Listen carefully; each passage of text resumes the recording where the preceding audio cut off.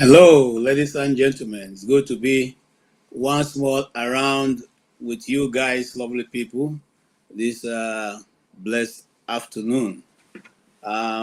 We say greetings to where you're watching us from, be it in Africa, in America, in Europe, any part of the world where you're receiving us. We say good evening and welcome.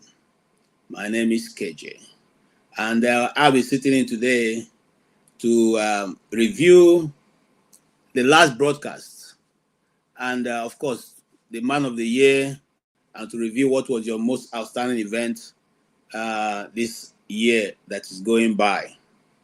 And I don't intend to play a lot of videos or even play a video at all. I intend to get everybody to have a bite at it so that we all can discuss. Many events happened around the world, and people have all shades of opinion about it, and we want to give you the opportunity to make an input. And so your views are welcome. We do not censor people, but we ask you to please be respectful and do not insult and speak only that which is the truth. I think today I'm a bit on a low energy, but God will help me. So you are welcome, and we're going to go right ahead, and I will just, while I wise and wait for people to come in, I will start by saying that some of the major events that we've seen, I'll start from Abia State. Abia State has officially introduced a brand new electric vehicles, buses that will ply, the state of Abia. And for this Christmas time, no matter where you're coming from, it's going to be free for you to get to Abia and back to your base. So for those people who are from Abia, please go and look for how to get those tickets or book your ticket and enjoy the ride while it lasts. And so Alex Oti has been an outstanding governor and has contributed a lot, really a lot. He's doing his the father the Lord's work very quietly, and he's the people of Abia, we celebrate him, and the mere fact that he has refused to be let himself to be under pressure by saying he's not going to contest after this means that nobody can shake his tree. It's because you're not going to wait for him anywhere to say okay, we'll frustrate you when you come for election. There's not going to be election. There will be no LXOT on your Senate seats, on your Senate ballot. So there's nothing you can do to him. He will win again, and Abia will still be under him for 8 years. And when that happens, Abia will become a destination around the globe. And we are praying that he doesn't lose track and will continue to go ahead. One other thing that is shaking everybody's tree in Nigeria right now is the new tax reform. We don't understand why at this age, after 65 years of being a nation, we go all the way to France to go get people who will now help us to collect tax in our own nation, thereby giving them our database. And nobody's thinking the fact that when they have our database, they can actually identify those who have money, and they can actually poach on those people to give them sumptuous offers that will bring them or make them leave the shores of Nigeria to go develop put those money in France. But because we are more concerned about what will come to the individual, we're not thinking too far about these things we are doing, which does not make any sense at all. We have Nigerian Institute of Chartered Accountants. Nobody is saying anything. The Nigerian Bar Association is not raising an eyebrow. The National Assembly is supposed to be the people entering into, looking at all bilateral agreements, are not even, looking at this at all. This agreement that Nigeria has entered into with France, and I think it's a bad thing. We are now trying to be the one to enslave ourselves after coming out from one form of slavery. We are now going to financial slavery. Only God knows what next will happen. The other story that beats my heart, that interests me, is the Omoto show me the law. It's a very good thing that for my very first time that a judge cannot actually read out a script from where he's prosecuting a weakness or a charge, a criminal as such is sought to use, if for a lack of a better word. You cannot show the person the law, and the person is reading for you why you shouldn't be doing what you are doing. All he dared to do was just make sure you get the person out of the law court and read, make your pronouncements. These are not favorite times in our days as we move on. Then, yes, the big elephant in the room finally have been addressed, which is the terrorism that is going on in parts of Nigeria. Sometimes when we say these things, people take it for granted that nothing is going on. Okay, there's no Christian genocide. So what? Even if the whole of the north was full of Muslims, should they be killed? Should they now die because they are Muslims? So it doesn't make any logical sense when you say it's not only Christians that are being killed. It's very, it's a wrong premise for which you are using to compare. But that's not what we are going to examine today. That's part of what I think makes the year. The coming in of America and decisively settling one, letting the terrorists know, we know where you are and we can come for you anytime. And so if they know that this can come to them, maybe they would have been more discreet or they would have left Nigeria. But they find a government that is not ready to confront its problems. And consequently, they are running rough shoulder over Nigeria from Sokoto to Zamfara, from Zamfara to Yenegua to any other place they choose. But we thank Donald Trump. He has come to put some points, full stop to those things. Anybody who don't like it, you can go and hug the Transformers, Nigerians will say.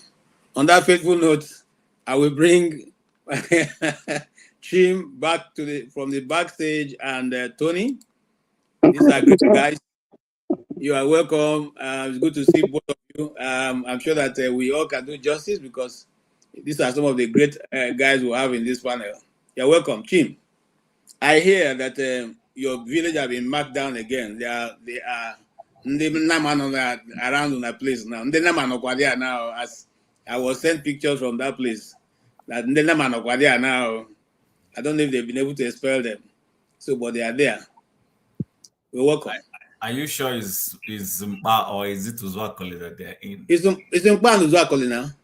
Okay. In both places. Okay. Yes. Okay. Well, we are not. We've always been friendly and welcoming to them. So was the Yewa people. Sorry. The Yewa is made up of half of Fulanis.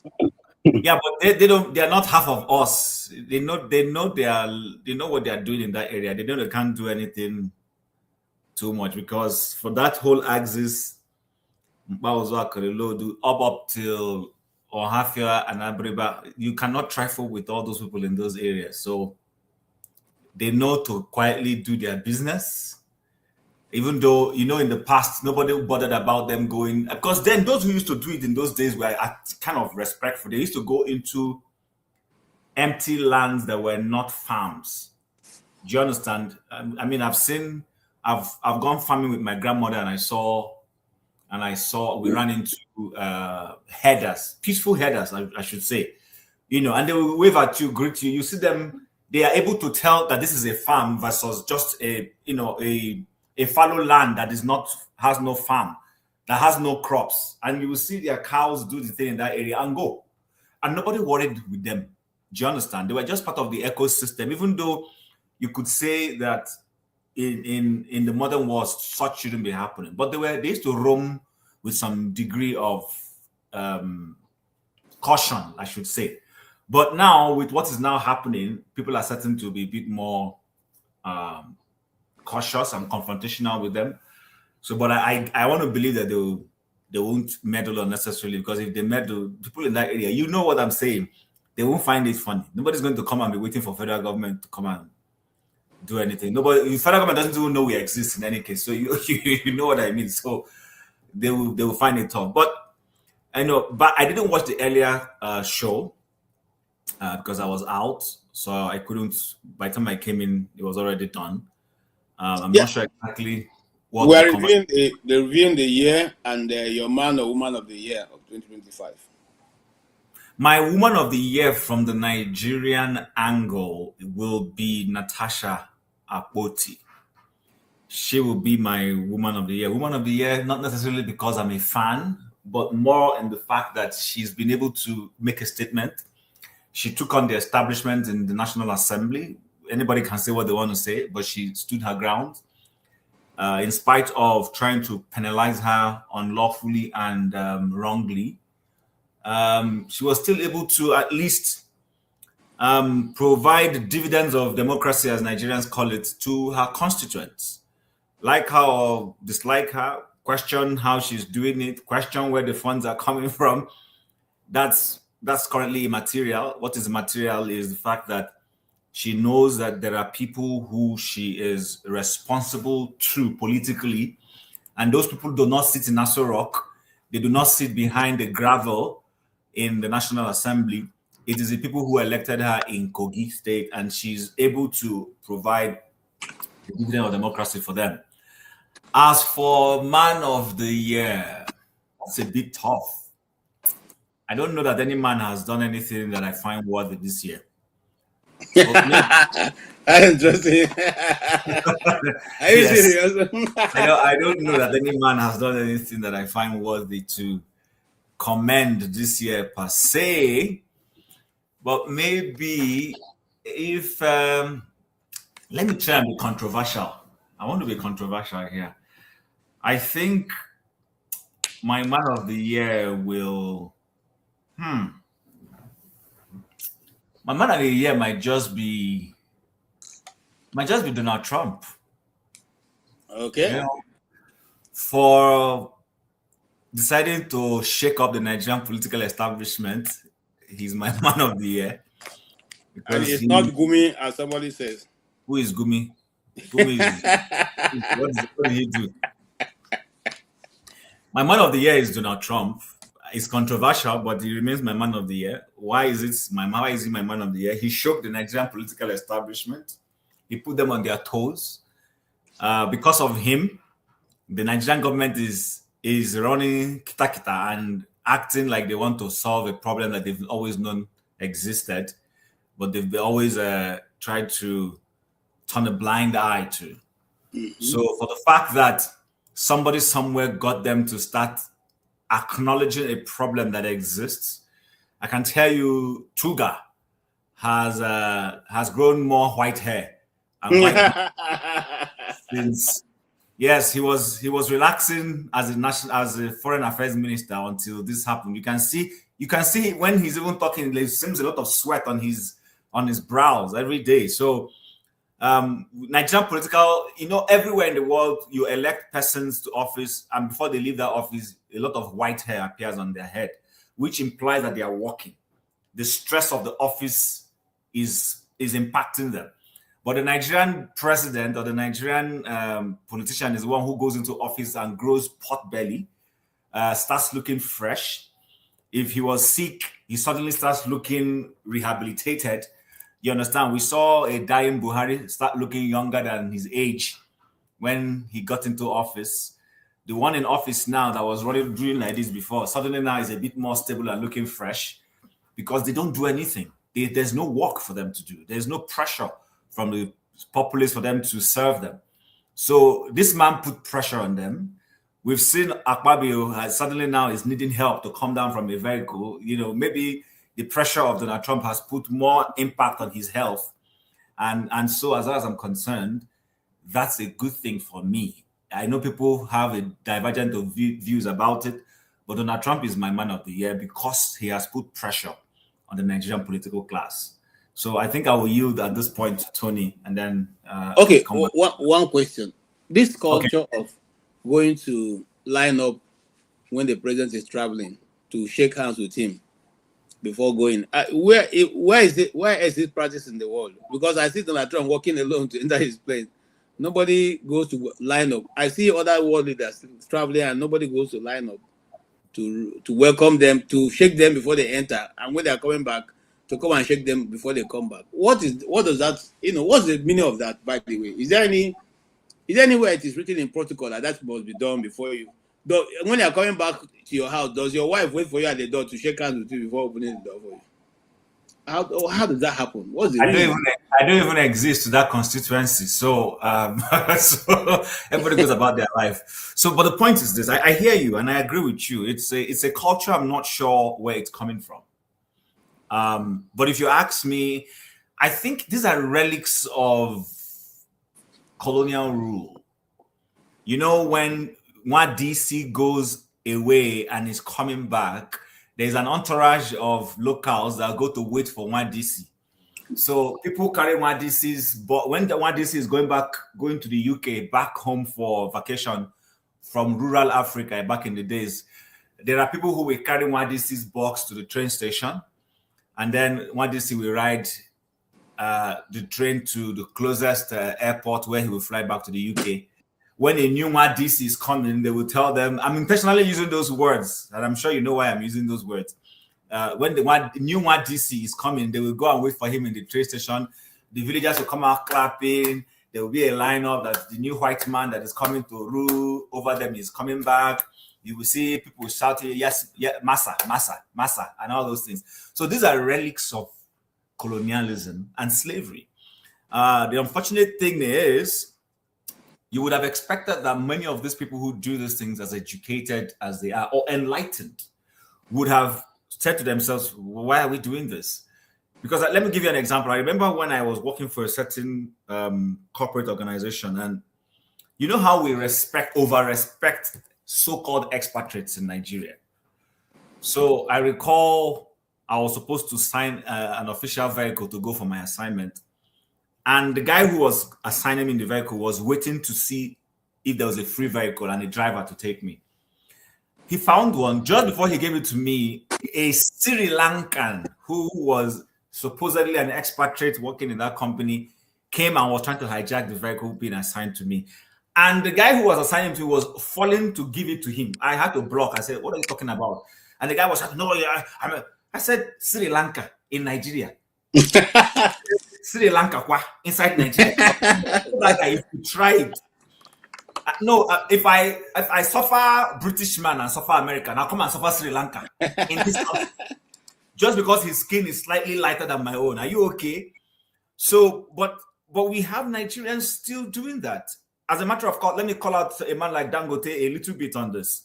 It might sound different. How do you go employ an Indian to come and run your organization when there are Nigerians who can run them? You go there, you see all these. Adenuga of Globalcom does the same thing.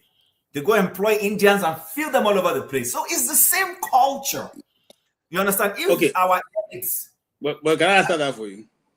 You will answer. Let me land on this. You answer. If our elites can go out, they go to Bombay and Shanghai and wherever to employ those light-skinned Asians to come and run their organizations, what do you think the average Nigerian will do? So it's a relic, a follow-up from colonial era where we serve those white people. So what we've simply done now is we've moved from white overlords to our black overlords, and the black overlords want to enjoy what they saw their white counterparts in the colonial era enjoy. And so that's why we'll find a Hope Uzodinma will fly all the way from Owerri and fly to Abuja to wave at a president that was going away. And you'll be asking yourself, doesn't he have a job in Owerri to do? Do you understand? So that's just my view. I think it's a carryover. It's a carryover mindset. We've carried just the same. We carry over everything. We carry over our African religion into Christianity and make the Christianity worse than it looks, because we carry over all the mindset and every practices we exhibit in our African tradition. I'm not saying if you want to be an African traditionalist, stay there and do it. but don't carry over something from something into another. It just dilutes it. I will end by saying this. You know the popular saying, you cannot pour new wine into an old wine skin. It will burst. That is exactly what you see the Nigerian political elite doing. They are carrying over all those things into a realm they shouldn't be carrying it over into. Thank you so much, Jim. I appreciate those your contribution. I was listening to, I can't remember, one of the Nigerian millionaires. I think it was Dangote also, who said the reason why they look for foreign top management staff because some of them have employed some Nigerians before and they steal you dry. They just make sure that So because of that, majority of them prefer to bring in people from outside who will do the work, and the collateral damage will be less. Because in that interview, the guy was saying that sometimes when you employ Nigerians at very top management level, where a lot of resources go through, they begin to behave as if it's an entitlement spirit that makes them want to share in what you have. Whether that is true or not, that was the yeah. Let me just respond a little bit to that before Tony goes in. I hear you. That has been the argument, and if you and rightly so. But KJ, the truth about the matter is this: if you find somebody corrupt, are there measures and processes for holding them accountable? The answer is yes. Why don't you hold them accountable? So I'll give you an example. I've worked in an organization where people abused per diem. You know what a per diem is? Yes. Yeah, people abuse per diem. And when they were trying to stop it somewhere, I asked them, why are you stopping it? Why don't you punish the person who is guilty? If you give somebody a per diem and you're supposed to come home and account for it, and he hasn't accounted for it, penalize him. Why are you punishing the good ones? Okay, it's not as if the good ones who use the per diem and come back and do the right thing, you have promoted them. So why is it that when somebody now abuses something, you now want to stop it? Shouldn't it be a deterrence you put in place to show that you are zero tolerance for stuff like that? So that is not a good enough argument by those people, because even the foreign people come here and steal. They do. We've had white men who came to work for multinationals in Nigeria and they siphoned funds. Some of them come here and they do things that are unimaginable. But nobody goes to follow them because, quote unquote, he's an American, quote unquote, he's a Briton, quote unquote, he's an Italian, quote unquote, he's a Swiss. And then they gloss over their excesses. Many of them come in here and they give under the carpet contracts to people who will return funds to them back in their home country and not here. What are we talking about? So I agree with you, Chim. I agree with you. That I remember the interview. The guy said another problem is that sometimes they also collaborate with their juniors. So at the management level, you try to stop any form of collaboration, because if they are all Nigerians, they will cover up, themselves, their loopholes. Whether that is true or not is a discussion of another day. Let's move on, Tony. No problem. All right, Tony, thank you so much. You been around, and so who is your man or woman of the year? Someone who suggested that Gumi's new wife or George Akume's new wife should be one of those who should be the woman of the year, and that man of the year should be Gumi, who now have confirmed to us that the terrorists are his brothers and they are his sisters, and they're not going anywhere. Who will be your man of the year if you are asked to elect? Greetings, KJ. Greetings, members of the panel and those who are listening. In the first part of this program, I had already indicated who my man of the year is and who my woman of the year is. But maybe if you want me to repeat it, I could just go through. For me, my man of the year is Governor Oti. And my woman of the year is Hajia Najatu Muhammad. And I give reasons for that. I think that people who hold public office must show character, must show a willingness to be impactful in what they do, must show some honesty, and must show a desire to serve the people. And I think for me, Governor Oti has demonstrated all that. You don't have to be a saint, but within you can, people can see your vision. People can see a work towards realizing that vision, and it has to be something that can be appraised. People can access it, they can see it, not just bare talk and propaganda. So when people see it, they're ready to pay tax. When people see it, they buy into that government. When people see it, they're ready to defend that government. When people see it, they know that this is a man who has come to work. And so for me, Oti demonstrates that. Everything that he has done shows that he's come for business. And so, again, it becomes a shining light for all the others who are also in governance, and that it's possible really to be entrusted in public office to do something that will move the state forward. So that's why I took him. And then I talked about Majatu. You see, there are people, if you look at current political dispensation, there are people who are just there hangers on in the corridors of power. People who are looking for office, they are ready to sing your praise, they are ready to, just to have a bite. So they are ready to eat with the devil, not even with a long spoon, with a short spoon. So but there are still, to know that there are people who have character, who even when they are offered office will say, no, if you can't tell me the things that you want to do, I don't want to serve in the government. And I'm impressed that you still have women of character, who can look you in the face and say, what are you going to do for my people, or for me, or for Nigeria in this area? And once he sees that you have nothing to offer, and in fact, that even when that discussion was going on, you were sleeping, he says, no, I'm not going to be part of that government. So, and I think Najatu demonstrated that, she's that kind of person. If Nigerians listen to her, maybe we will not be in this mess. And so I celebrate her, and that's why I chose her as someone, because we must have character, we must have integrity, we must have principles. It should come first before the layer of office. So that's why I chose her. And I think that's the direction in which Nigeria should go. Unfortunately, that's not what is happening now. So it's a shame. But for me, it's applause for the women, because we have so many of them. We have Professor Mrs. Oti, who has also tried in her own way to show that she has to be different and to stand out, even at the risk of her life. So I commend the women. Unfortunately, we don't see too many of these women in our political system. The men don't allow them. And my fear is that, my feeling is that, because they know that these mothers will be thinking about their children, they're thinking about their brothers, their husbands. And so they are not easily as gullible as men. Yeah, there's some bad women, yes, there are. But I think that the one of just these two that I've mentioned, and many of them, we've seen clearly. We've seen the woman who died, who had to risk her life, when we had this challenge of Ebola, and stop this guy who came from Liberia.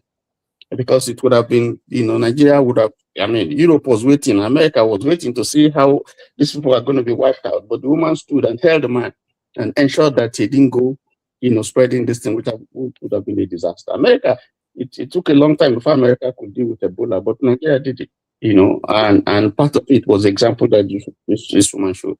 So we have people, we have women who have demonstrated.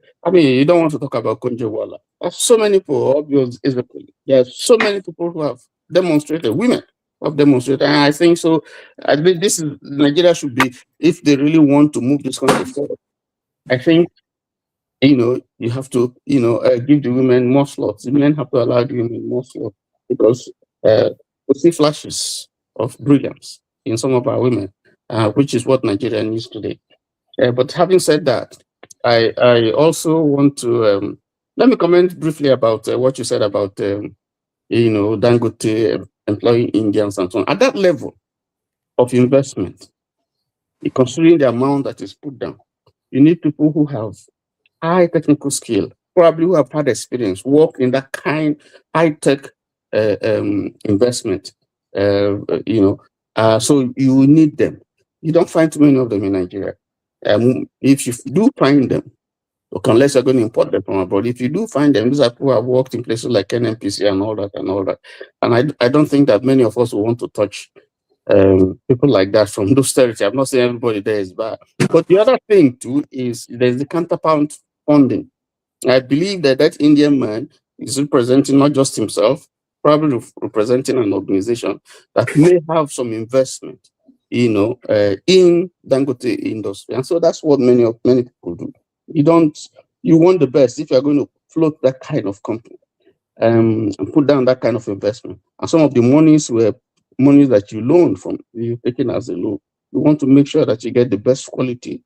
You want to make sure that, at least your top management, the ones that you think have the competence and ability to ensure that the goal of that organization is fulfilled, not people who are pursuing their personal interest. So that may be some of the reasons, but I'm just, that's my feeling. I can't tell you. But Thank you, Tony.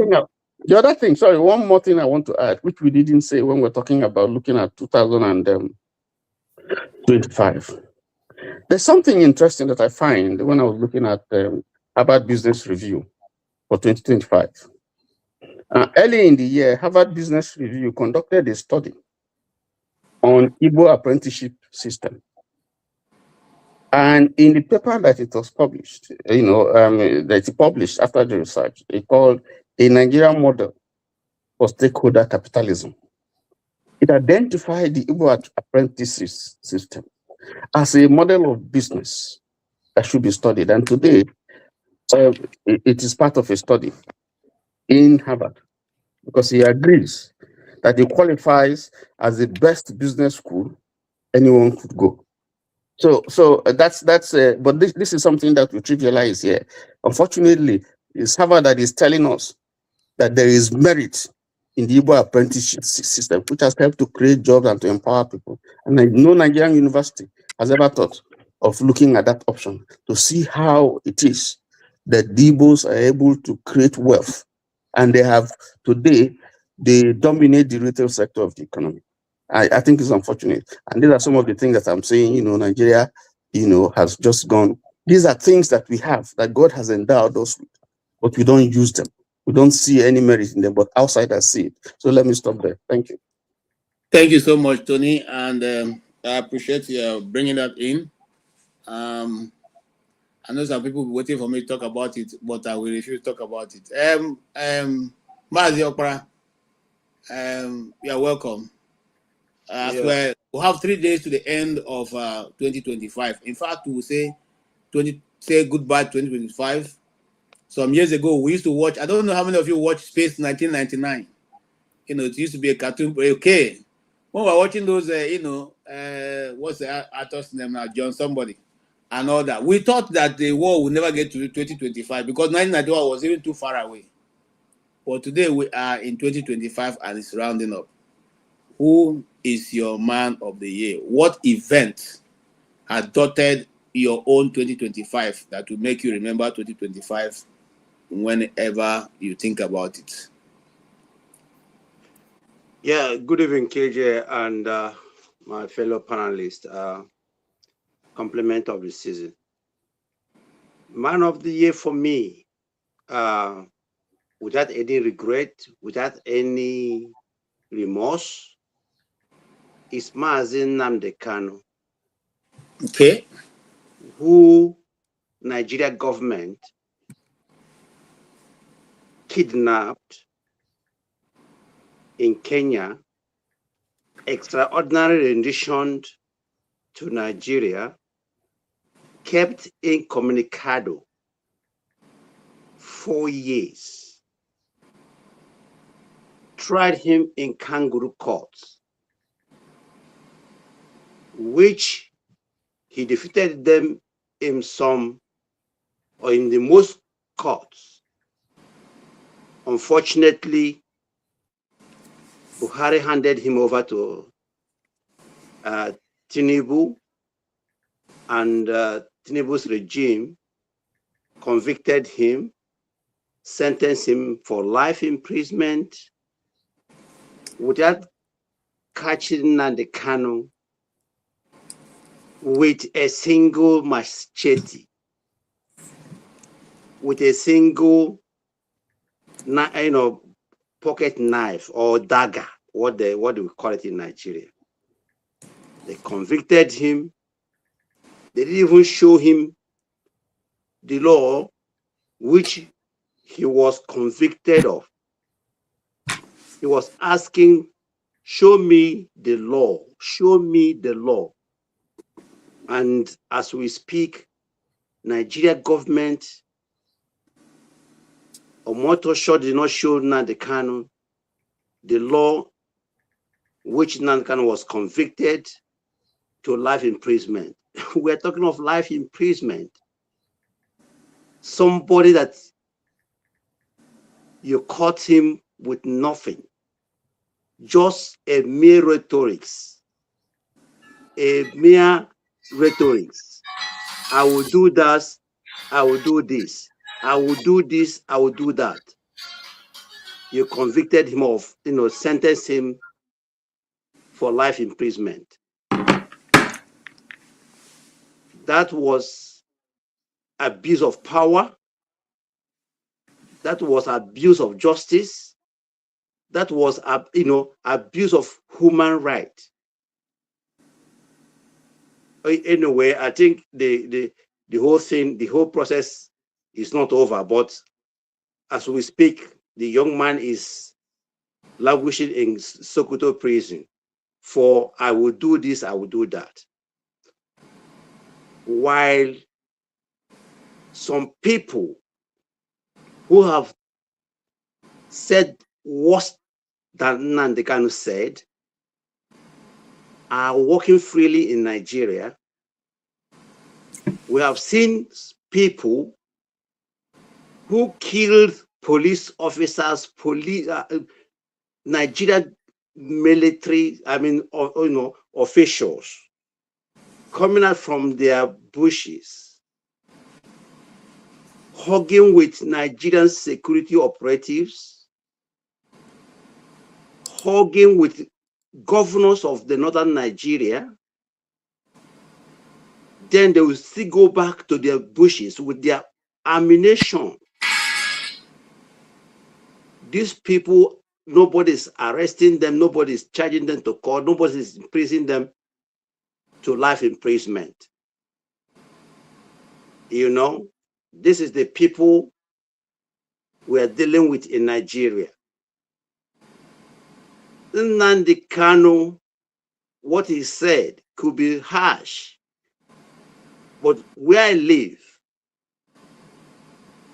if the prosecutor could not find evidence of murder, it is very difficult for them to convict the suspect. Very, very. That is why they must make sure that they found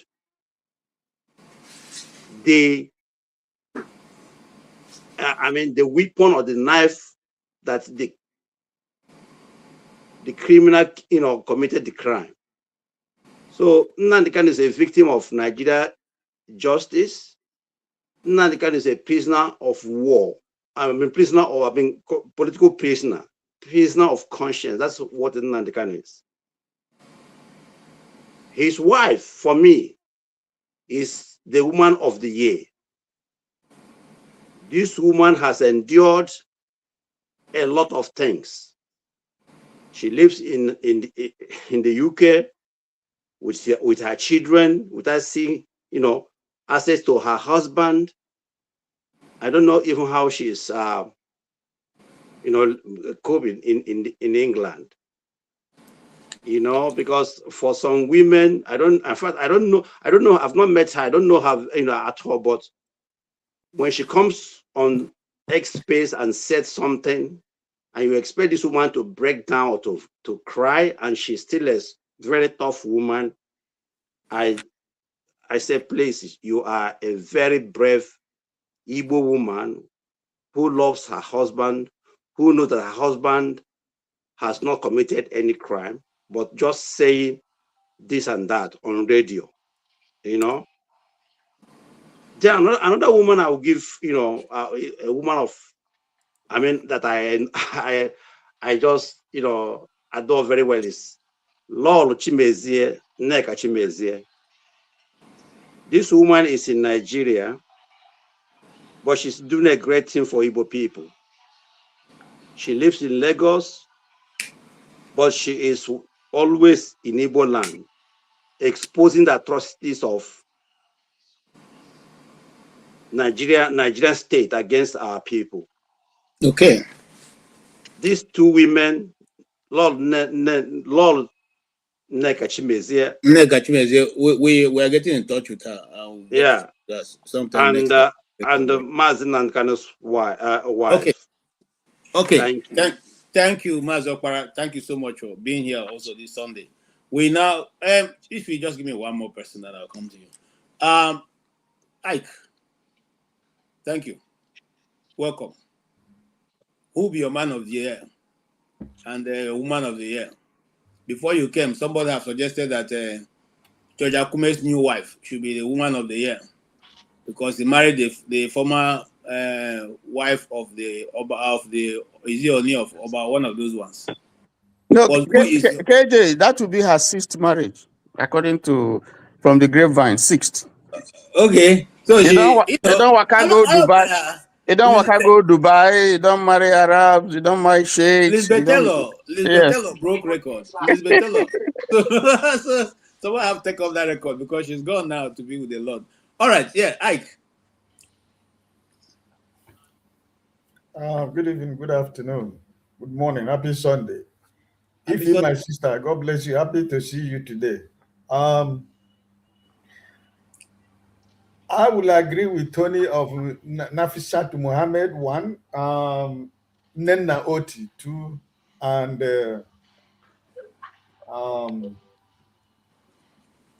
what is her name? The senator from Kogi State. What's her name? Natasha. Okay, Natasha. But among those three, I am going to choose Nenna Oti. For that singular act of what she did, we can see what democracy can give to people. You can see what democracy can produce in the life of a people. And we can see what Abia has come to be after so many years of misrule of the so-called the political elite. She did what most people would not take the risk to do, but eventually she did it. And that's why today, every day, Lexoti and Abia State is in the map of Nigeria, is in the map of the world. So for that singular act of sacrifice, for that singular act of putting her life on the line to do the right thing for the good of the people of Abia State and Nigeria as a whole. Because if other resident electoral commissioners or returning officers, I don't know what they call them, if they were able to stood their ground like Nenna Oti, I think Nigeria would have been in a better place. Today, the reflection of what that woman did is the testimony that we can see in Abia State. So she is my number one woman of the year in 2025. I'm followed by Senator Apoti because of her tenacity and standing tall in what she believes and fighting, those who felt that they are untouchable. And I believe that, we have a lot of great women like these three women, as we said before. We cannot mention all of them, but I think these three women for me in 2025, they prove so much that we have a lot of great women who can do a better job more than the men. And I think that they deserve every accolade anybody should give them. morality, decency, tenacity, standing strong, standing on what you believe, not minding the intimidation, not minding the male folks, not minding the consequences of your decisions and your actions. They stood their ground. So for me, they are the three of my top notch for 2025. And my prayer for a lot of our sisters is that next 2026, we're going to see greater number of them in so many areas of human life in Nigeria, because we have a lot of them that are smart, intelligent, strong, are strong-willed in decision making.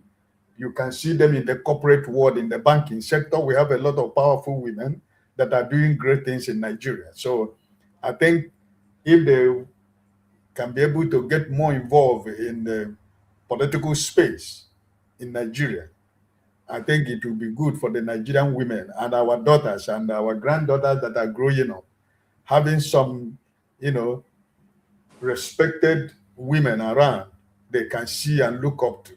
We have a lot of them. But these three for me is Okay. but my number one is Nena Oti. And for All right.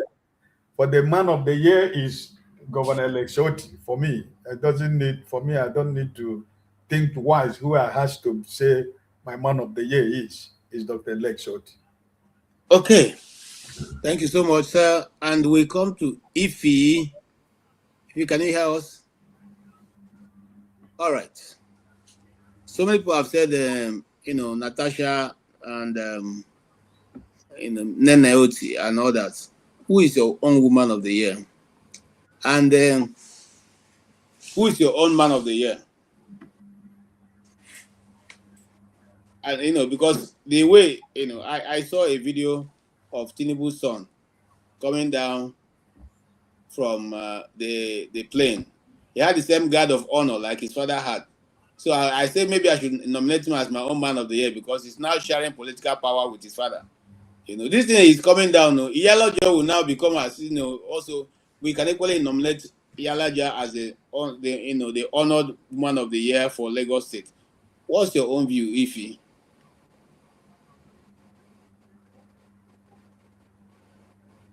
Ify, can you hear us? If he is busy with something else. If he's busy counting her money, she can't hear Okay. you guys. All right. Stay humble. Please go ahead.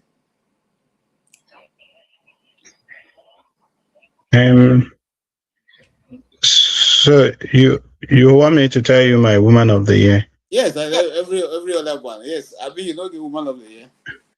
Okay. So my woman of the year really is my supervisor. Let me be a bit selfish. Okay, no, it's okay. It's About, the person I've chosen. Yeah, I've thought about all the people really. Excuse me. So hold on, stay humble. When you say your supervisor, what role does your supervisor play in the Nigerian role? So we're talking about Nigeria and you're talking about your supervisor. So I'm kind of I know you confused. always like to challenge me, but I he do. didn't This ask is my me first time being on the panel with to you. So I yeah, don't know what no. you're talking about. This is not the first time, we have had the encounter in the past. Okay, stay humble, please. Just if you feel like answering a question, answer. No, don't, just leave her alone. She's just coming for a very long time. She's not been around. So let's I'll call her that courtesy. Okay, go ahead and answer the question. Okay. So because you asked me for my woman of the year, right? Didn't you? I don't think you mentioned Nigeria or the world, right? Yeah, anybody you can Yeah. choose. So I can't, Me, I think chose of Nnamdi any Kanu as other my man of the thing year. So really, apart yes, from the supervisor. She's my yes. woman of the year. If you Okay. care to know, What are the qualities that made you to choose her? the qualities, Okay. she is meticulous, I would say, and then she's someone that is very desirous. You know, I've seen you move from point A to B, and then you know she reminds you about things that other supervisors may not even have time to remind you about. I think there was a time I was going to have a meeting. We were going to have a meeting, and I forgot entirely. Like I forgot it. I didn't remember. And on the day of a few hours to the meet, I saw her email saying we are meant to have this meeting, and I was like, "Oh my god!" And we had the meeting. If not for the email, I wouldn't have remembered. And this was something that was really, really rare among the people. I will not mention details really because I know that probably some people want me to divulge details. But for me personally, she's my woman of the year. I can't think of any other person Okay. nationally or internationally for 2025. Okay. If you had mentioned 2024 or 2023, I would have mentioned other people. So No. for my man of the year is Eric Chell. Is who? Chell. Eric Chell. Eric Tell. Yeah. Okay. I don't know him. For eh? I don't know him. Eric Okay. Tell. Okay. So he is the coach of the Super Eagles. Oh, really? Um, Oh, yeah. like I don't Um forget football. Oh. Chai. yeah, so because the reason why we are here is not for us to um be monotonous. Monotony kills interest, but variety is the spice of life. So if you want me to just be to just parrot what No, other people have said no. It's your or opinion. think in their direction, that's No, not no, no. going to. Don't. You So, mustn't agree Chell, with everybody. Yeah, Eric Tell. That's the first time you are the one letting me know he's even a Green Eagles. Green Eagles. I don't know their coach because they disappointed me so much. I've lost interest. So I'm happy that to see that you're following them. I'm serious. It is Super Eagles that made me to stop watching football because I almost had a heart attack when you expect them to fly. That's when they will be going down. So I stopped watching at all. I stopped watching football really. so Chell, he's a French man, but he I think either the father or the mother is from Mali. So, he's a French Malian. He played for Mali. And under normal circumstances, we will not get a coach from Mali because we have this pride in Nigeria, inappropriate pride anyway, unnecessary pride that we are better than other people, which is very silly, that we are better than other Africans, which is something that I hear very, very commonly among Nigerians here, and it doesn't make any sense. But unfortunately, that's the prevailing sentiment among Nigerians that they are better than other Africans. So when this guy was going to be brought in, so many people opposed it, including the great JJ Okocha. What was their reason? That he's not Nigerian, which was absolutely silly. He said instead of, yes, there are many qualified Nigerians, right? But because of the corruption in Nigeria in the football house, they wouldn't want to bring a Nigerian, especially if it's an Igbo person who is qualified to do it. They will not bring the person because he's Igbo.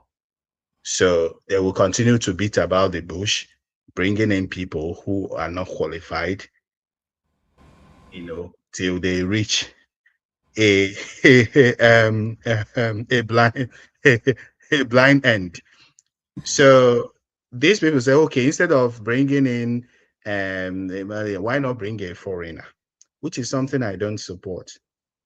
So because the problem that Africans have is that we try to undermine and belittle everything African.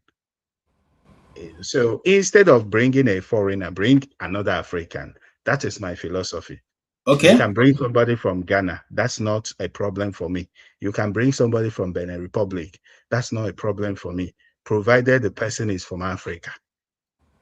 Okay. So guy was brought in, and since he came on board, he has changed the way we play football. He has brought in a new energy. You know, when you watch our matches these days, you're happy. At least they are playing. You remember Professor Kendibe wrote an article when we lost to Ivory Coast, the last African Nations Cup that we lost to Ivory Coast in the final. He said that there was nothing teamwork about the whole play, that everybody was doing their individual thing, but today we play as a team. Regardless of the outcome of the tournament, whether we win or we don't win, the most important thing, because we have this win at all cost mentality, that we forget about development, we forget about planning, we forget about organization. So whether we win or we do not win, what he has brought in, as someone from Mali who has limited English, use of English, and who has transformed the team, and who is taking the team to somewhere, he wins my man of the year. Well, thank you. All right. Thank you so much. Stay humble. Sister Dr. Adama. Thank you. Ify, I don't know if she's listening. Oh no, Is she's still they have engaged. phone? Yeah, Yes. she's still engaged. Well, greetings everyone. Greetings Uncle KJ, greetings Jim, to Niger, Uncle Tony, Mr. Maziopora, Uncle Ike. Stay humble. Greetings everyone. I came in because I wanted to say who my man of the year is and who my woman of the year is. My man of the year is going to be Dr. Alice Oti, the governor of Abia State. He has done so much for Abia State. And being that I'm from Abia State, we're so proud of him. Kudos to his good work. Let him keep up the good work. So we like what he's doing.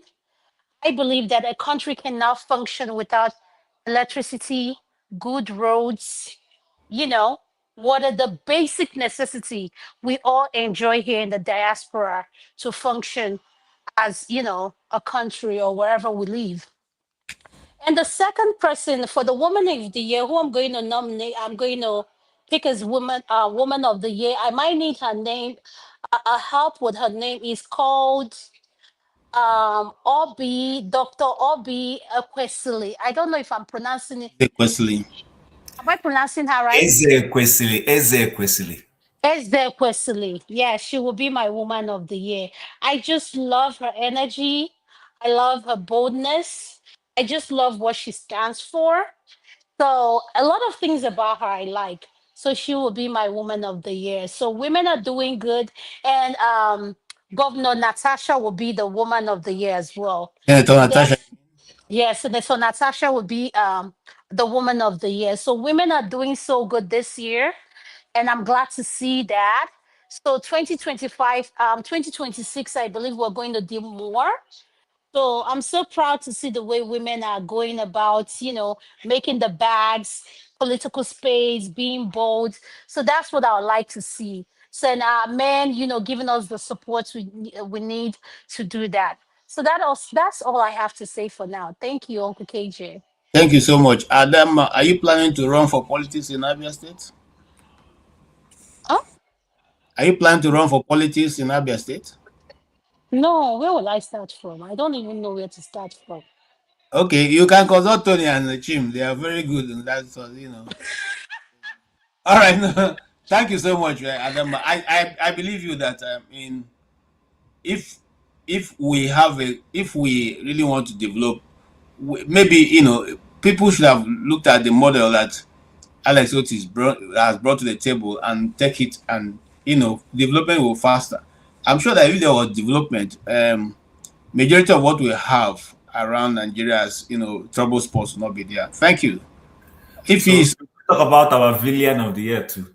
yes, no problem. It will come in. But that one we get that one. I have someone to nominate. All The right. person So is probably after this, here. let forefather make a contribution. Then we'll go ahead. Yeah, forefather, you're welcome. I don't know. Have you been able to make up your mind who's your man of the year? Good. Good and greetings, KJ. Thank you for having me. Greetings to all the panelists and except one. Good to all the panelists, the chat, and the viewers. I did say that Dangote was the man of the year, and I also mentioned OT. Because these two, especially Dangote, really, because even when I searched online, even AI knew it's Dangote, but our Nigerians, for their own biases, they don't recognize that. Dangote single-handedly is the reason why Nigeria may still be intact for Tinubu today. Without that refinery, petrol prices would be somewhere around 1,200, 1,300 naira per liter. The currency will be less stable. We'll have less foreign reserve. And we are also talking about increase in exports, value-added manufacturing that P2B talked about, consumption to production, remember? And he is the one that is actually representative of it. And he did all that while still fingering another corrupt Nigerian political figure that may have resulted, that guy alone may have caused a lot of loss of life in Nigeria with some of the poisonous petroleum and corrupt practices that he has overseen. They tried to destroy Dangote refinery in the process. So, and I think it's important that we start recognizing people that do the right things, and because you want to create more of them. If you don't recognize them, what if you don't recognize Dangote tomorrow he falls and nobody was like, why should I come here? Look at them. They don't even know whether anybody did anything for them. So you have to have a culture of creating heroes. And heroes that represent they are good symbols for the people, and that's why I chose this in Dangote and OT as a governor, because OT is slightly different from Dangote. Dangote is not the governing official, so OT stands out as somebody that goes out of his way to do the right thing, without necessarily having all the bullying tactics of Wiki and noise making of Wiki and all kinds of destruction that comes with him. So I have to give credit to him, and he's been there doing his own thing quietly without seeking the limelight and all the rest. So you have to respect that. And in terms of women, for me, there's no question that Natasha Akpoti stands out. She clearly stood her ground on what she believed, and the entire establishment in Nigeria, something that even Labour Party people that were elected, when they betrayed their electorate, but she refused to back down. She stood her ground, and she, even when they suspended her, look at how many projects she's done while she was being suspended. So you can see that she represents, and she's been doing that before she got into office. She defies the paradigm and actually goes on to accomplish stuff. And I don't know how she does it, because Nigeria is a very difficult place to do, and her life was threatened too. Let's face it, her life was also threatened. It's a very difficult place to do anything like that. And I really wish people like that ascend. And I'm one of those people that said maybe anybody over 60 should never be elected into office in Nigeria anymore, because they are useless. That generation is gone. Maybe my own generation, even anybody up to 50, no, don't even let them near office. They are useless. Because the reason why I say that, because they are frozen in their space. They never change. Their biases are so strong, and you can see that on the panel. They are frozen in place. And that's why, as a matter of fact, maybe that's why they hate her. I think they fear somebody like Akpoti. She runs for president, she could be extremely dangerous to President Tinubu. Maybe that's why they fear her. And I personally, I would support her if she ran for office, because so far she's been doing all the right things. Why not? Why shouldn't she be president? And the fact that she's younger, she will make mistakes and she'll correct them. And she's not frozen in place. That's why I like younger people. Younger people are willing to make mistakes, change their mind, and they change their mind according to the situation they find themselves. Not like old dogmatic people that just serve foreigners constantly without thinking about the consequences to their people. And that's why, for me, nobody comes close to her in terms of. But to Nigeria, Yaya Bello is also young. Yaya Bello is also young now. They are poisonous young ones. And to be fair, if Yahweh makes it into office, he will make mistakes and he's more likely to change. It's not like people like Tinubu, they'll double down. They will not. Tinubu change our national anthem to that written by a British woman. That tells you the way they think. They don't change. They don't look at the times and say, let's move forward. And that's why people like them. Look at Cameroonian leader. They kept him in there 90-something years, he's still there. Because they know if they choose a young person, he could turn on them any day. Young people are more dynamic. Just for that, just by them being younger, they tend to be more dynamic. If you look at Charlie Kirk in America, one of the reasons some people suspect that he was assassinated, because he was changing his mind. You know, Kennedy was relatively young and he was challenging the paradigm. Was saying, why is US, why is America, Israel developing nuclear weapon? You want APAC to be all kinds of different. You have to be able to challenge the paradigm. Everybody in Nigeria knows what is going on now shouldn't be happening, and you need young people that can challenge it. And it may seem like I'm being biased against the older people. I'm filtering out the good ones among them, but there are too many bad ones, and they cannot give what they don't have. They don't have the mindset to see us as a free people. And if you can't do that, can you imagine how many Nigerians elected Trump as the man of the year? These same people, if Hitler was around today, they will pick him as man of the year because he shook things up, isn't it? He shook things up. You don't care what he thinks about you, what he plans to do with you. You're not thinking from that point of view. I like to choose people that have my interests at heart to an extent. Not just that they are doing stuff. Yes, I like the fact that Trump is shaking things up. I like the fact that he's forcing the Nigerian government to move, to do something, or at least the Nigerian people to wake up. But it doesn't mean I'll choose him as my man of the year.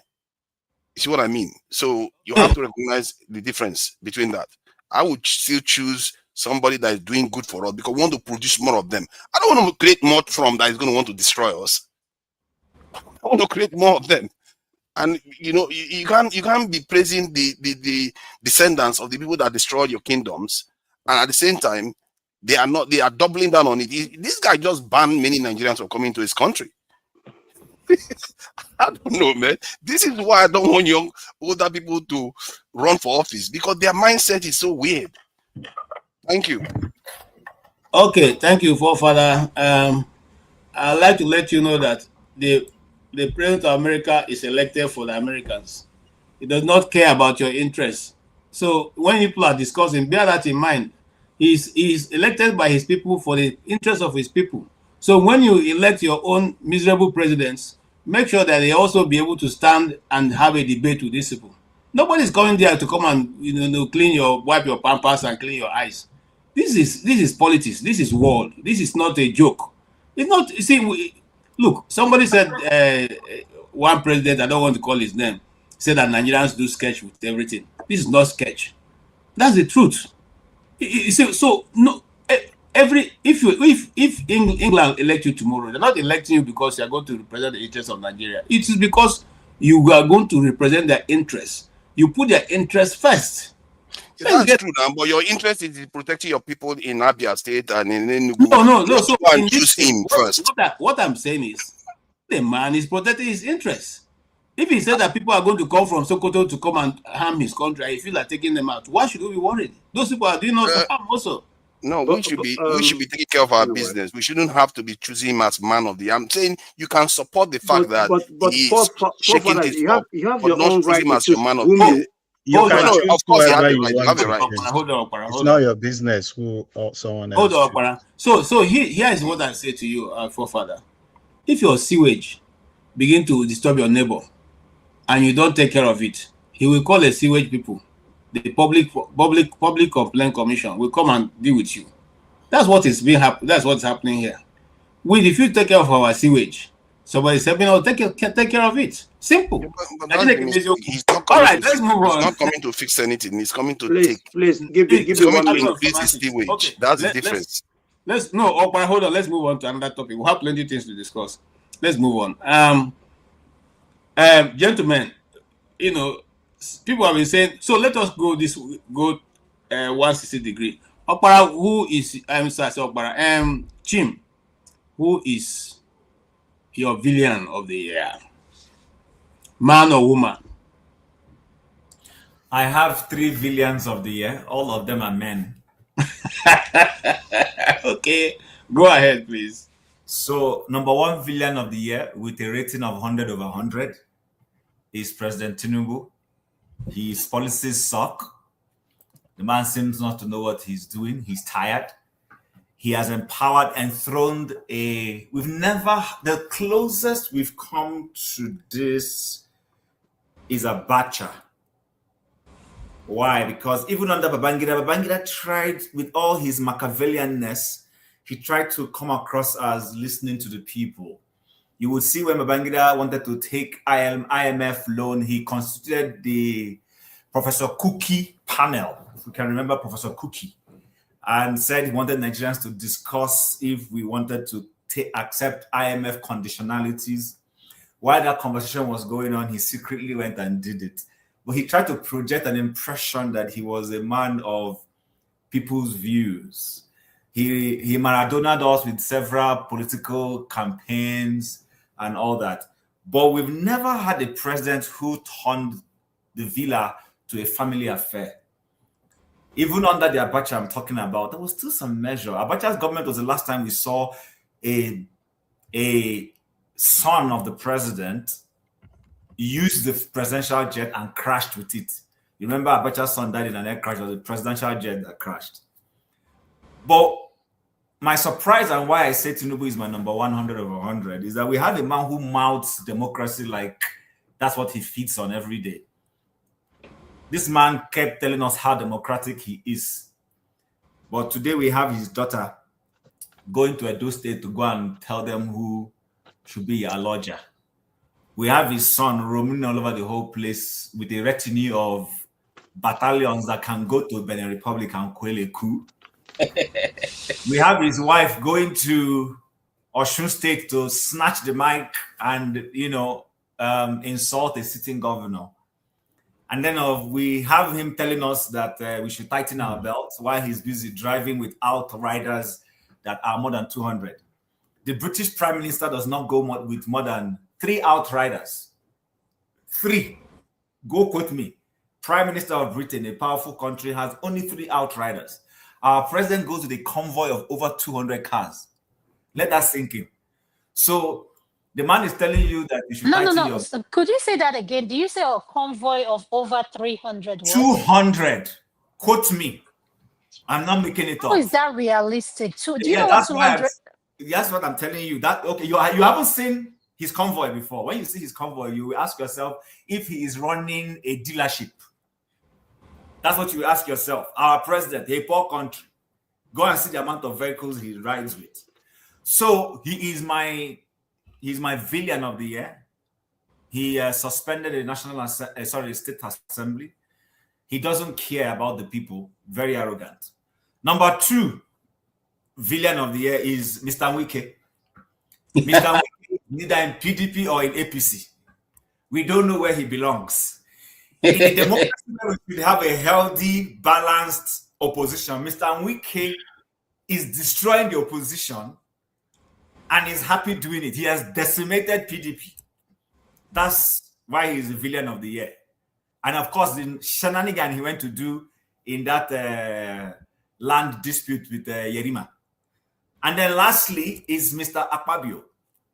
Mr. Akpabio has turned the National Assembly into a rubber stamp. On their mandate, they will stand. They sing every day.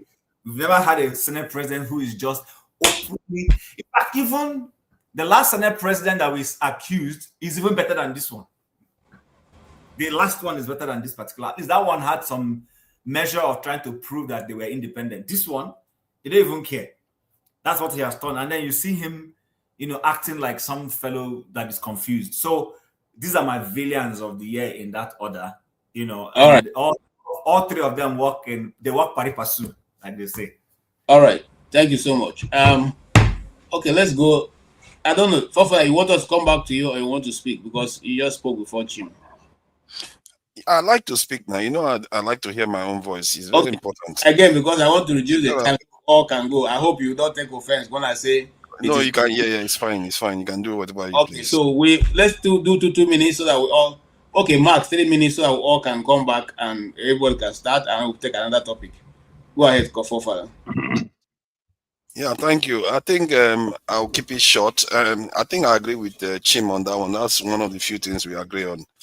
The two he picked are quite very, very terrible figures. Although I might pick Farouk actually, because Farouk he almost strengthened one of the most important um, um, developments in Nigeria. So I will remove Wike from there because what Farouk was extremely dangerous. He was actually trying to sabotage the Dangote refinery, and if he had succeeded, God knows what this Christmas would have been for Nigerians. And but nobody wants to go to petrol station with 1,200 naira per liter. So he is extremely dangerous. And President Tinubu clearly is the worst of the worst. And this is the man that destroyed our national GDP, the value of Nigeria, in other words. He completely destroyed it, halved the size of ECOWAS, landmass, because he came into office, he think he was some kind of gentleman, wanted to start a war in West Africa. And then he caused 3 nations to leave ECOWAS. And and if you look at the way he's been working with the French, giving our tax details, Jesus, I can't even list the amount of things he has done. I don't know what he has gotten for it. He keeps working for foreigners constantly, and now he's off there again. From what I gather, he's already gone to Europe again. What is he getting for it? This is the trade. I don't understand what our people do. They keep going to Western countries, Western capitals. You don't get anything for it other than poverty. And some people keep defending them and say, "Oh yeah, it's not their fault." Okay, maybe it's your fault. Why are you not asking for something? Do you see other people that go there, they don't ask for something? Even Arab countries that are sheep herders once, look at their countries, how it's gleaming now. We don't ask for anything. And Tinubu is emblematic of our nature. He goes there and he's coordinating with America now to carry out surveys in all the work America lost with the expulsion from Niger. They are getting it back now. Maybe that's their whole purpose. All this whole talk you're hearing is to restore their surveillance over West Africa. That's what they are trying to do. Because Niger just choked them out. Suddenly they cared that Boko Haram is attacking Nigerian Christians. They knew that. They were right there. America was right in Niger barely 2 years ago. No, a year ago, they were there. With their drones and everything, one of the largest drone bases in the world, they have it right there. And Boko Haram was right underneath their nose, doing everything that they were doing. And they were carrying out military strikes and everything. What makes you think now is going to change anything? They are not there for you. They are there for themselves. They're there to carry out surveillance and ensure the Chinese influence is not as great. In other words, if China wants to help Nigeria develop in any way, they're going to look for a way to sabotage it. And I also remember when, what's his name, Dangote said that when he was building his refinery, they gave him the wrong equipment. He mentioned that they tried to sabotage his refinery when he was building it. And he never really mentioned people that gave him that wrong equipment to do. So the nations, anytime you're building anything and you want to make progress for your people, other people want to stop it because they don't want you to get those things that you get from them, you buy from them. They want to keep making profit off you. So this is why I think Tinubu, number one, the worst human being I've seen. Maybe he will turn it around. Maybe you go and recruit 1 million soldiers. I said it. If he decides, hey, hold on, let me just finish my that last point. I'll stop. If he recruits 1 million into our security forces in the military, I'll forgive him all his sins. But I don't think he's going to do it. And hence why I think he's the worst president ever. Thank you. Okay. Thank you so much. Tinubu.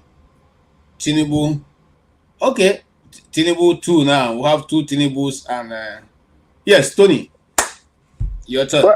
Well, I have 3. 3 minutes. I have 3, if you don't mind. The first person is Mahmoud, Professor Mahmoud. Mahmoud. Yes. Second person, Professor Mahmoud. Third person, Professor Mahmoud. Those are my 3 feelings. All right. What's the reason for giving him it? You still have like 2 more minutes. What's the reason for giving him that? Well, the reason for giving that, I think, is because knowing that position, ambassador to the Federal Republic. Well, I'm not sure he's been assigned to any country, and if that country has accepted him. But anyway, that's by the way. The reason why, as an umpire, you don't move the goalpost after the match has started, that's one. Two, you're expected to be fair. Three, you are not supposed to announce results by 2 a.m. when everybody is sleeping. That's not what the law says. Four, if you make a proclamation, you said it here, you said it abroad, that you're going to follow a particular laid out pattern, and you made the nation believe you, and people look at you and think that you're believable, and then you go and you do a different thing.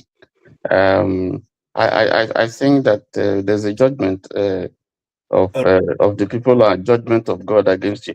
But more importantly, I think that if you had done the right thing, perhaps we won't be seeing the mess that we're seeing in the country today.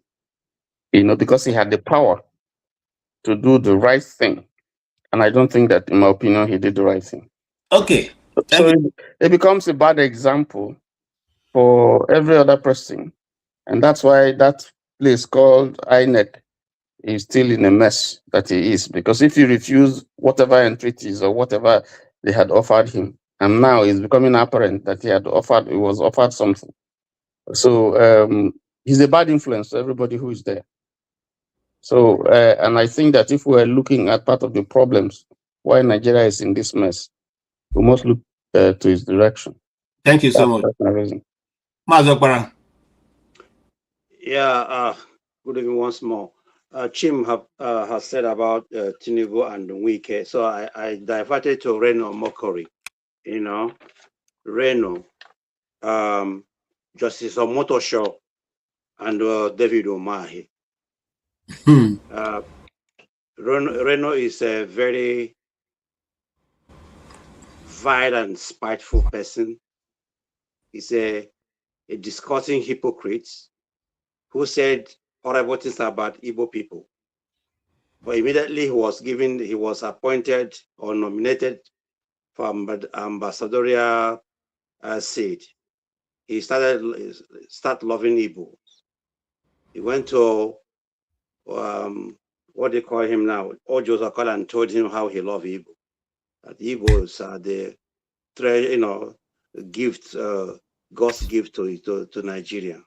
But when he was just an erat, he said all horrible things, derogatory things about Igbo people.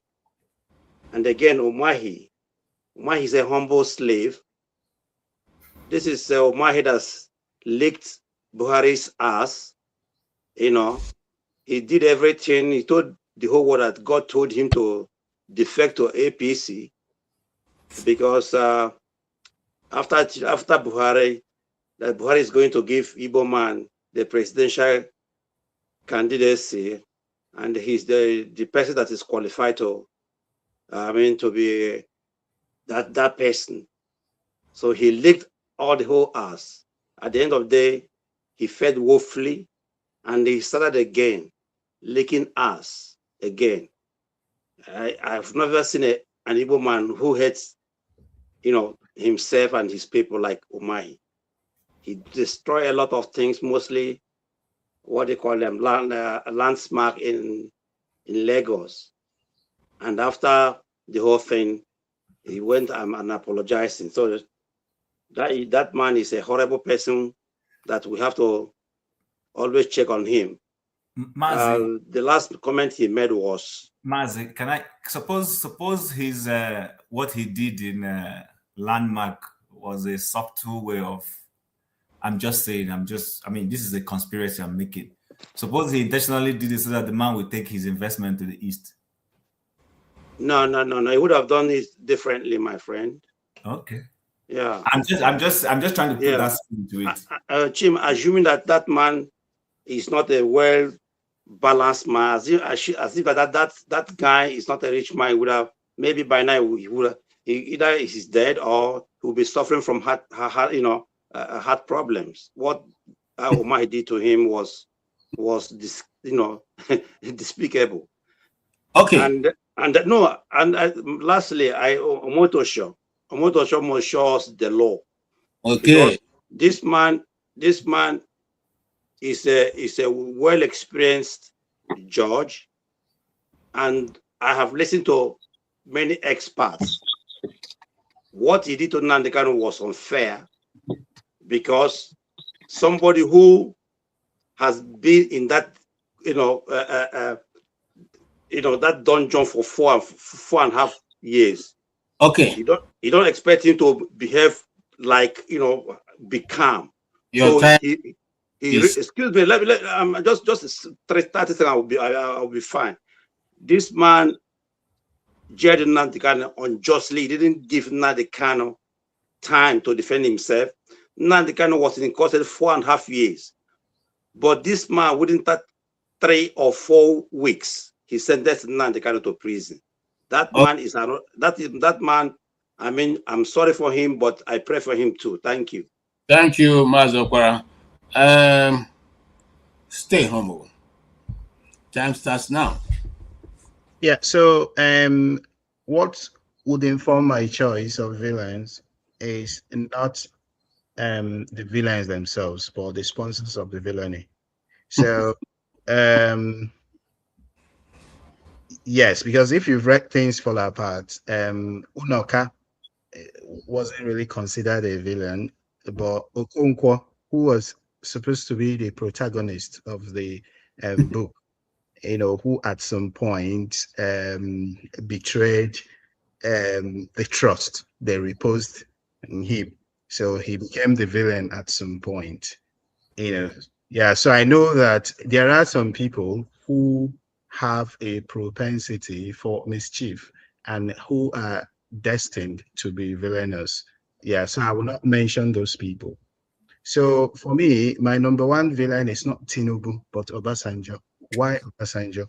Obasanjo had the singular opportunity to turn things around. This is a man who came out from prison and who Nigerians bestowed that trust in him. What did he do with that goodwill? He bastardized the system. He misused it. So many people were assassinated, a lot of political assassinations at that point. Youths of Zaki Biam were killed. A sitting governor was abducted. P2P was impeached by less than 1/3 of the House of Assembly members, and they did not sit in Oka. They sat in Asaba. My first day as a senior secondary school student, we were asked to go and protest P2P's impeachment. So for that, Obasanjo did a lot of damage, to our electoral system. And that was the system that produced this Tinubu. If Obasanjo did a quarter of things right, Tinubu would not have emerged. So a Tinubu, a Buhari were a product of Obasanjo's administrative incorrigibility. Now, my number two villain is the Oba of Bini. Today, the news is rife about a certain man, a Nigerian citizen, a taxpayer, who was dragged all over the street. Why? For insulting the Oba of Bini. What happened to the police? If you feel insulted by this man, why not take him to court? Why would you drag somebody's father, a Nigerian citizen, a taxpayer, all over the street for insulting the Oba of Bini? Yeah, so that to me makes the Oba my villain. It's a very, very clear choice. Now, I'm sorry, to the last point, the day that Buhari died, we had a show here, and somebody ran the show, and they were praising a so-called Buhari's achievement, somebody that imperiled the destiny of millions of Nigerians. And they ran a show here for an hour celebrating the achievements of a certain Buhari. That does not make the person that ran the show my villain, but the person that allowed that show to hold my villain. Okay, thank you so much. Yes, you didn't stop at 3 minutes. That doesn't make you my villain, but the time that didn't let me stop you. All right, thank you so much. I appreciate it. I just went to, when you mentioned this, I went to get my copy. I kept it very well. I'm going to read it again. I'm trying to read it again. This copy I've kept for my son, so that maybe just in case, many years to come, it's not available. I have an original copy. endorsed by Chinua Achebe himself. So it will always be available. You never know. You never know. I had one. I left them in Nigeria. I came back here and I bought all three. Things Fall Apart. You never know. You never know. Because Okay. the Bible now they're adding and they're removing. So you never know. I bought old Bibles and I stopped them up because many things are happening. All right. Yes, Dr. Dama. Okay. Yes, go ahead, man. Thank you. My villain. I'm going to name three people. Hopefully, I can be able to put them the way I'm thinking about them. My number one villain is going to be Simon Ekpa. The yes, yes, you heard. I said it. I said Simon Ekpa. Yes, I said it. Simon Ekpa because of how they have been able to successfully monetize and take advantage of what is going on with Nnamdi Kalu, the Biafra in exile, whatever. After they did their convention in Finland, all of a sudden, when they all came back from Finland, everything was falling apart one after the other. So Simon Ekpa is one of my villains. He's number one. And I hope they keep him there for a while so that he can be able to feel. The only problem is where he is in Finland. Finland is a more better prison than where Nnamdi Kalu is in Nigeria. So I wish he was something, they put him in a place close to Africa where he can feel the torture, isolation, things like that. If you've ever been to prison, I've worked there, being an anesthesiologist, we've seen all kind of people. So yes, I wish he's in that state, but Finland, he's just having a good time. Yes, Simon Ekpa is my number one villain. And the second person is Kumi. They both are the same thing. Birds of the same feathers flock together. So Kumi is my second one. And the third one is President Trump. Of course, he's a nuisance as far as I'm concerned. I am proud to be an American and I love being an American. This country has given me so much and I don't shy away from it, but he needs to sit his ass down. As much as as much as he's putting out this narrative that he's stopping the wars, he's creating one. So President Trump needs to learn to tame his ADHD down, take the medication, whichever one the doctors prescribe for him, it will help him a lot. So those are my three people. Thank you very much. Thank you very much, and you did that in a very good time. Okay. I will have want to say something, but let me keep my mouth pure. Yes, keep it pure like that. Keep it pure I like don't that. keep my sister. I keep am pure so I can feel eat a goosey soup after. Oti, go ahead, sir.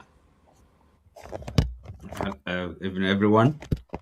Should I put the time because they are very precise and concise, so you may not need time. Yes, quite Okay, frankly, this topic of man of the year, woman of the year. I just want to ask first is this is 2025, and we're talking about somebody talking about Obasanjo and all that, so is it not supposed to be personalities and what them making news, this year? So if we are talking about, if we can just go maybe I can talk about Gowon, for example, for fighting the Biafran war, stuff like that. So I mean, man of the year is I just wonder what is the relationship. But anyway, this is a kind of topic that we have journalists here, newsmen. Is I don't it's not something that I'm fascinated about. But anyway, since we're discussing it and I've been listening, yes, I mean, it's I can understand, Rudolph is a journalist, a lot of people here, newsmen, they're enamored by events, not necessarily ideas, but personalities and events. Okay, I do understand that. So it's not something it's not a kind of thing I take seriously or think about. No, but since we are discussing it, I might as well, if like man of the year.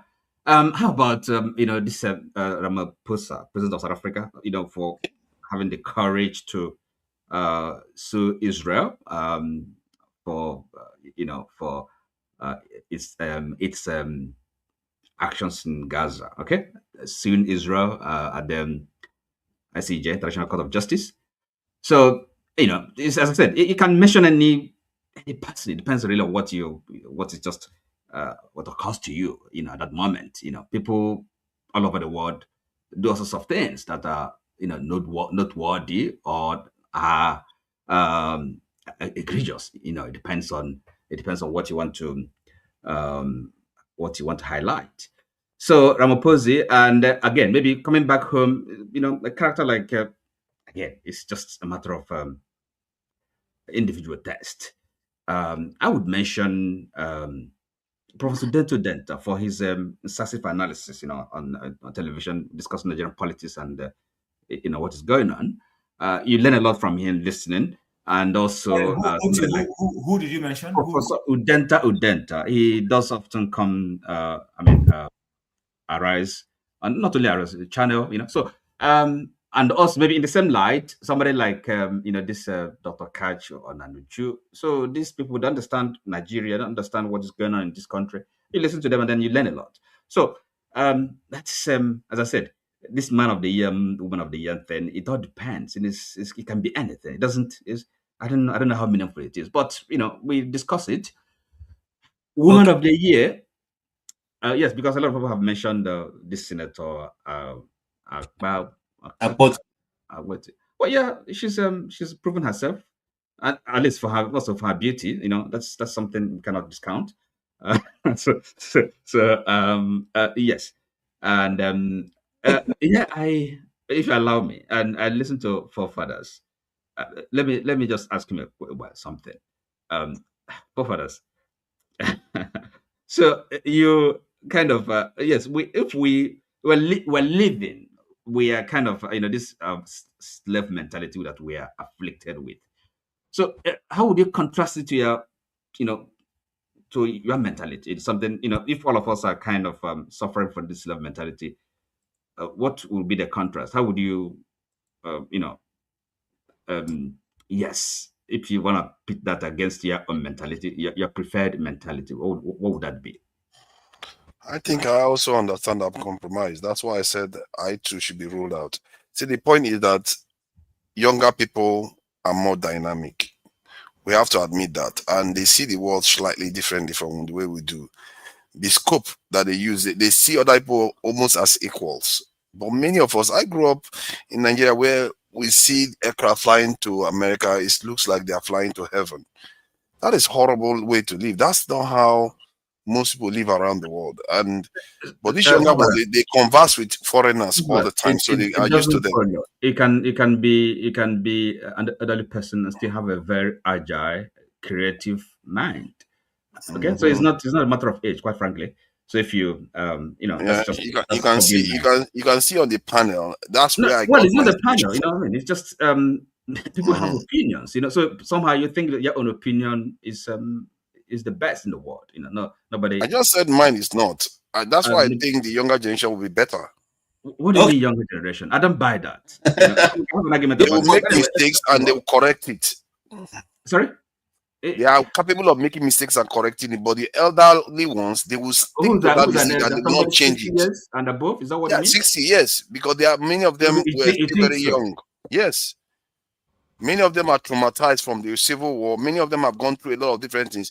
They have a lot of baggages. They can't think straight. It's just a fact. We know it. All right. Please mind your thoughts, please. Thank you. No. I'm one of them, so don't act as if I don't know. No, I'm one of them. I have my own opinion. You have your own opinion, please. No, I'm not stopping you from having your own opinion. Yeah. Just say that's my way. The way I see it. Excuse me, guys. All right, let's move on. Jago is waiting patiently. To round up, so move on. Okay. Okay. So what else? You see the a villain. Well, if we have to kind of borrow from Mazo Para, mention this our it's a really a very insignificant man. He's a little man. I'm not taller than him. I mean, I shot myself, but it's just they kind of talking about mentality and somebody's this doctor. No, what's the doctor? Not the doctor. Umahi, the governor. So this kind of person really, it's just because he happens to be a politician. But otherwise, I mean, should we be taking him seriously? Quite frankly, when you listen to him, it's his character, the quality of the man. He was the governor and all that. Other than that, what should anybody be taking him serious, listening to him seriously? Anyway, so all right, let's move on. Adama, you want to share your laughter or should we go on? All right. No, go on. All right. Jagun, welcome. Hello there. Yeah, I've had a discussion so far. Your villain of the year, and whether they are men or women or machines, what would you suggest would be the one that's most outstanding evil so far? Well, it's interesting that you add machines, and I'm happy for that. I think because as far as judging the world as to man of the year, woman of the year, I'm not down. I've listened to everybody's from the last Dr. Damage show and heard what people have said about villain or non-villain. It doesn't really interest me when I look at the world. The world is full of villains. Can't see any heroes really. If I look to a hero, it does become strained, difficult, and we don't know where people are going, what politics is being played out there. We have very little idea about any individual and what their objectives are and whether or not they're going to achieve them. And I think results are what would give anybody the nous to speak about who is a villain and who's a hero. And the results that I've seen in this year, I mean, few and far between, really. Few and far between. So much has gone on, and the majority of it have been quite negative. So I don't want to give a human face to who the villain or hero of the year is. Doesn't really interest me either for this year. I think there's too much going on to be doing any celebratory or even the opposite, calling anybody out. But I would say this, since you mentioned machinery, AI, and a hero, I think. I say that with reticence and with a big question mark on both issues. Because I think the speed that AI is coming, we see things happening. I always speak about myself and my generation, that we were the first, nobody saw breakdancing before me in terms of Gen Z and all these other generations that have come in. Nobody's seen breakdancing, hip hop. Nobody's seen computers. When computers came in, that was my time. When they came in from games, arcade games, as we used to call them, because we were all stationed in arcades in order to test this new technology that was coming to town. We had small personal games, we had games at school. We've seen all these technologies, and we've seen the time it takes for these technologies to become mainstream. The deepest thing that I've seen is, or that I recognize in history, is aircraft to space ship, and the speed. I think it's 20 years, the speed in which we got to that level. When I look at AI and the speed it's coming, it's a couple of years. I mean, they've been speaking about it for a good 5, maybe 10 years. But in terms of the usage, as to when it was applied into our systems, I think roughly saying it will be about 2 years. And a lot of stages have already passed. People are using it for deep research. People are using it for all kinds of reasons, especially in the West. They really are using it. I'm not so sure about the East, but I think they're using it for various things there as well. I think if we don't get a handle of it, it will become a serious villain to us as human beings. Okay. Are you trying to cut me off, bro? I've Yeah, just come. it was I've just come. Everyone's had about 3 or 4 rounds. I've been listening to you guys, but you're willing to cut me off just like that? Chimmy's nodding his head. I'm not sure if that's positive or negative. okay, Jagun, you have 2 more minutes. Go ahead. That's fair enough. That's fair enough. If really you knew, you would. If really, but you don't know. Don't worry. My worry. Mr. I see you. I want to say these things for us to try and keep in touch. Next year is 2026, man, and we all know it's going to be a rough year again. We've seen this year and what's happened. Personal calamities, I'm sure we've had. We've seen how things are affecting us as families, as individuals, whether they be in Nigeria or in the West, where most of us are living. And I think we've got to really, really take note of our individual spaces, what we think about, what we give ourselves to think about most of the time. And whilst we are incensed in what's going on in Nigeria, and understandably so, around us here in the West, we've got to pay attention. We've got to pay attention on what's going on around us right now. And I'm hoping that all our energy isn't spent on what we cannot effect in terms of Nigeria, and some of what we can affect in our own space where we are. I'll say this not to be spiritualist, but I think those of us who are Christians, Muslims, whatever we call ourselves, I think it's very, very important that we affect the arena that we are placed in physically. Yes, we can affect the world in any which way we can, given all the technologies that we have. But our personal space and our loved ones, even our not so loved ones around us, we got to pay attention to what's happening to each of us. We are our brother's keeper. We normally don't think we are, but we are. And in that, directly in our consciousness, in our foot space, and where we can actually make a difference. Okay, thank you so much. Yes, I have many people behind the stage, so I don't know if you speak and you can just give us some time so that we can take more people in. Revolution, I will come to you now because I know you have come before and gone, so I don't know how many minutes you have. Can you make a contribution, please? Excuse me. Yeah, compliment of the season to everybody, and thank you again. Well, I came in to just give my own view about the villains and the great people of the year. For the great people of the year, there are a lot of them. First of all, on my list is Samuel Ekpa.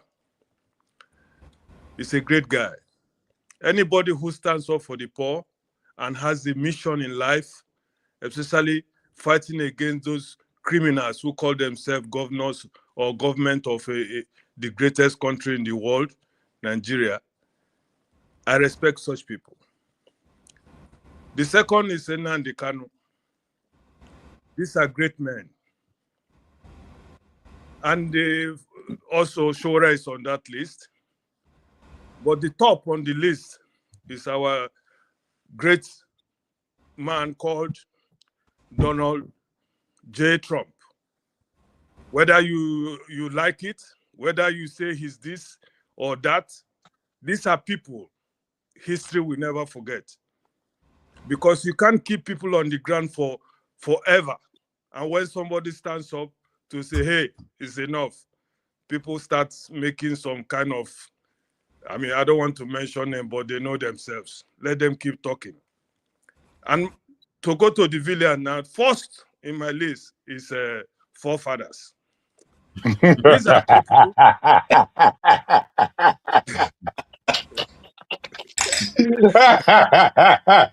Which one for this now? Oh my days. Forefather, you don't get called out why I say that forefather is one of the villains of Nigeria, and a very dangerous one for that matter, is that he wants Nigerians to keep suffering, and he's not giving us a solution. You cannot imagine somebody telling you that Dangote, he has mentioned Dangote name more than 50 times. I was just hitting my head on the wall. Dangote is one of the most, there's no criminal as worse as that man. Our 4 refineries in Nigeria today has been forgotten because of this one man called a monopolist. Somebody, I don't know whether you know that game, Monopoly. You can imagine somebody, if you are lucky and you buy one street, the game is finished now, because you must fall into one of that, either his hotel or whether you will fall inside and you give up. And this is who Mr. Forefather has been mentioning his name. I was just getting angry all along.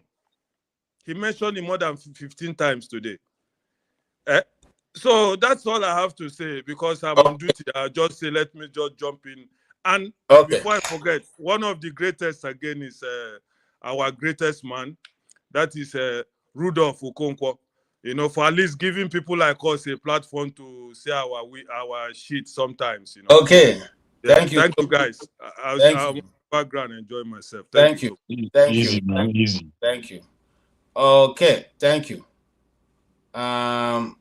Yes. So let me ease in one more person. Why this guy now? Okpabolo. It's Ike, is it not? I must go. All right. Thank you so much for coming in. Okpabolo, China must go. All right, let's move a bit faster. So this one, I'm just going to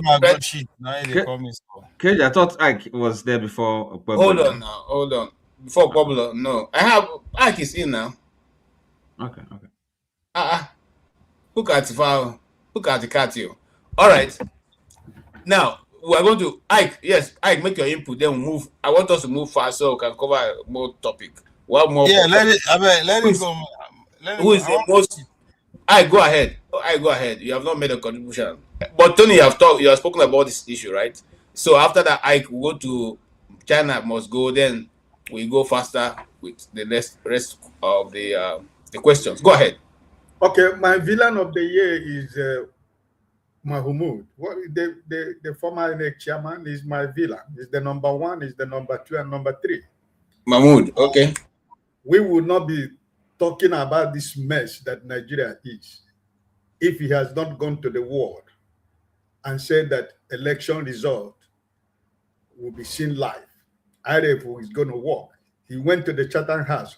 The whole world saw him. He made Nigerians, people who has never ever dreamt of going to participate in an election. He brought out the whole Nigerians because of the promises he made before the whole world that our election is going to be free and fair, credible. And in a twinkle of midnight, 2 p.m., he announced an election. Before then, he switched off the IRF, right? So we will not be talking about the mess this country called Nigeria is today, if not Mahmoud. Nigeria will not be talking about Akpabio because he did not win election in his senatorial zone in the first place. He wouldn't have been the Senate president. This man who is in Asorok today, a population of 250 million people, he has about 30% to become a president of Nigeria in a population of about 250 million people. That is a sacrilege. It is because of one man. This man is the man why Nigeria is where we are today. It doesn't matter wherever you want to take it to the insecurity, to the judiciary, to whatever criminality, whatever everything that is going on in Nigeria is just one man. One man. Because he told us democracy would have been working in Nigeria. A lot of people who are senators today would have not become senators. But because he switched off, and today we are talking about a man, Bula Blue, who is your president in Asorok City as the president of Nigeria because of one man called Mahmoud or whatever they call him. I'm done, my friend. That is the Okay, all right, thank you. Okay, thank you so much. I was waiting for more. Okay, yes, Desta is behind. Desta, I'll get you in, but let's start this first before I get you in, so we don't keep going backwards. Chim, I'm coming to you, and it's going to be very fast. What was the most impactful event for you in Nigeria this year? That's another very tough one you have brought. Impactful. So it should have a result on Yes. Nigerians. Huh. Impactful.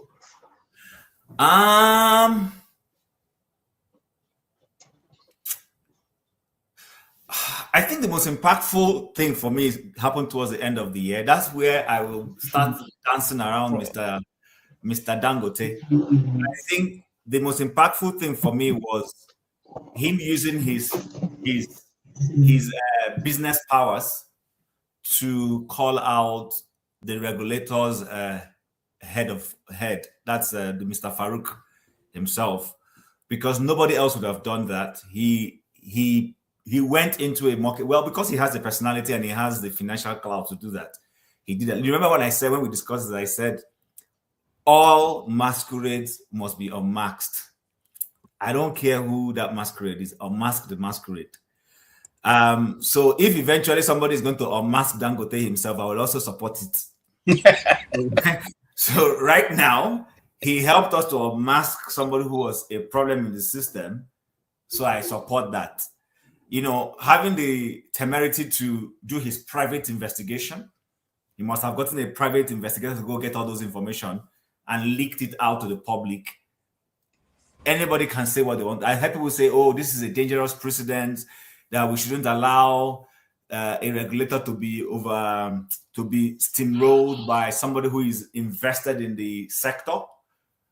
But I disagree, because in the US and other Western nations, you have regulators that are very powerful enough to deal with anybody operating there. So let's take, for instance, a Bill Gates. Any regulator that regulates any business he is into, they've been able to hold him accountable. There was a time they took him on an antitrust, this thing where they needed to, and then he paid out of court and settled them when Microsoft was being sued for a lot of things. But in Nigeria, we see all of our business moguls getting away with blue mother. We've seen those of them in the financial sector. We know when the man who is in the Oka now used to be the governor of the central bank, and he was, frolicking with the top CEOs of banks. Okay. That happened. So all right. I think the most impactful thing was what happened when Dangote unmasked Farouk. Dangote unmasked Farouk. Thank you. All right. Forefather, what was your most impactful? In Nigeria, economically, I would say Dangote refinery. In terms of corruption, I would say, the Dangote pointing out Farouk as a corrupt official. In terms of politically and nationally, especially on national security, I would say Trump affected the Nigerian landscape clearly. Because Go ahead. Go ahead. Mm-hmm. That all? All right. So, Forefather is saying Dangote, and Trump. Am I right? Dangote, economically and in terms of corruption, Dangote too. That's what I said. Dangote, and he netted the biggest fish. Yeah. Okay, so Dangote unmasks this guy, and that's what Chim have said. So two guys saying Dangote's role of unmasking, one of the biggest fish in the oil industry, Mr. Farouk, was a major changer in the Nigerian politics. Okay, Okpara, go ahead. Mine should be Trump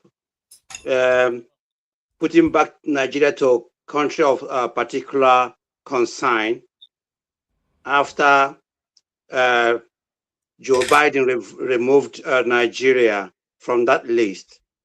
Because that would be fine. Just 1 minute, because that is very, very important. Because this man, what he did to Nigeria, Joe Biden and the Democrats, is horrible. Thank God that Trump came back put Nigeria back to that place, sent people to go and verify what is happening in the Benue, on the plateau. And they came and they saw and they conquered. And they went back and they told this man, this is the reality of Christians in Nigeria. Forget, I don't care about how you see Trump, but Trump making sure that people stop killing people in Nigeria is one for me. Finally, Tiger Base in Imo State, where one's police officer called Ola is making life miserable for Imo young people. Tiger Base. Okay. It's another thing. Exposing Tiger Base is a very good news for me, Okay. and I should also think for other people who are here. From here, I should say Happy New Year in advance, and good night from here. Bye bye. All right. Thank you so much, Mazi Okpara. Thank you for your time. Thank you for your treasure. Because we know it's not free. You are paying for your data. So we really appreciate you. Thank you. All right. Let's move on to Oti. Oti, what's the most impactful? And yeah, so far we have Trump 2. We have Dangote 2. Okay, Trump is 3 now based on what Mazi Okpara just contributed. So we have Trump 3. We have Dangote 2. We have Tiger Base 1. Tiger Base is one of those places they were using to harvest organs and torture people to death through hunger, beating, and all that. They've almost finished the young people of Imo State. Majority of the people they take there are young men from 16 and up to 45. They sometimes tie them upside down or hang them by their legs or tie them with their hands, and leave them like that, and for days until such a person. Anyway, that's what Tiger Base stands for, and he has said that is what one of the stories that made a lot of difference or made impact so much in his mind. Oti, what's your own? Now, right, that a president in a so-called federation could remove a sitting governor, and the House of the Senate, okay, the upper chamber, committed a blatant breach of a constitutional provision. We know Akpabio and his Senate choosing to do what is it called again? As opposed to having a 2/3 majority, in other words, counting. Okay, use the voice vote itself. So these things. Okay, yes. So two things, right? Of course, there's no point counting things that are happening because they are all, symptoms of the effects of the disease. Okay, so that a country could elect a Tinubu as president, elect, quote unquote, and Nigerians stomach that and put up with that. So with that, anything else is possible, and nothing else can really surprise me. Any other thing, all this is we're discussing does not have any impact or impression. It doesn't make any impression on me, quite frankly, because our judiciary did that in the full. We all saw that and witnessed it. Anything else that is happening is significant. That's the way I look at it. Okay. So that's your opinion. Okay, because before I go, let me make this comment. Okay, I would say because I was listening and I heard what Tony said. Why I'm mentioning that is because I quite appreciate the clarity, the moral clarity of what he said. That's what I want to hear. People should really say what they're thinking and be factual. And all this kind of pious hopes, it's not gonna help anybody. Let's learn to call a spade a spade, and then it's living in self delusion or illusion or no. There are facts, and we have to be kind of candid enough to deal with them, okay, and have the courage. I liked his clarity. It's called moral clarity. This kind of confusion. People not it's not going to help anybody. So, Tony, I like that. So Thank you for what that. Tony said that really impressed you, that makes you Well, kind of he laid out the situation, the situation of Nigeria and the way to go. okay. So All it's all right. this kind So, of again, forefathers talking about 1,000,000 soldiers and no, that. Come on, it's all bullshit. This guy is not living in a real world. Hold on, Oti. You see, all of us have there's many roads that leads to Lagos. So some people, their own reasoning pattern is totally different from ours. Some people take a bit. You see, I used to be one of those who used to get very angry with people when they can't catch up what I'm saying. But eventually, I learned to know that people are not. Some of us, we think faster, we speak faster, and other people have to tell us, "Hey, slow down. I can't hear what you're saying." So it doesn't mean that we don't know how to speak, but it simply means that they're not getting what we're saying. So everybody has a way of processing information. We will not process at your own space, at your own, what you think. But that is why we have everybody to hear say, have your say. So when they are coming I down, do please, I appreciate that. no, But again, what we say in reggae is step down a little bit, step it down, okay? You are walking too fast, okay? That's good. yeah, Kenya, All right.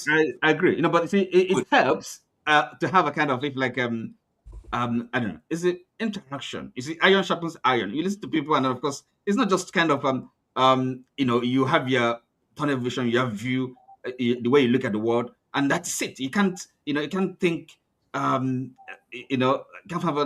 entertain an alternative viewpoint. It's just the way you see the world, and it's only you. Every other person is in the wrong. This mentality is quite dangerous, and it can't learn. You see, the position you maintain throughout the year, no shift, no iota of kind of, no improvement, no kind of, no adjustment, no. Even if I'm being proven it's correct unbelievable. every single day, you still dislike it. No, it's not about disliking. I'm just.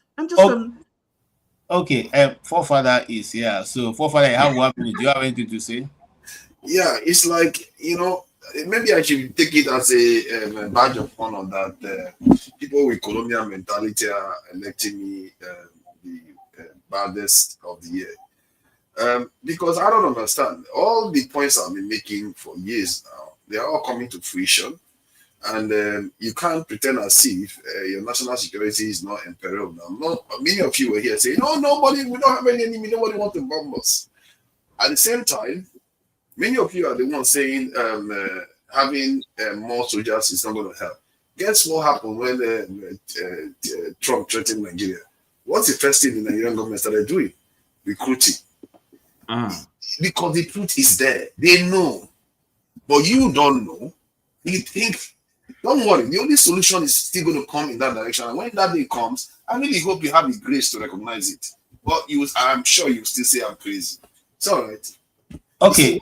One is always true. That's why I don't change. Until you give me a reason to change, I will not change. Why should I change what I know is the correct answer? KJ, can I say something quick? Please. Yeah, 1 minute. 1 minute. Yeah.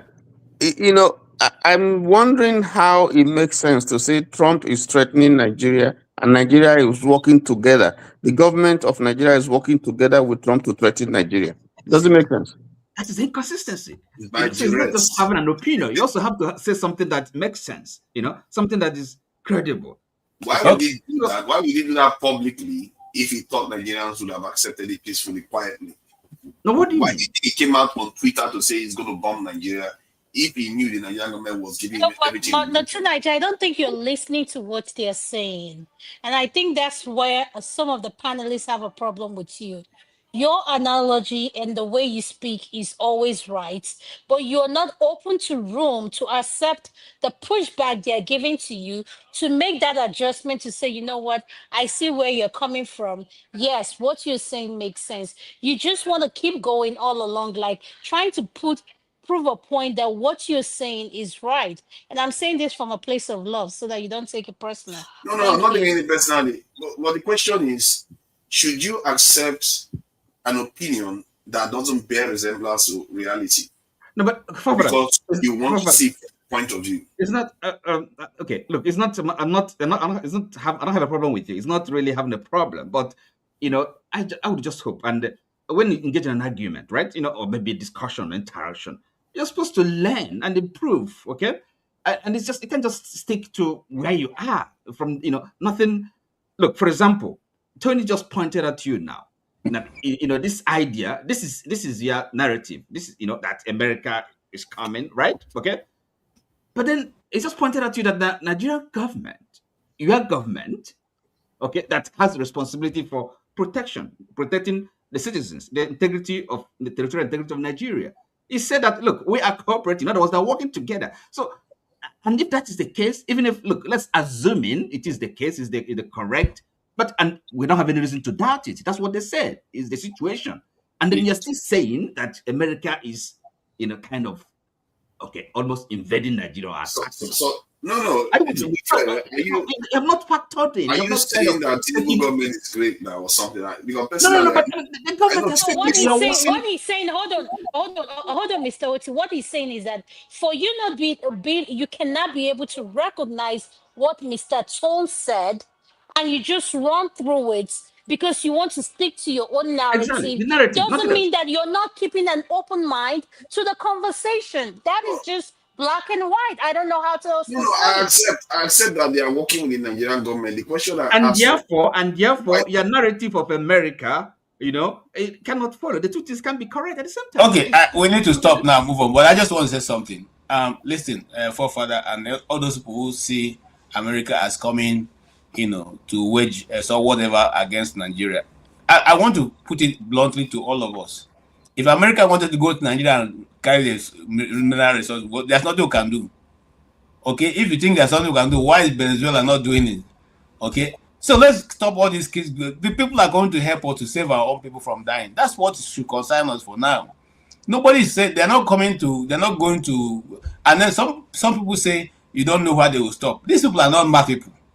They already told you. They cannot. Even it is my problem. Even if there is no evidence. So no, forefather, I give you 3 minutes to explain to us what is your problem with this move that America is. And then I'd like to chime in also, please. Well, you see, you guys are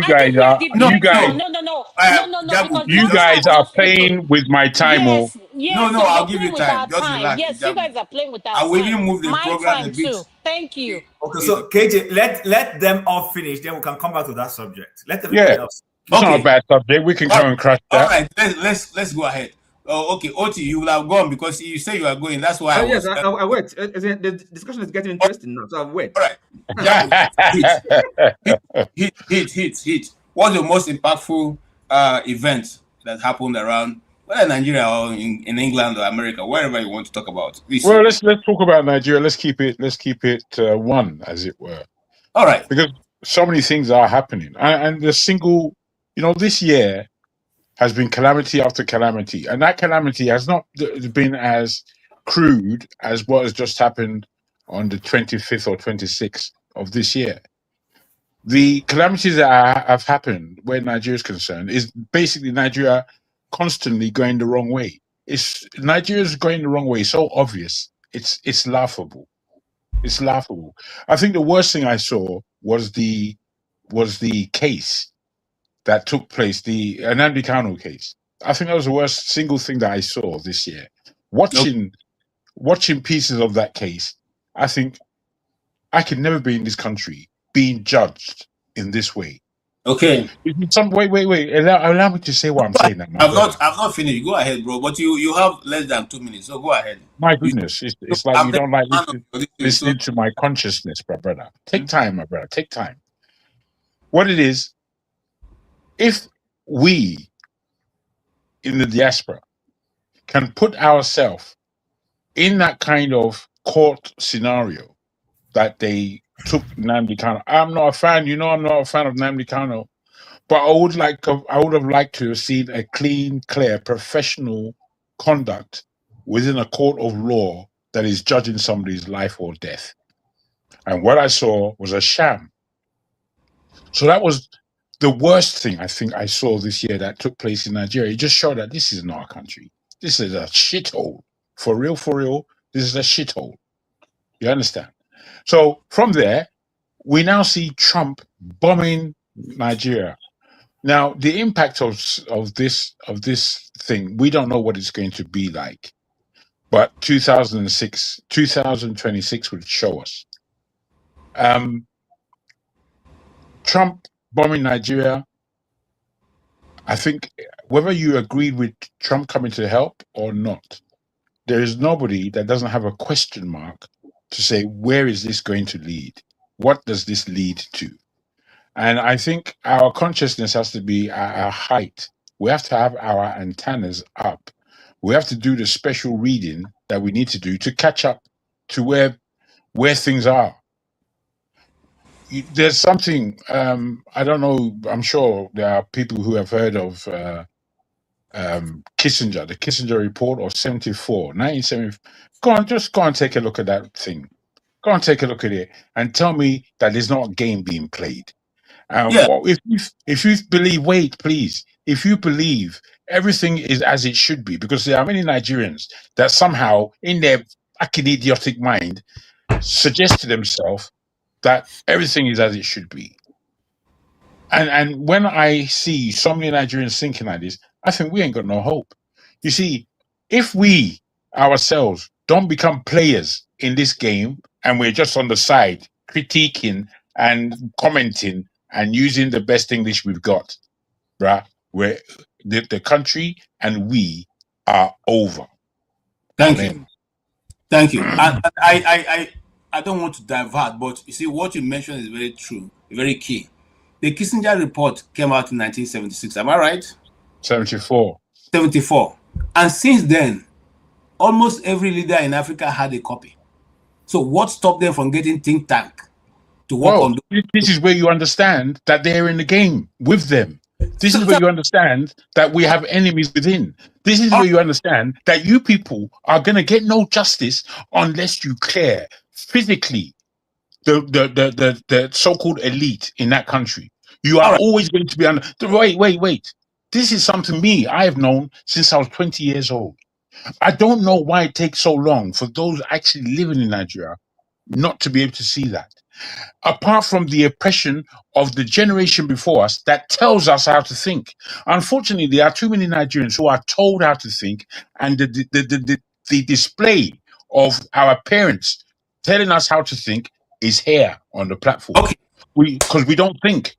We think we're thinking, but we ain't thinking about shit. The only thing we're thinking about is getting the hell out of the country and living some life before we die. That is the parameter of our thinking. We are not thinking about the crucial things that matter to us that are killing us on a daily basis. I thank you. Thank you. You just sorry. I reminded me of, I read Walter Rodney, How Europe Underdeveloped Africa in secondary school. That to say how then we are looking for information. Nobody was. You don't come to the school without reading and getting yourself prepared. So all these things have been washed away because schools then had debate clubs that debate other schools. And you don't want to take your school and go there and go and lose and come back because you won't rest the whole of that term. So, but now you see, even the youth, they're no longer interested in looking for information. They're more interested in TikTok, dancing and shaking bomb. That is all we see. Big Brother Africa. Big Brother are taking over everything. In fact, when I was in Nigeria, I banned Big Brother from being shown. Nobody will decrease to tune and put there. These are nonsense. Anyway, let me not go far. We'll come back to that topic where what is still waiting. Ada, Dr. Dama, what is your most impactful event in the political space, especially in Nigeria? For me, my most impactful event is going to be the current one that happened with the Senate president, which is Senator, Senate President Akpabio, regarding his health. I think one thing we fail to realize why we need to really pay attention to our healthcare system. As someone in the healthcare sector, our healthcare system is nothing to write home about. And I cannot believe this man left the country in less than how many hours just to get treatment and came out and said nothing happened to him, quote unquote, allegedly. So it makes me ask this question: why is it that we don't want to address the issue about our healthcare system? Why are we frowning away from that particular topic? I've said this. We all, let's say we go home now for 30 December, all of us here on the platform, whatever home you want to build, 5 billion, whatever you want to name it, please, what is the closest healthcare facility to you if you have a cardiac arrest that you can take and get the adequate care you need? We don't think about these things, but it matters. For me, health is wealth. But we are so more worried about showing off, being in this place, doing this. We are not paying attention to things that really matter to me because it's like we don't regard human beings anymore. What Mr. Alozi just said, which is the tiger nuts, I read about that thing and I was so disgusted how the organ harvest has been going on. I mean, these are human beings we're talking about. These are not cadavers when you're in medical school, you can do whatever. Like, I just can't understand what is going on with us when it comes to our medical health care. So, if the Senate is listening to us, this is one thing I'd like him to come back with. Since he just had a head scare, draw up a plan because we have money. We have the money to put up a trauma one hospital, level two, like we can put it up fully equipped and functioning. Train the staff to know what these equipments are. What in case of an emergency, you as the senator can be able to say, I can access this health Okay, care benefit and stuff like that. So thank that's you. the what impacted me. So thank you. Dr. Adama, let me answer your question. You say if you get cardiac arrest, that is your final resting place. That place. I'm just telling you, just so you know, there's nothing, No, nothing. KJ, the best healthcare system is DB next I'm to telling you, Why you? and then But you guys are not helping now. You see how let me you see also how let me also answer the second question. Why are they always going? If Mhm. one now, 1 week, you can wait a per diem. Per diem, that is, you know what a per diem is. Americans don't no, I practice that. don't know. I don't know what that is. Per diem be per day what? Per day, Travel allowance, yes, daily travel per day, allowance. yes, per day allowance. Okay. So So for Senate president like this, he get up to $3,000, $4,000, or $5,000 a day. Okay, all his boys coming from the least person will get $1,000. So if they manage to what? keep him, I'm telling you, I was there. So now if they manage to keep him for 1 week, the per diem will come in every day, and that per diem is not among your hotel bill. Okay, and if What? wait, I'm telling you what is there. So when I go know when they come they talk, some people just they talk when they don't even know the system. Are When them you want to sweet? book the Are protocol, them sweet? the protocol person will make sure you get a hotel where there's bread and breakfast. So you're not even, that is not among what you eat. That bread and breakfast in that hotel is not going to be included in a per diem. So fasting, you can just with that bread and breakfast, that morning this thing will carry you throughout because it is buffet. So you go there, you eat your eating, you put your money in your pocket, and then the one to run around the contingency will still be in your pocket. That's how Nigerian money they go, my sister. That one is not nobody accounts for it. All you need to do is when you come back, you return your receipt. Ogabo. So anytime the dog of the president gets a problem, they will send the London and Fukayapule and Choa, everybody go there. And everybody who is with the So dog will have to give who is funding that bill? Why they're in London? Can I ask? The taxpayer. government now. The The taxpayer. taxpayers, right? Thank Government you. You've answered my who question. will fund it? Government now. Organizer for his own personal distance. He's not treating himself so he'll be well to govern Nigeria. Why should he pay by himself? Anyway, let's move on. I just want to know how the system is so corrupt. So everybody works to see that their Oga is going abroad. So they too we have to go. You understand what I'm saying? All right. Mr. Ike, what was your most impactful event, this year? Nothing. Round up. Nothing. No. You can't be serious, my brother. Okay, so next year, the most impactful thing next year, you have to host us in that your beautiful place. No, Yes. no problem. Up, No up problem. your island.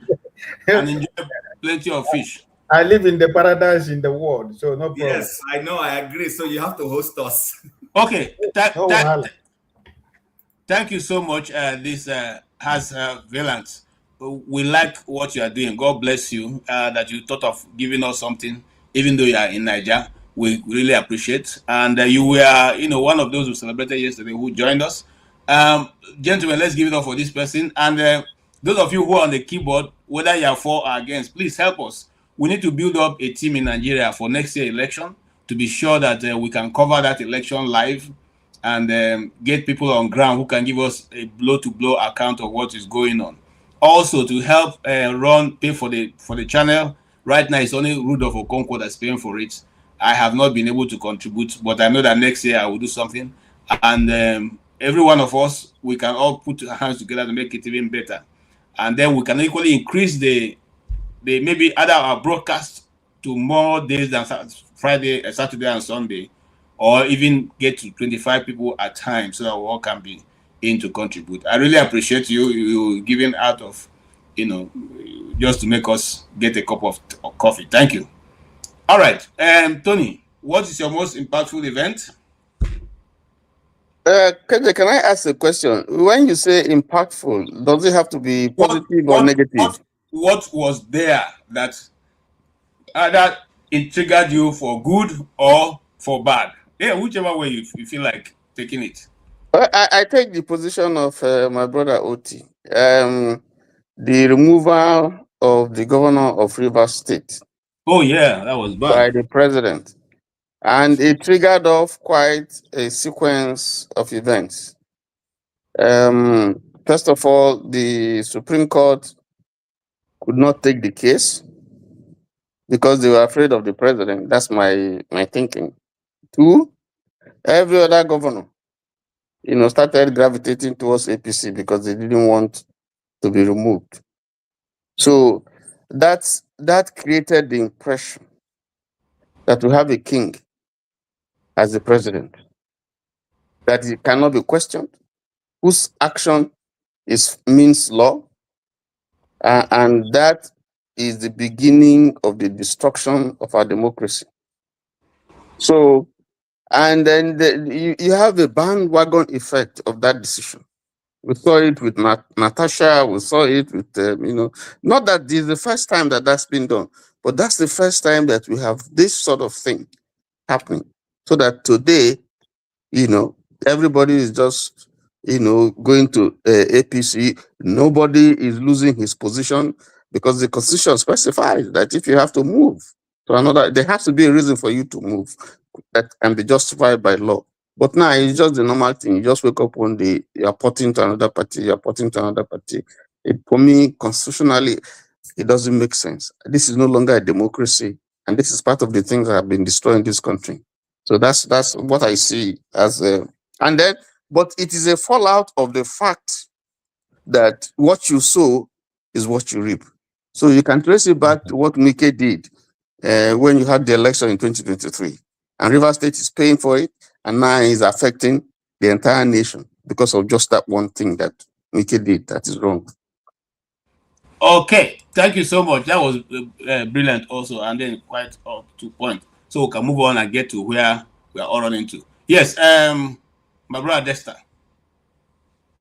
Hey, hi KJ. Yes, sir. Hello, good evening everybody, good morning, good afternoon. I think everybody has said most of the most impactful things. Jago said what was on my mind, Otis said what was on my mind, but one thing that they have not said is, I think the fact that we are turning into a jungle, I think that's very impactful for me, I mean, if you saw what happened today in Edo State, where a guy that was playing football was dragged on the street to go and apologize. Why? Because he said something, and the people decided that they were going to humiliate him and drag him in quotes to go and apologize to the Oba of Benin. It just, and the people that did this were young men in their 20s or in their 30s, and it just shows.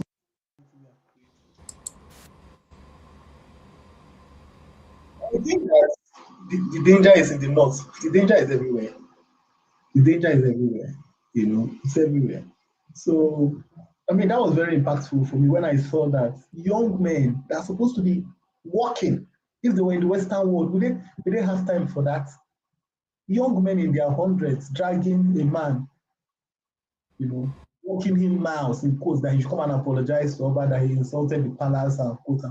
And some of us want to believe, we want to deceive ourselves that we are a developed country, that we have moved. Let's tell ourselves the truth. You know? Let's tell ourselves. Another thing is that when I see some of us that say some things here and you are still living in the Western world, leave the Western world and come to your country and make impact. You know, there's no need staying over the fence and then tell people, I'll do it like this, do like that. No. It was very impactful. And the fact that our judiciary has decided to become like a mess, you know. I mean, think about it. The Sunday Jackson case. The only reason Sunday Jackson is out now is because there was a dissenting judge. You know, there was a dissenting judge that made that case to go viral. And that's why Sunday Jackson today, after staying 10 years, is free. Imagine what happened with the Rivers case, Rivers State, where the president they've now given the president powers to do that. You know, and I think that is very telling for me because, look, it will come around. All these things we are doing today is going to come around. Somebody is going to get into power that is going to maximize that power the way we would never imagine. And it will come for all of us. Everybody is going to come for everybody. The truth about it is that oppression has not reached some people. Some people have already been oppressed in Nigeria, so they're used to it. Example, the people in the East. And when I say the East, I don't segregate South from the East. Well, that is the political creation of Nigeria. When you say the East, it's what you call the Niger Delta, it's what you call the Southeast, it's what you call the South. Those people they have witnessed oppression. People that have not witnessed oppression yet are the people in the West, what you call the West and the Midwest. The oppression is coming. It's going to reach everybody. You know. Thank you. Thank you so much. Oh, below now, China must go. That's why I didn't say anything because everybody is going to chop the breakfast. You understand? Last. Everybody. That's why I didn't say anything. KJ, I like the way you pronounce the man of the year. I like the way you pronounce that name with that energy. Keep it going like that. We'll still give you corresponding position for Osadebe Avenue. Okay. That's the government house. But I'll enjoy it. So where are we? Yes, so we are still at what event was so impactful, more impactful than any other one this year for you? Oh, the same event I was trying to shit on you on yesterday. You know, the gift that Donald Trump gave you for Christmas was one of the best ever. You don't ever receive. So I worked so hard to make sure I put aside for the guy, but blast it no work. So, but as I was so antagonized, yes. But I think for me that is the event for me. I don't even know how to actually classify that yet because one, I don't know. This is a brief question. Is there any country before or now that is fighting terrorism or non-state actor that another country go help and fight them? No. That means I'm not. I thought at least in Igbo they smoke they making. So then for me that's it opened so many questions. So you the smoke Igbo true.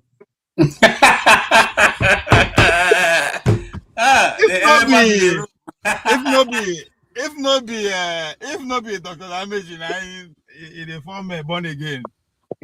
Sure. Now, no, so if that has never happened before, so America comes if they won't help us. Now, the first question is because when I listen to Nigeria argument and OT, because the first question is if that has never happened. So what is the conversation about? If it's non-state actor, we call ourselves a country, no fit defeat out. It's not that we are fighting another country, then America can't help us or help them. This is just a non-state actor, and we call ourselves a nation. We know if we defeat that state, but then I mean, let's 15 years. 15 years. Let's sit down and ask ourselves the real question, because the argument with the real question is that the most populous nation on the continent of Africa, 230 million people, we face a non-state actor. We know if we fight. How will they be Benin? On a more serious note. So the America are coming to drop something in our own land. That's the first time in the history. First time. So there's so much that it was foreign. Sorry. Okay, if you're not speaking, mute your mic so that it doesn't interfere with him. So that singular event changed everything about, because it had to support the history of Nigeria. That's what it means. And by so doing the whole continent of Africa. That's why I asked that question. Sorry. If there's a country, I see. There's nothing that will happen in Nigeria now that should surprise anybody, really. No, that's not the point. No, what I mean, okay, let me make the point. Because, okay. If you're patient, we'll get to where you're going. No, sorry. A country is being not even the monarch, the president. Even Nigerians can't even vouch for his identity. Where it's coming from. No. I'm just telling you, because all this. OT. Hold on. That's not the point I'm trying to make. No. I'm making the point that nothing. Oh my God! That's hold on. See, okay, you are not. If you allow him, let him speak now. You will have finished by now. Go ahead over here. The same leader you are criticizing, other world leaders, they deal with them. That was the point. No, that's not the point. The point is that is a hope. The institution is hopeless. They deal with them. They sign contract with this man. No, that's not the point. The point is that exactly. So I make my our point. situation is so hopeless that there's nothing that happens that should really, Oti, can you just you had your time now? You mentioned another event. This one is so much impactful. Why don't you choose it? Oti, please stop. Okay, Pablo, please. I mean, you had the option. You choose something else. So allow me.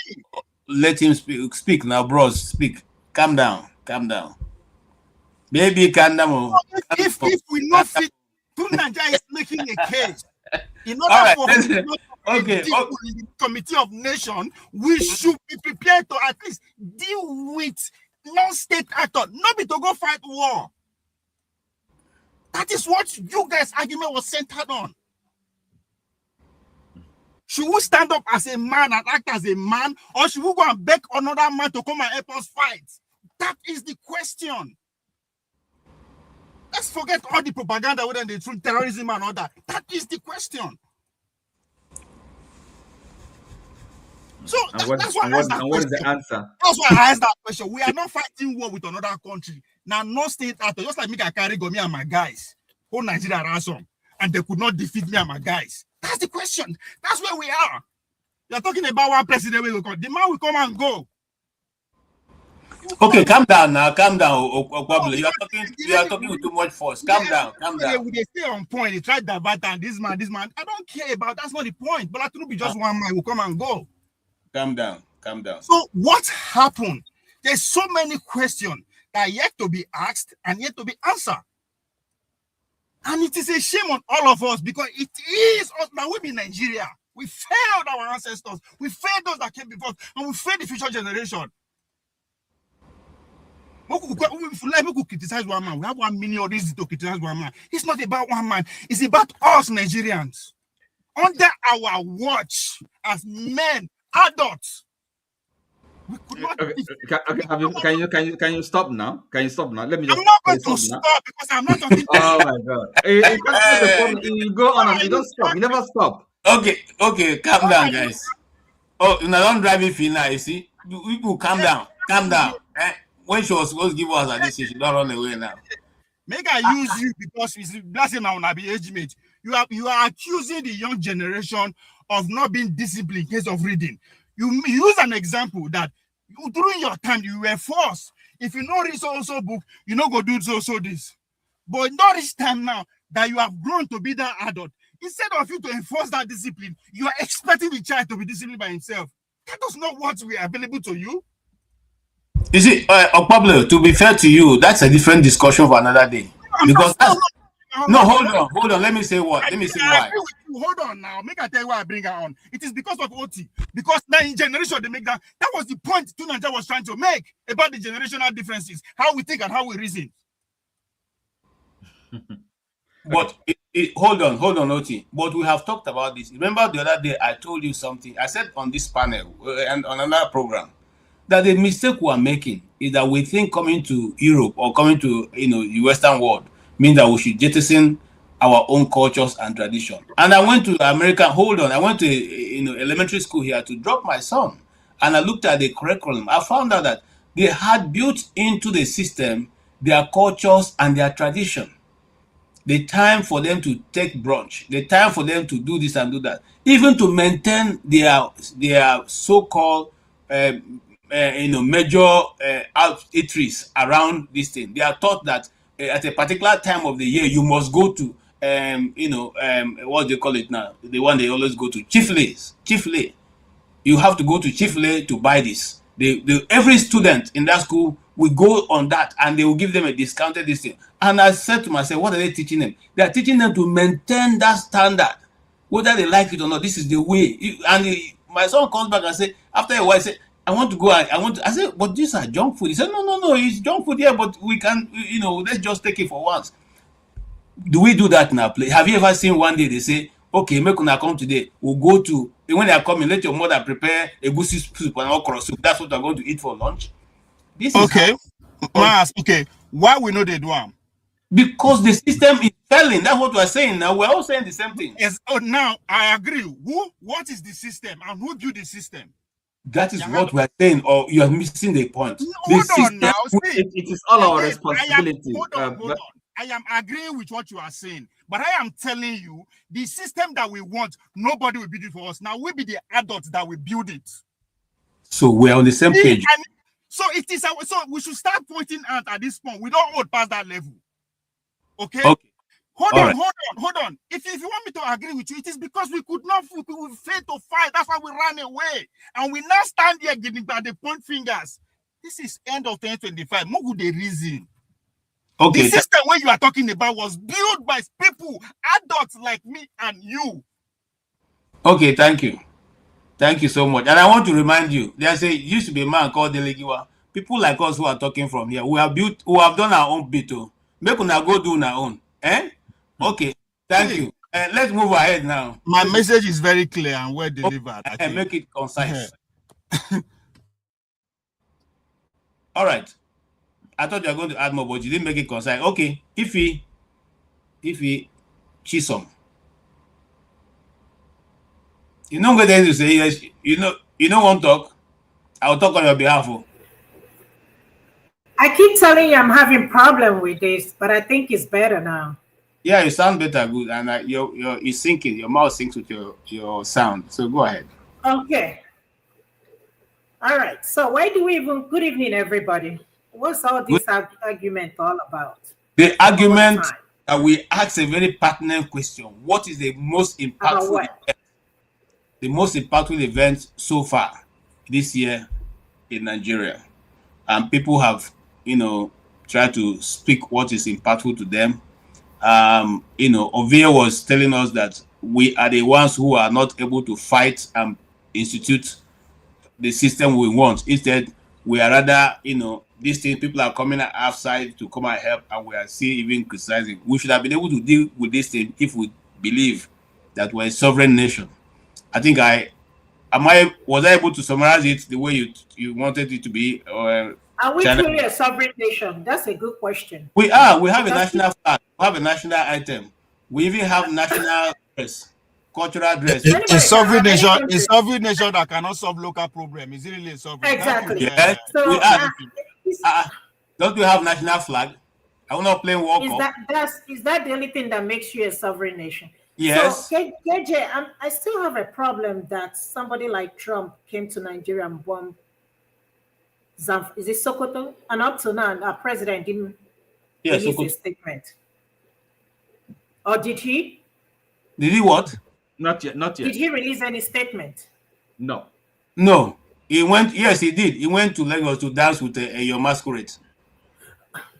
Okay, that's what I'm talking about. Something of that magnitude happened in a country of almost 300 million people, and the president did not even make a statement or did not even comment on that. I don't know what everybody has said, but honestly speaking, the way Nigeria is going, we might end up, disintegrating at some point. Sorry, if because it is because the like man we also don't is have a country ashamed. at this point. Sorry, if because It seems like everybody's doing what they want to do and get away with it, and the citizens are okay with it. So does it mean that we cannot rise up against these people? I'm worried about Nigeria, honestly speaking. Because if care is not taken, we might not have this country called One Nigeria anymore. Of course, we were never one anyway, because I believe we were forced together. We were never one. Okay, Jay, do you think we are one? Hey, you asked the wrong person. I'm asking, because to me, I don't think we were ever one country. You see, I have spoken so much about the contradictions in the Nigerian nation. And it has become clear to me that we don't want to be a nation. That's simple. I don't need to, there's nothing to talk about here. If you pick the American Constitution, it is the same thing applied all over. Delaware is one of the smallest American states, yet it has the same equality with the state of California and Mexico. There's nobody can come and say because you're coming from California, you have more rights than the person in Delaware.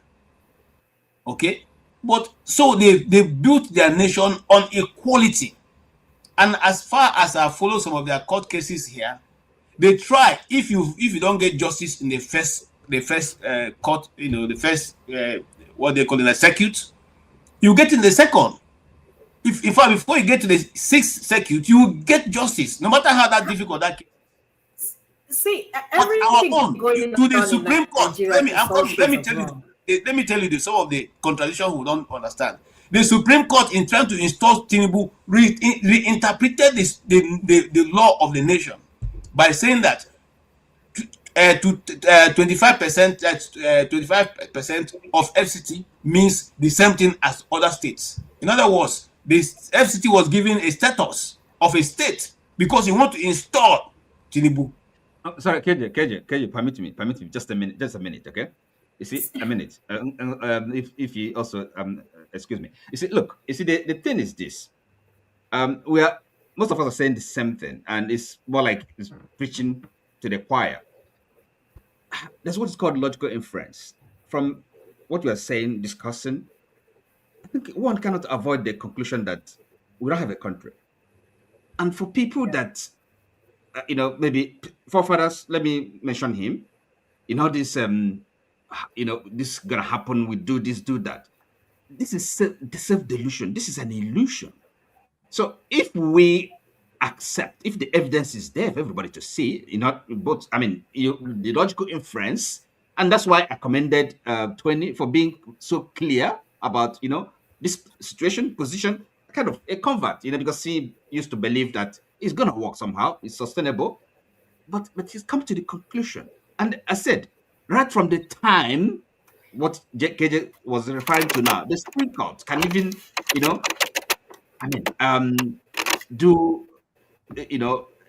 interpret or apply the law or misapply the law, the Constitution, just to have one man, okay? And I said, Nigeria and Nigerians are living with the fact that somebody who is the president don't even know his identity. Something as basic as that. And then you're talking about the America bombing. What's more important? That even somebody that your number one citizen, that represents the sovereignty of the country, he can't even vouch for his identity. You don't know where it's coming from. and then you're worried about America, another country bombing, bombing some individuals in your country. I mean, it shows misalignment. You don't understand really. You don't get the basics. That is what's going on. I mean, we have come to the conclusion, if you allow me to say that. So how are we gonna fix this problem, Oti? Well, in other words, we have to start from the beginning. I mean, you don't have a country. You can't just magic it. This magical thinking that somehow is gonna work. It's not gonna work. There's no basis for it. You keep saying one man take advantage. One man. No.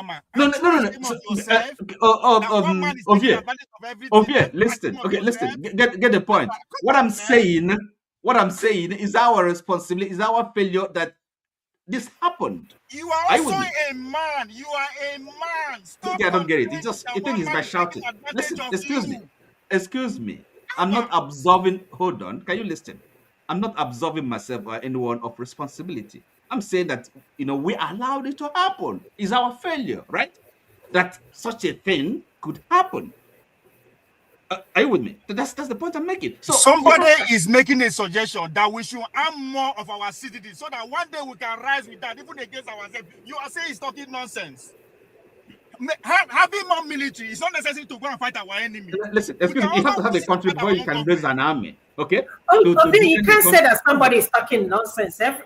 No, he is the one that said it. He said Tunanja is talking nonsense because he said we should have more military. If we have more military men on ground, our government will not be misbehaving. No, hold on. You have to have okay. Let me try and moderate. Don't you think we will no longer be talking about democracy if we have more military on the ground? You have to have a country first. You have to have a country first before you can have an army. If that is what it takes to give us a country that we want. Listen, okay. Calm down, everybody. Calm down. We don't have a country. Okay. If that's what it's going to take to give us a country, would you like it? China must go. Come on, man. China must go. Hold on. There's no one way to govern humans. China must go. Don't let China go. But sorry, I beg. You're always emotional. There's a reason why I don't put a cart before the horse. 2025. It's not the cat that is pulling the horse. It's the horse. If you conclude, sir, we can move and start this topic. Hold on. We are getting to this topic. We will discuss them today. Nobody this topic. We will discuss them. Hold on. If you conclude. If it's your turn to... So yes. This is my question. Where do we go? Because I keep asking the same question every session. Where do we go from here? Because I said the other time, we have the same, we keep doing the same thing over and over again. We don't have solution to what is happening in Nigeria. Regarding our judiciary, I don't understand how we're going to have one Supreme Court. Because in the States, each state has their own state Supreme Court. So in order for your case to be heard in Supreme Court, you might be waiting for 20 years and your case has not been heard. What kind of system is that? Okay, thank you. What kind of judiciary do we have in Nigeria? Thank you so much, Ife. And so we will conclude on this topic. Majority of people have said those people who have impacted so far this year, that because we have Trump that has 3. We have Dangote that have 2. We have Tiger Bay that have 1. We have Tinubu has 1. National Assembly 1. And all right, that's it. People somehow we didn't get a quorum to say, So it seems that every of this event was at a national level can be accepted to have impacted negatively or otherwise on the people of Nigeria and vis-a-vis the world. Because of these events, that's what had brought into play the international gaze on Nigeria right now, that people are now looking at what is going on. And before we go into this now, let us first of all make a caveat. We are not saying that because we have said, or the world know that there's a Christian genocide, means that some Muslims are not being also involved. That has never been the position of the church or the position of anybody outside of Nigeria. There will always be collateral damage in when certain things like this go on. And so I sitting here, first did my first story of this massacre in 2002 in Dogonahawa. I have the pictures. Okay. So now when that started, people didn't take it. We didn't think it's going to something that will continue. But it was done there. It was there and it was done. Now, so before 2002, there were other places that this was happening secretly. So the question now be, we, the Nigerian people, who most of the time when we say like the argument Ovie is putting up now, we don't have the resources to face the people who are attacking us. Because remember, government first disarmed all the communities. All the communities in Nigeria were disarmed. The point is, and they came to the point after their guns are taken away. This attack started, and they were helpless. They just walk into those communities that don't have any way of protecting themselves, and they do whatever they want. So it's not about increasing the soldiers, because even now it is most of these atrocities committed. The people come in with soldier uniforms, so we don't even know who is a soldier now or who is not. But let's go back to what happened to Nigeria. Let me give you a different example. I'm coming. Just hold on. Let's start from the beginning before you give me an example. Okay. Now, we have never had it in the soul of Nigeria, as far as Nigeria is concerned, that a foreign power, bombed any part of Nigeria. So we already know that we are bad enough. We have already failed our people. Okay, but we also are now facing an existential threat. Because speak grammar. Yes, so nobody you grammar not my father language, I'm people. Now, the majority of our communities are facing danger on daily basis. Just 2 days ago, there was another strike in a place called Bajimba in Benue State. So what we are simply saying is this: our people don't have the ability to hold these things. These people, the person that has the power of violence in Nigeria is the federal government. They have the wherewithal. Nigerian forces have been tried over years and have proven to be formidable. We have restored countries. Sierra Leone, we restored. Gambia, we restored. What's the other one? Liberia, we restored. Okay, when the other small wanted to mess up their ugly head during Obasanjo's time, Obasanjo sent just a warning and they all came back to normal.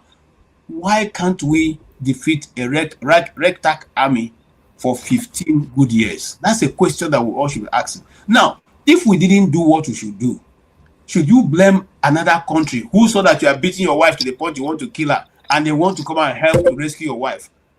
Should that be a problem for the man who came to rescue, or that you who are refused to be civil and do things the way that will be more appropriate for your people?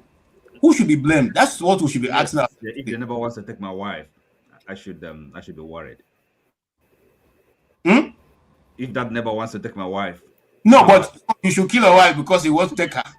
See, no way you look at it. Also, go ahead.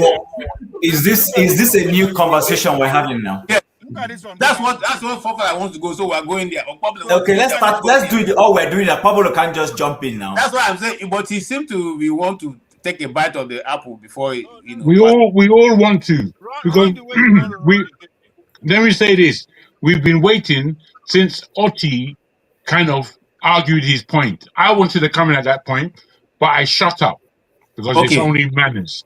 However, those who have manners, now them lead the chain, and now Nigerian way with this. Now Nigerian way with this. Where did they give man grace? Where did they spoil everything? See yourself. Jago, take it. Okay, let's start from the beginning. Chim, go ahead. Can you couch the subject matter properly? What exactly do we want to talk about? So now, Father raised up a very pertinent question. That is going the foreign power coming in. We shouldn't have even been allowed them to come in. We should have been able to develop ourselves to a point that these people shouldn't come in. And because of our sorry, I beg your pardon. I beg everybody's pardon. Even though he said that, I think we should read deeper into what was meant. And what was meant at the end of the day, apart from forefather going on about the military and how important it is for us to be able to secure our country, what is what is the underlying thing is that purposely, no government since Buhari and Tinubu, let me just take those two.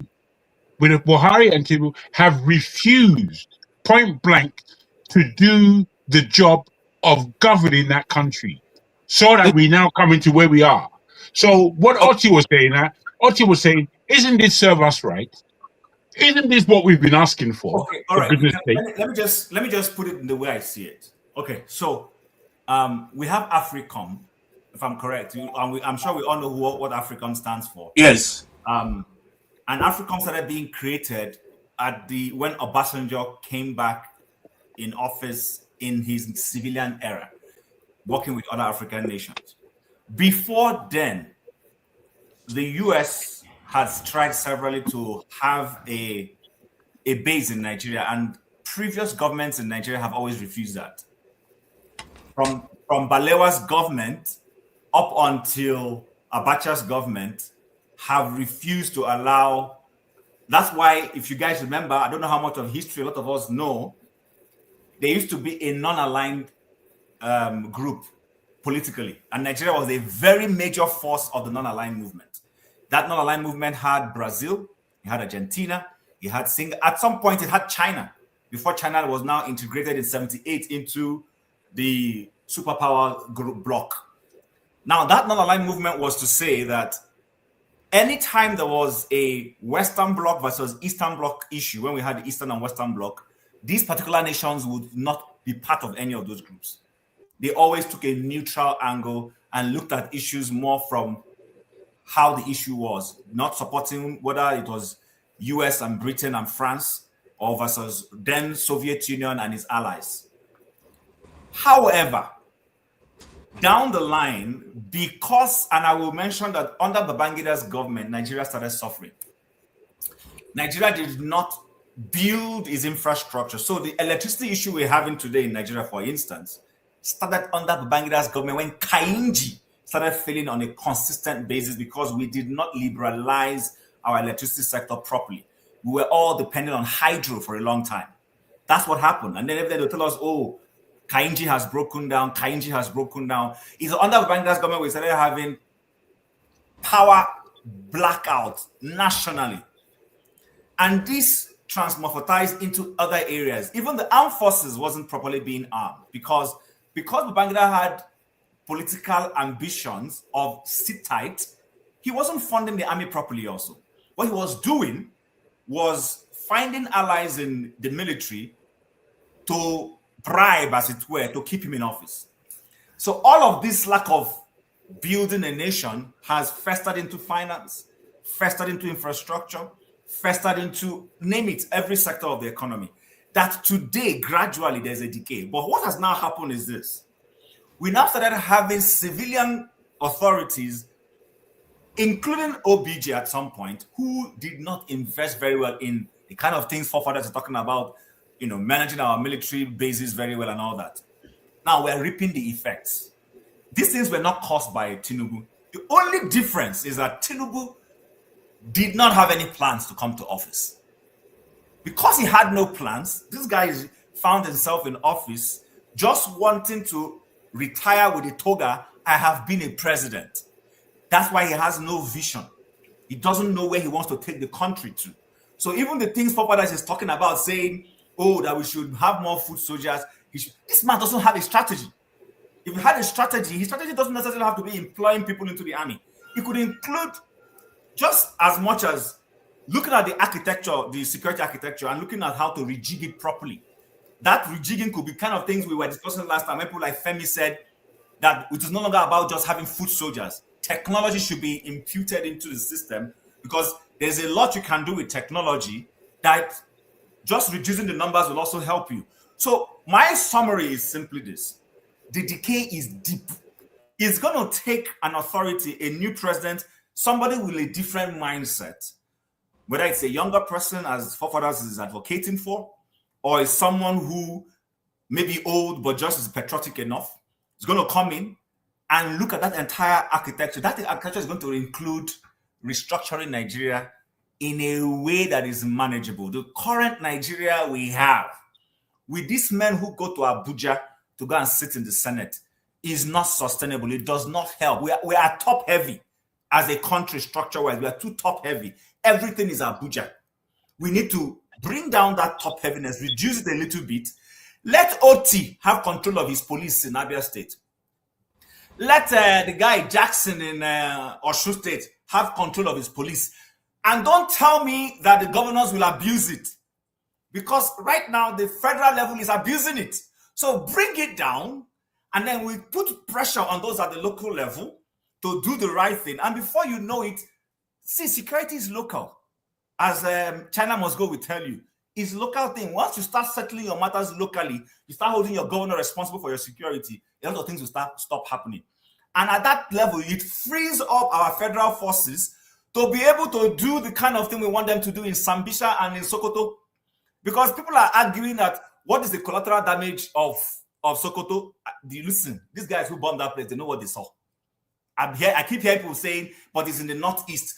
Listen, those people come through that Sokoto axis, and then they send out their people to wherever they're supposed to go to. So bombing where they assemble is already a damage. So I think it's going to take a lot, but I think Tinubu has an opportunity now to reduce the pressure of the federal government, scale down power down to the federating units. He has a unique opportunity to do that. But I fear he does not have the political will to do it because he is too politically minded. He is seeking the next election. That's his problem. The guy is not somebody who is trying to leave a legacy in terms of, okay, let me sit down. What were Nigerians going to remember me for? I restructured the army. I changed the political architecture. I did this. I did that. I reduced seaports, moved things around. Let the whole Nigeria feel it. No, Tinubu is looking at making deals. Because if he wasn't looking at making deals, I don't know what Matawala is still doing there as Minister of State for Defense. That guy is a non-jihadist. What is he doing there? Take those kinds of people out. But he's not going to be able to do it. So, but if he's able to do it, you will see a lot of changes will start happening. But I don't think he's able to do it. Okay. Okay, thank you so much. Forefathers. Yeah, I guess it's obvious that technology is useful. I also said human beings are by far the most advanced technology. I don't know I don't know about you. I've never seen a drone that can go and hide when enemies are coming and know how to shelter himself when it's raining and feed itself and dodge bullets. Don't forget that there were no foot soldiers that threw the bomb. It was technology they used to do those things they did. And yes, you know what is better than one person throwing a bomb? 20 people throwing one bomb each. See, there's a reason why America has so many soldiers too. I don't understand how this is confusing. This is not confusing. America has more than 2 million. And you're saying this thing. We barely have this thing. We use 0.1% of our population to defend the country when Israel is using almost 10%. Do they have 5 heads? I don't understand it. Why do you not want to do your job? You're a man. Do your job. All those boys joining secret societies and cults at university, maybe they should be going to do military service. Maybe that would be useful, a useful skill to have, and you use them to build dams and dredging the canal ways that will actually partition the waterways from the south to including the southeast and up to even Makurdi and all those areas. The military can build. You can use military to build. That's what Hitler used. You can use military to develop your country, defend your country at the same time. While they are not busy fighting wars, they can do a lot of things. I don't understand why people are reluctant to people creating 2 million jobs that is going to stimulate the economy at the same time save you money. Do you know the money you're going to spend doing all that? You're going to get it back in security investments. In other words, it doesn't cost you anything. If anything, you make profit out of it while you are creating jobs. It's a win-win.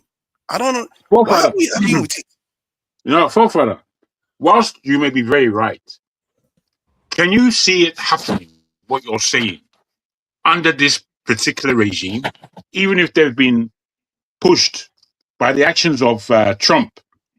Can you see it happening? Be honest to yourself. I don't know. Maybe if they push them enough, if the people wake up and push them enough, maybe it's Then next possible. day you're still expecting somebody else to do this job. It's 0 You know, point. bro. Let's wait. Let's be serious. For me to ask you the question, and for you then to answer that if Trump pushes him enough, it means that you are satisfied that the people of that country are not doing the job that the people of that country are supposed to be doing. You're satisfied with that. We are putting to you that for all of your military persuasions, that you can't be looking at the same Nigerian government I'm looking at if you're looking for security. You just cannot. Because the government I'm looking at is stupefied with the kind of rubbish that Nigerians get themselves involved with.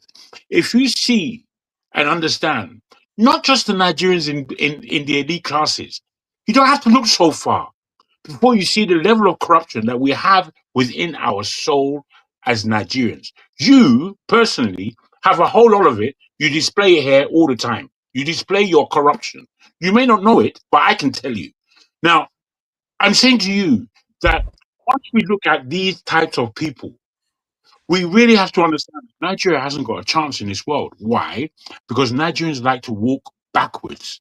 They don't like walking with their eyes in front. They don't like walking aware of everything that's going on. They just want to be concerned with what they're concerned with. And that's the end. Nigerians, when you come to them with serious arguments, they can be so unbothered. Femi Ledger, me, fair lady, software with Lee, they'll just be talking all the kinds of things that you think, what kind of person are you? Are you able to engage in these subjects that need engagement? Or shall we sweep everything under the carpet and pretend? And then, which is what I think Oti was getting at. I think Oti's frustration was that the level of pretense that we have within our soul as ordinary people has us not being able to react to a president that came in having blatantly stolen the election. At that time, the people should have risen up. At that time, the people should have said, no way. At that time, he said, over my dead body. But nobody's prepared to say over my dead body. We don't use that kind of language in Nigeria. We use a language of... Can I carry on what I was saying, please?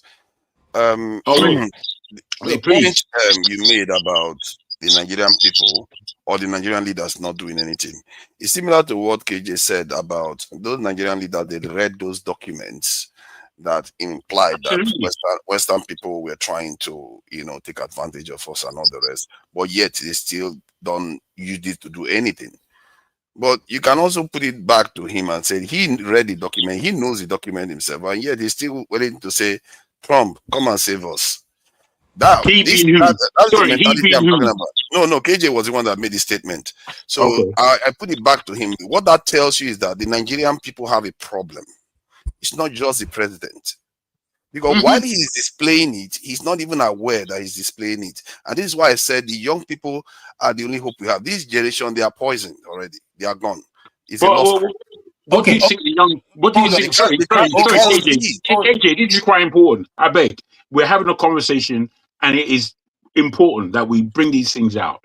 As I think Forefather is very much a protagonist in what this subject is about. So I want to interrogate him just a little bit. And now come on now. So we should just... what should we do? You should sit and listen and try and learn. How other people also to speak now? They are also part of the panel. No, I'm not. Excuse me, OVA. You know you do this many times yourself. Please don't be hypocritical here. It's not time. Just because you wait for your time. It's all right what you're saying, but you remember, you didn't wait for your time. Just 5 minutes ago. You remember 5 minutes ago. Wait. But you remember 5 minutes. You're the last person to speak. Remember 5 minutes ago, you didn't wait for your time. All you did is become animated, like a jack in the box. Ovia, let him ask the question. Ovia, please. We are coming to you. Let him ask the question. So wait for your time. Stop opening your teeth like a okay, jack in the box. Anyway, let me just say what I'm saying. Yes, you are using your time. You are using blah blah blah blah blah. Shut up, man. We'll go sleep for you. It's not China that must go. It's you that must go. Jago, it's okay. I'm all right. I'm calm. Okay, you complete. I'm calm. I'm just interrogating his forefathers' time. Calm down. Just take him out. Just take him out. It's easier. Listen, all I'm trying to say, forefathers, is whilst you are correct in what you are putting to us, especially in terms of security, as has been said on the platform, it should have happened a long time ago. During the time of Ambassador for real infrastructure should have been going on. But because we've been brushing everything under the carpet, and generally we as Nigerians, we don't have backbone, particularly apart from to fight on platforms like this. That's where we get backbone. But we don't get backbone in the real life. We don't. So I put it to you. I don't know how young people are learning from us about how weak we are. I don't know what they're going to do. I don't even know if they have interest. I'll give it to you. I think they will make mistakes. They will take some of our errors. They will make mistakes, and they are more likely to change. They are not going to double down like elders that cannot even see the solution. Because they can't. You can see it on the platform. It's impossible. It's like they will be saying something against something else while they are doing exactly that same thing. It's scary.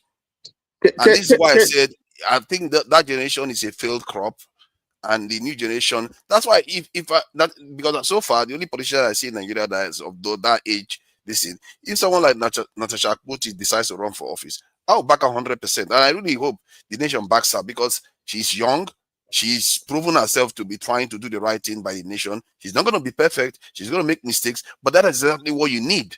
They are flexible, they can change. But this our generation, we don't have the capacity to change anymore. Too many of us.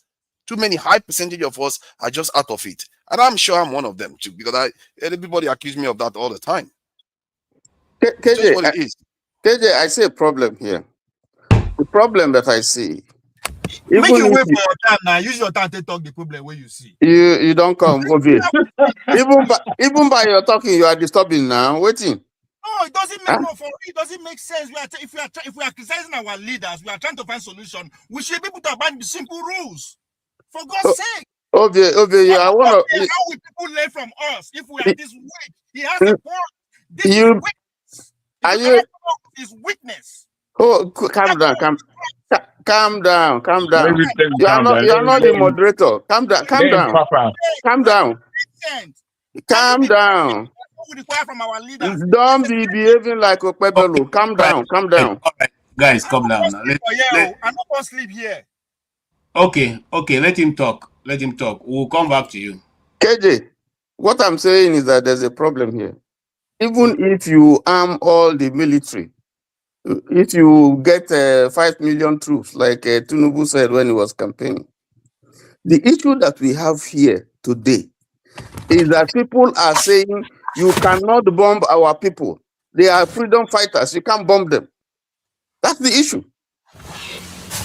What are we talking about? I agree with you. That's actually because the army was Aerofy wants them to be destroyed. See, there are a lot of northern support going after them. So, why you don't take permission from terrorists or sympathizers of terrorists? Those people should be sidelined. Anybody that sympathizes with terrorists, you throw them in jail and forget about it. Sympathizers of terrorists. Yes. So, and why did the chief of army go to the Sultan? What was he doing there?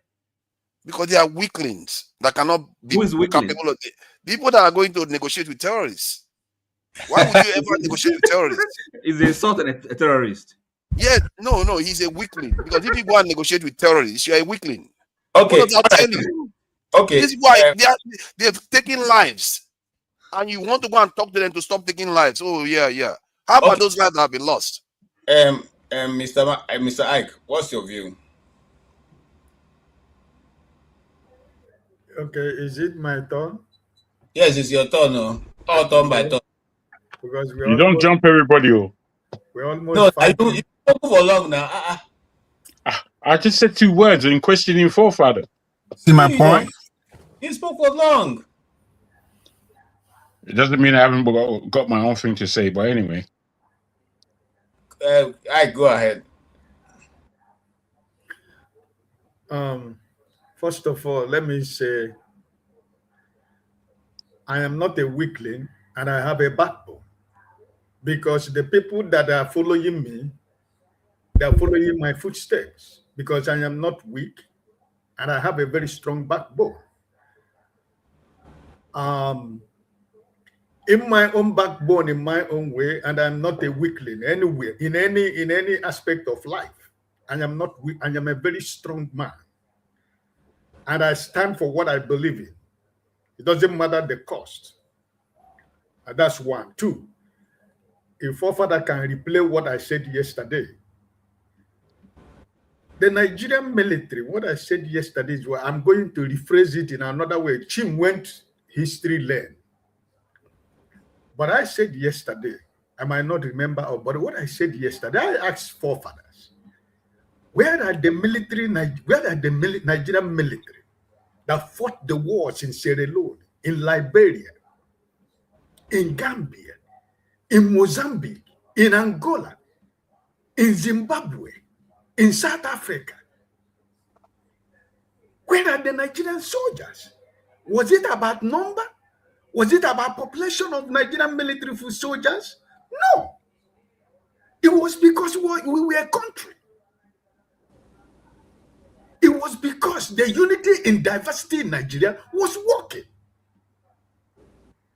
It was because politics were left for the politicians to play, and the military are doing the work that they are supposed to do. It wasn't about number. It was about the country. It was about nationality.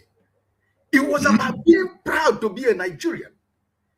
It was about representing the green and white green.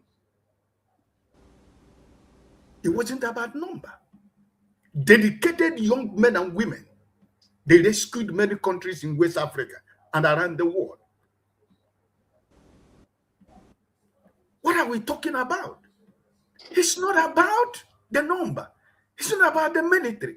I said yesterday, the reason why Nigerian military has become what it has become, it is because the architect of the terrorism organization, they are the leaders of Nigerian people. They are the people that are in government. They are the people that are running the military. They are the people that are in the seat of power. How many are we going to name? How many are we going to mention? The people that we know, that a cow in Nigeria know. These are the people that are running the terrorist organization in Nigeria. They are the same people who are making the military and the political decision in your country. And the same people who are saying, no, Nigeria, we need more people. No, why should we tell America to come and bomb Nigeria? But the people that you know that are supposed to have been in prison, or people that are supposed to face firing squad, they are the people that are running the show in the military and in the political aspect of Nigerian life. And because the military has been compromised, and because the political and the government power has been compromised, that's why we cannot fight nobody. We don't have the God. Because the people that are supposed to lead that fight are the people that are sponsoring terrorism in Nigeria. I said it here yesterday. I said, the people now that are crying and shouting, they went and imported terrorists during the time of Jonathan, so that Jonathan doesn't come in second time. The terrorism we have in Nigeria is not a homegrown. People bought them over from other countries of the West Africa in order to make sure that the government of Jonathan never survived.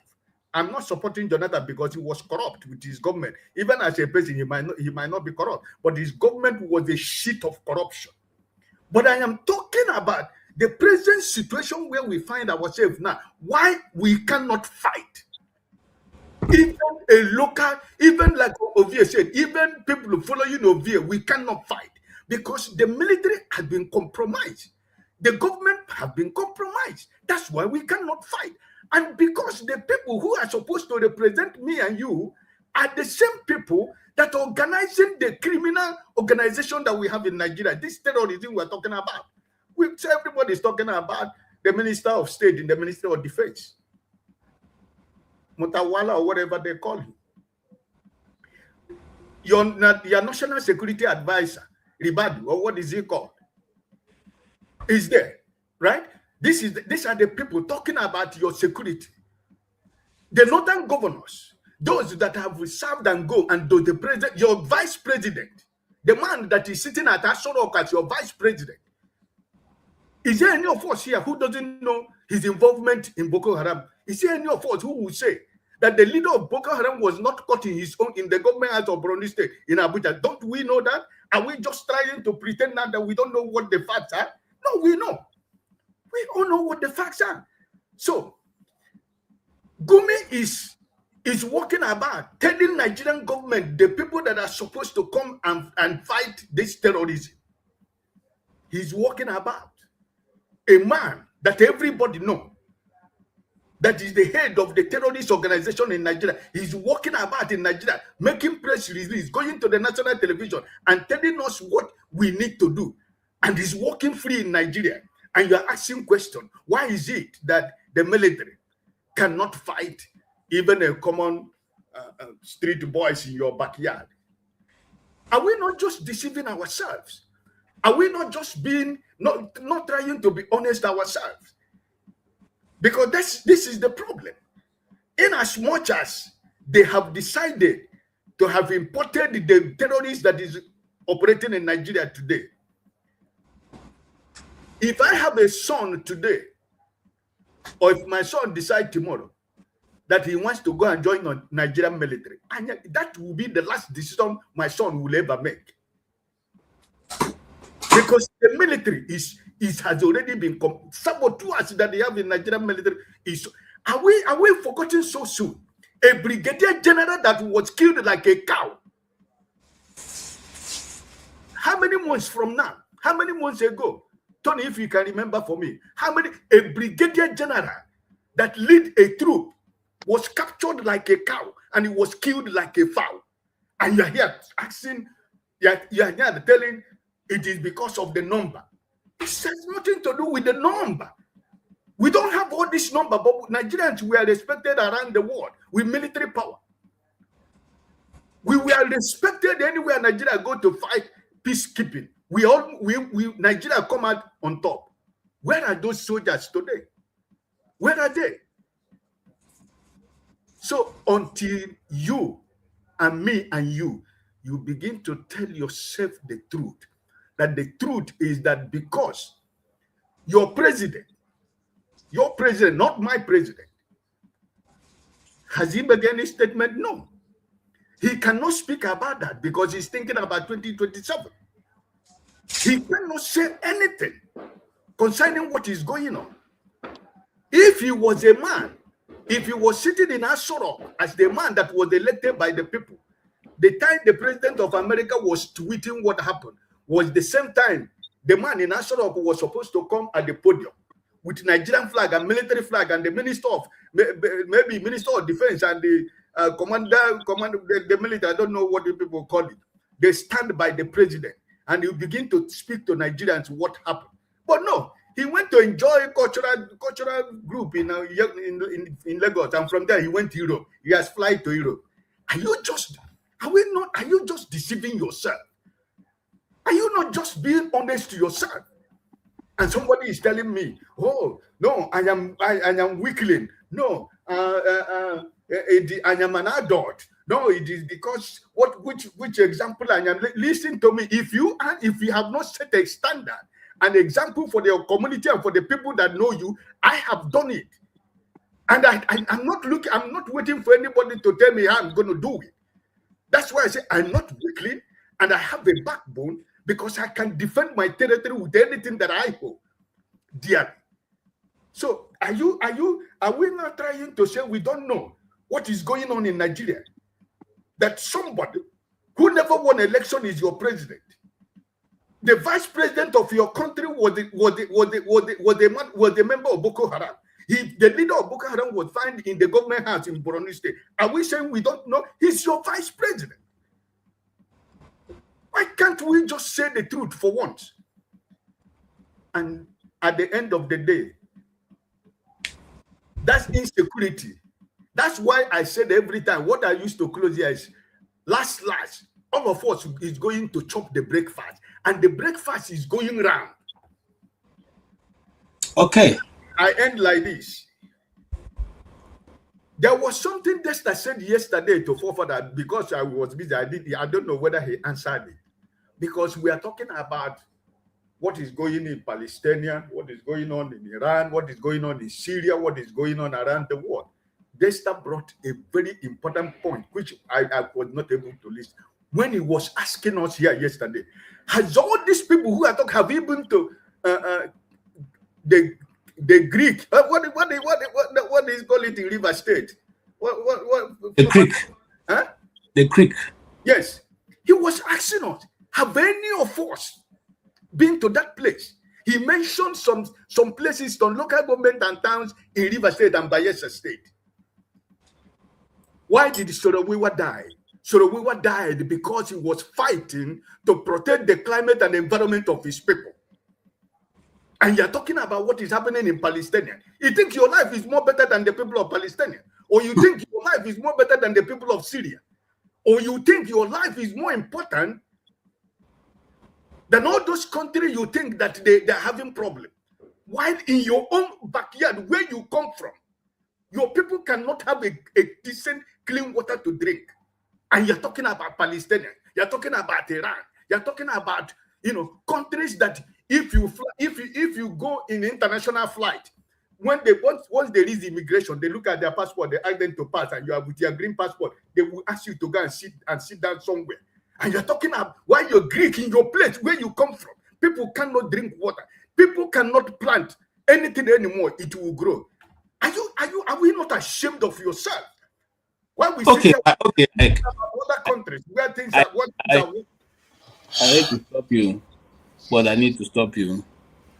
Can I say something about the creeks and the river states that he mentioned? I know about those places. No. You have been there. No, you cannot. Wait for your And look at that. Fine. Ovie is not going to let me. End the program. We have gone beyond our time. But I'll give 3 more people. Tony, speak so that Ovie can speak, and then I'll go to Forefather. I'm not sure that if he wants to say anything, but if she wants, I will take her also. All right. Let me defer to Ovie. Ovie has been eating. Ovie, take my turn. After your own. Ovie. Since you give me 2, make I use your turn to make 1 point here. When they give us time, we use the address other things that we don't like. Before you know, we run out of time. We now decide to say, I never make my point. Yes, you are doing what people don't ask you. They say, have your say, and just shut up. If you don't agree, wait for the next time. No best we no get muzzle, or we no get loud man like Ovie. Now be weekly. No. Inability for you to respect time. Be patient. That's weekly. That's why Jago said children don't feel learn from when they see us like this. Does it make sense? See, again, maybe not because the way to Nigeria they focus on his military recruitment and they cause everybody they get over it. Say, and this idea that when we go do them, it's not about us. If you want to recruit 1 million military men, you will say in the next 10 years. That's how it's done all over the world in human. That's how you plan. So you go to recruit one every day or 5 10. That's how you plan. If you know they are alive to see the end, so be it. It's not about you. You go there, Nigeria will continue. Especially those that don't believe in the ideology of Samuel Ekpa and Nnamdi Kanu in terms of everybody going his way. If we want Nigeria to actually work, we need more military men. We need more gadgets. We need more shit. We need more everything you think of that will work. You know why? Let's assume it today now. Nigerian military take over government. And all Nigerians celebrate. Let's say we all agree, say yes. This stupid man, what would they insult every day? They don't come out for power. How many hours or days will it take Boko Haram to run our military to come off inside Asu Rock? Can anybody think about that for a minute? Forget about the foreign outside influence. If Nigerian military take power today, how many hours it will take before Boko Haram run them out of power? Do we ever think about that? No, we don't.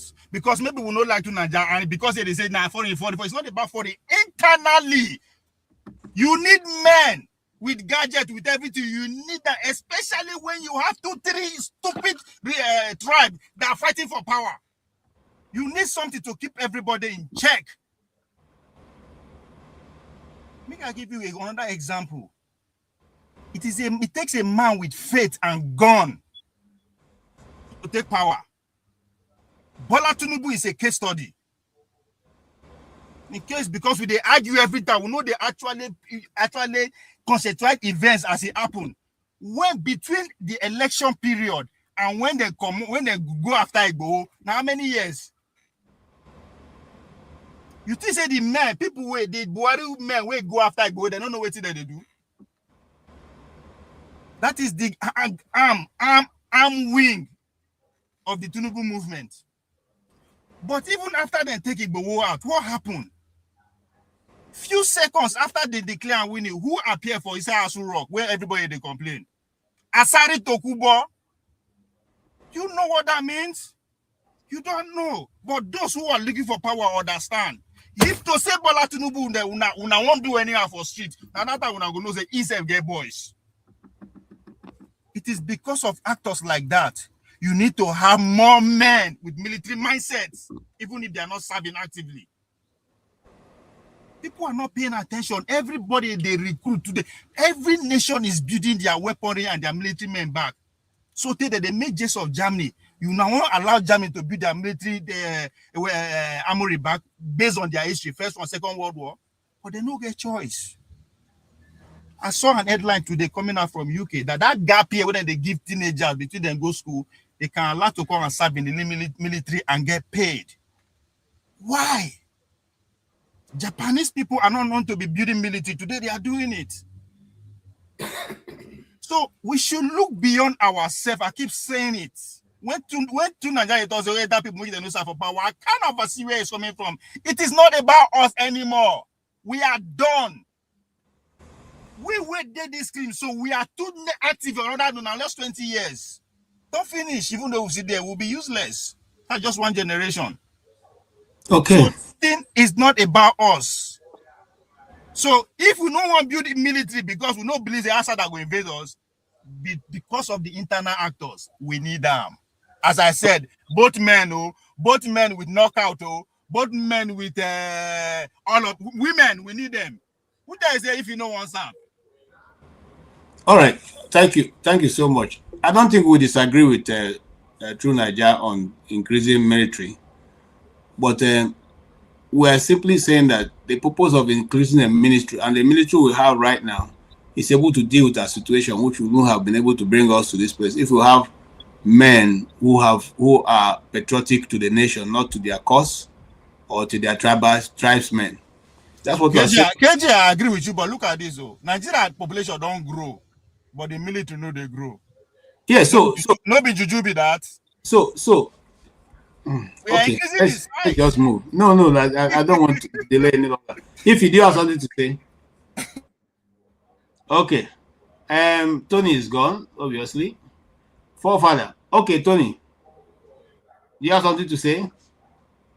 No, I still stand on my point that the military that we have today is not one that can face the challenge that is before Nigeria. It's a military that is polarized. It become political. It's a military that is infiltrated. It's a military that doesn't have morale. Welfare is bad. It's a military that every leadership that you appoint is looked up with suspicion. If it's a Christian that is the head of the army, is looked with suspicion. If it's a Fulani, is looked with suspicion. So you just need, the entire system needs to be rejigged.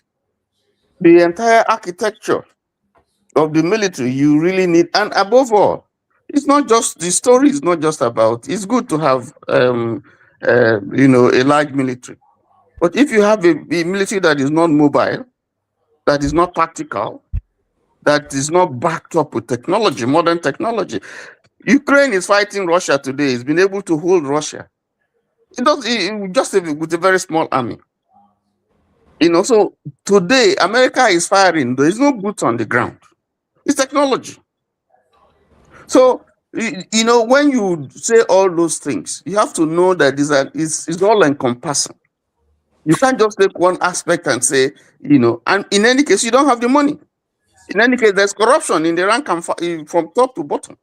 There's corruption. So there's something wrong with the entire system.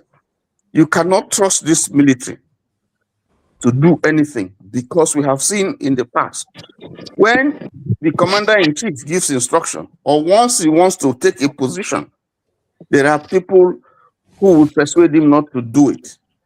Even the army command, when they want to do something, when CDS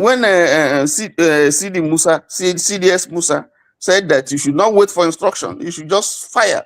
People want to kill you, don't wait for any instruction. And he came under a barrage of attacks. So there is something wrong, and we're just sweeping. We're not being honest. That's what I'm trying to say. We're not honest to ourselves. We know the problem, and unless you are prepared to solve that problem, remove that element, that bug, that thing that is causing a problem, then you can have a military that can be feared and respected all over the world, all over Africa. Today, Nigeria, nobody respects Nigeria. It's just a toothless bulldog like the AU. Nobody respects Nigeria. Let me stop there. Okay. Tony, make I ask you this question, and the Tony. We not get 1/4 of the gadget where America gets, but Donald Trump they celebrate every day that Americans are joining military than ever before. Make it make sense. Listen, Ike made one point that he would not let his son join the Nigerian army. That's not the point. No, that's not the point. Hold on, let me finish. You asked me a question. Hold on. I have a son that is in the U.S. military. I have a son that is in the U.S. military. Okay? Are people joining more now or not? America joining more military more now. That's the point I'm trying to make. The point I'm trying to make to you is, if I know that if I join the military, if anything happens to me, the nation has my back. They will take care of my family. They will look for me at whatever cost. They will protect me. If I see that kind of a thing, that I have insurance, that I can go to school up to PhD free, that when I want to travel, first of all, they will ask, who is anybody here who is an active service or a veteran? If I can see that kind of benefit, I'm ready. Because it shows, excuse me, let me finish. Because it shows that you are serving a nation that appreciates your service. Nobody is going to join the military where we see they won't give you food, they won't take care of you, you don't have equipment, you don't have. Why would anybody enlist? What are you talking about? Why would anybody go there? That's not the point. Will you send your son? Thank you. Will you send your son to go and join the Nigerian army? We're just here making noise. Thank you. When they say make a good Nigerian army, everything now. Hold on. That's what I said. Hold on. The Nigerian army that was the Nigerian army that ran over Cameroon is not the same Nigerian army we have now. That's why we need to build it. That's why we need to build it. Hold on. It's not. Nobody's against building the army. Nobody's against building the army. You have to have a country first. You have to build a country first. Yes. You see, you cannot build an army where you don't have a country. Hold on. I'll give you an example. There was a country. Okay. Let's hear from you. When that book was written. Yeah. Thank you for that.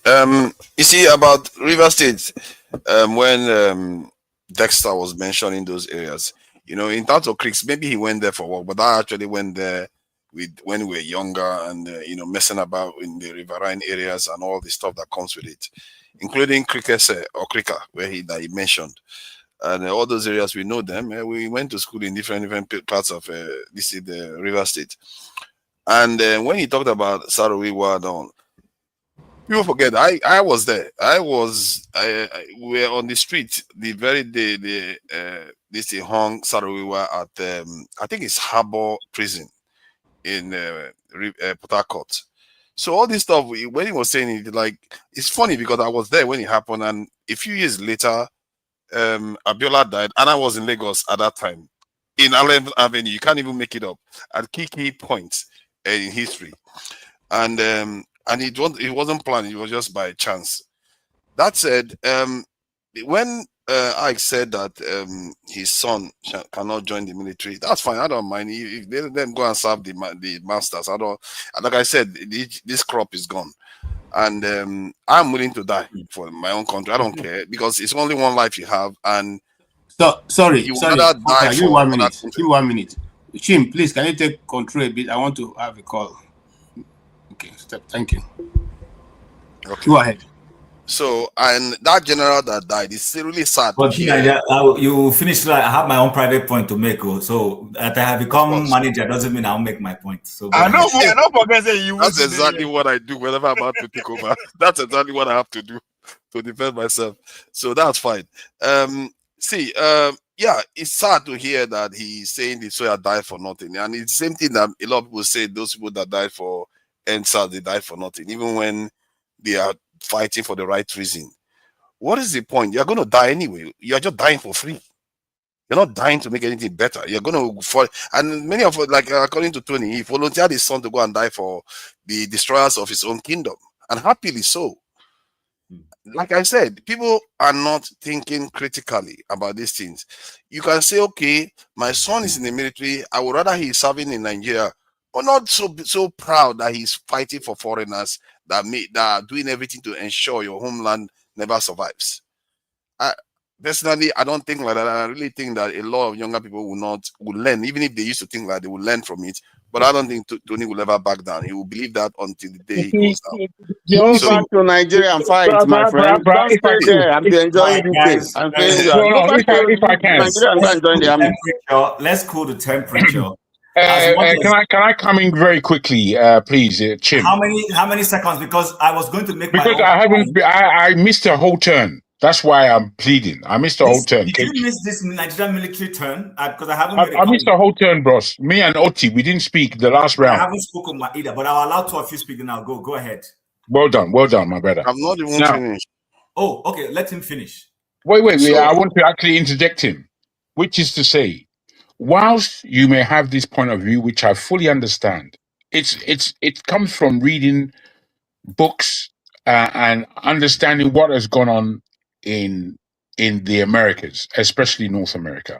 That is what has given most Black people in the world a consciousness, a history, an understanding of who the enemy is and what to fight.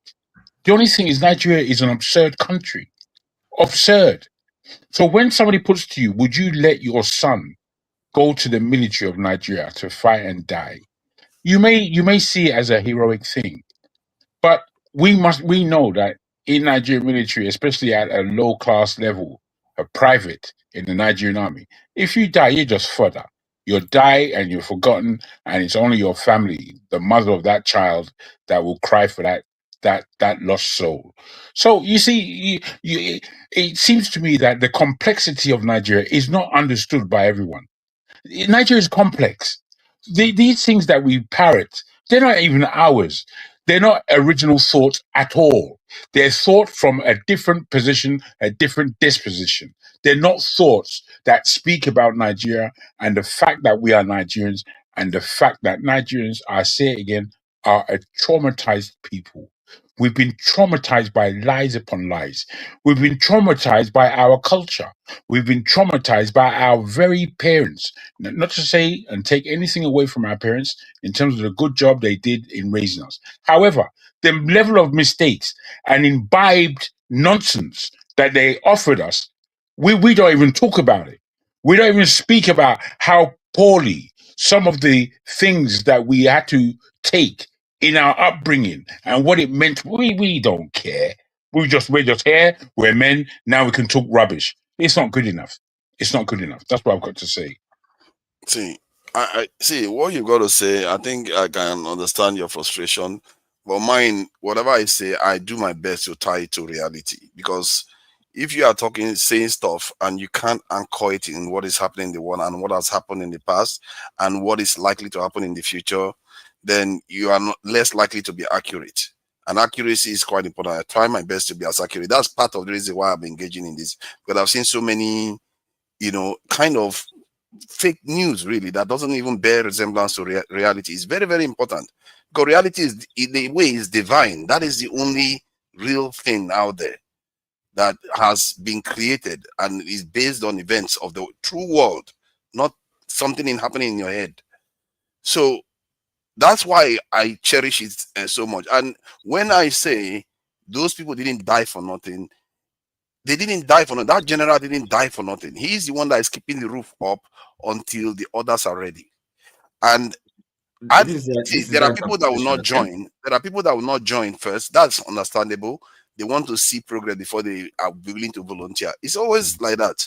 The forerunners will always go forward, and the others will stand behind. And there's always going to be a middle class, and there's always going to be people at the forefront. That is how all nations are transformed. We like it or not, that's how it happens. I'm not going to, you know that Black Panther. Everybody understands Black Panther. You know the Jabari tribe. They said they will not fight. They joined when the fight is happening. There are always people that stand back. That feel like, no, this is not for me. But later on, when they see progress, they will join. One can misinterpret the past and even misapprehend the present. So all this you go on and on, and but I do my best to ensure accuracy, and you can find dispute anything I have said. Sorry. I say you can dispute anything I've said. Most of the stuff I've said is I don't reality. Anything now, but I can tell you when you say that, somebody can interpret it as somebody as the general dying event, right? Again, as a matter of interpretation, a matter of perspective, right? But is in your view, in your mindset, you think is that for a worthy cause? But yes, there's a subjectivity there. There's a reason why you go to Nigeria today. When somebody looks at looks it in the round in the Nigeria of today and what that country, the prospect of it, the sustainability of it. Is it going anywhere? And is there any sense of belonging? And then even the military itself as a sector, of that country, and the populace, the population. What is that? What was he remembered? But that's when you cherish those people that made the sacrifice at that time. Guys, can I stop you guys? I don't want us to go off tandem. But that's my understanding is that we're talking about how to improve our military. Am I correct? Yes. Okay. So I don't want us to go far off from it because we're now going to other rabbit holes that are not necessary right now. And then the conversation just goes all over the place.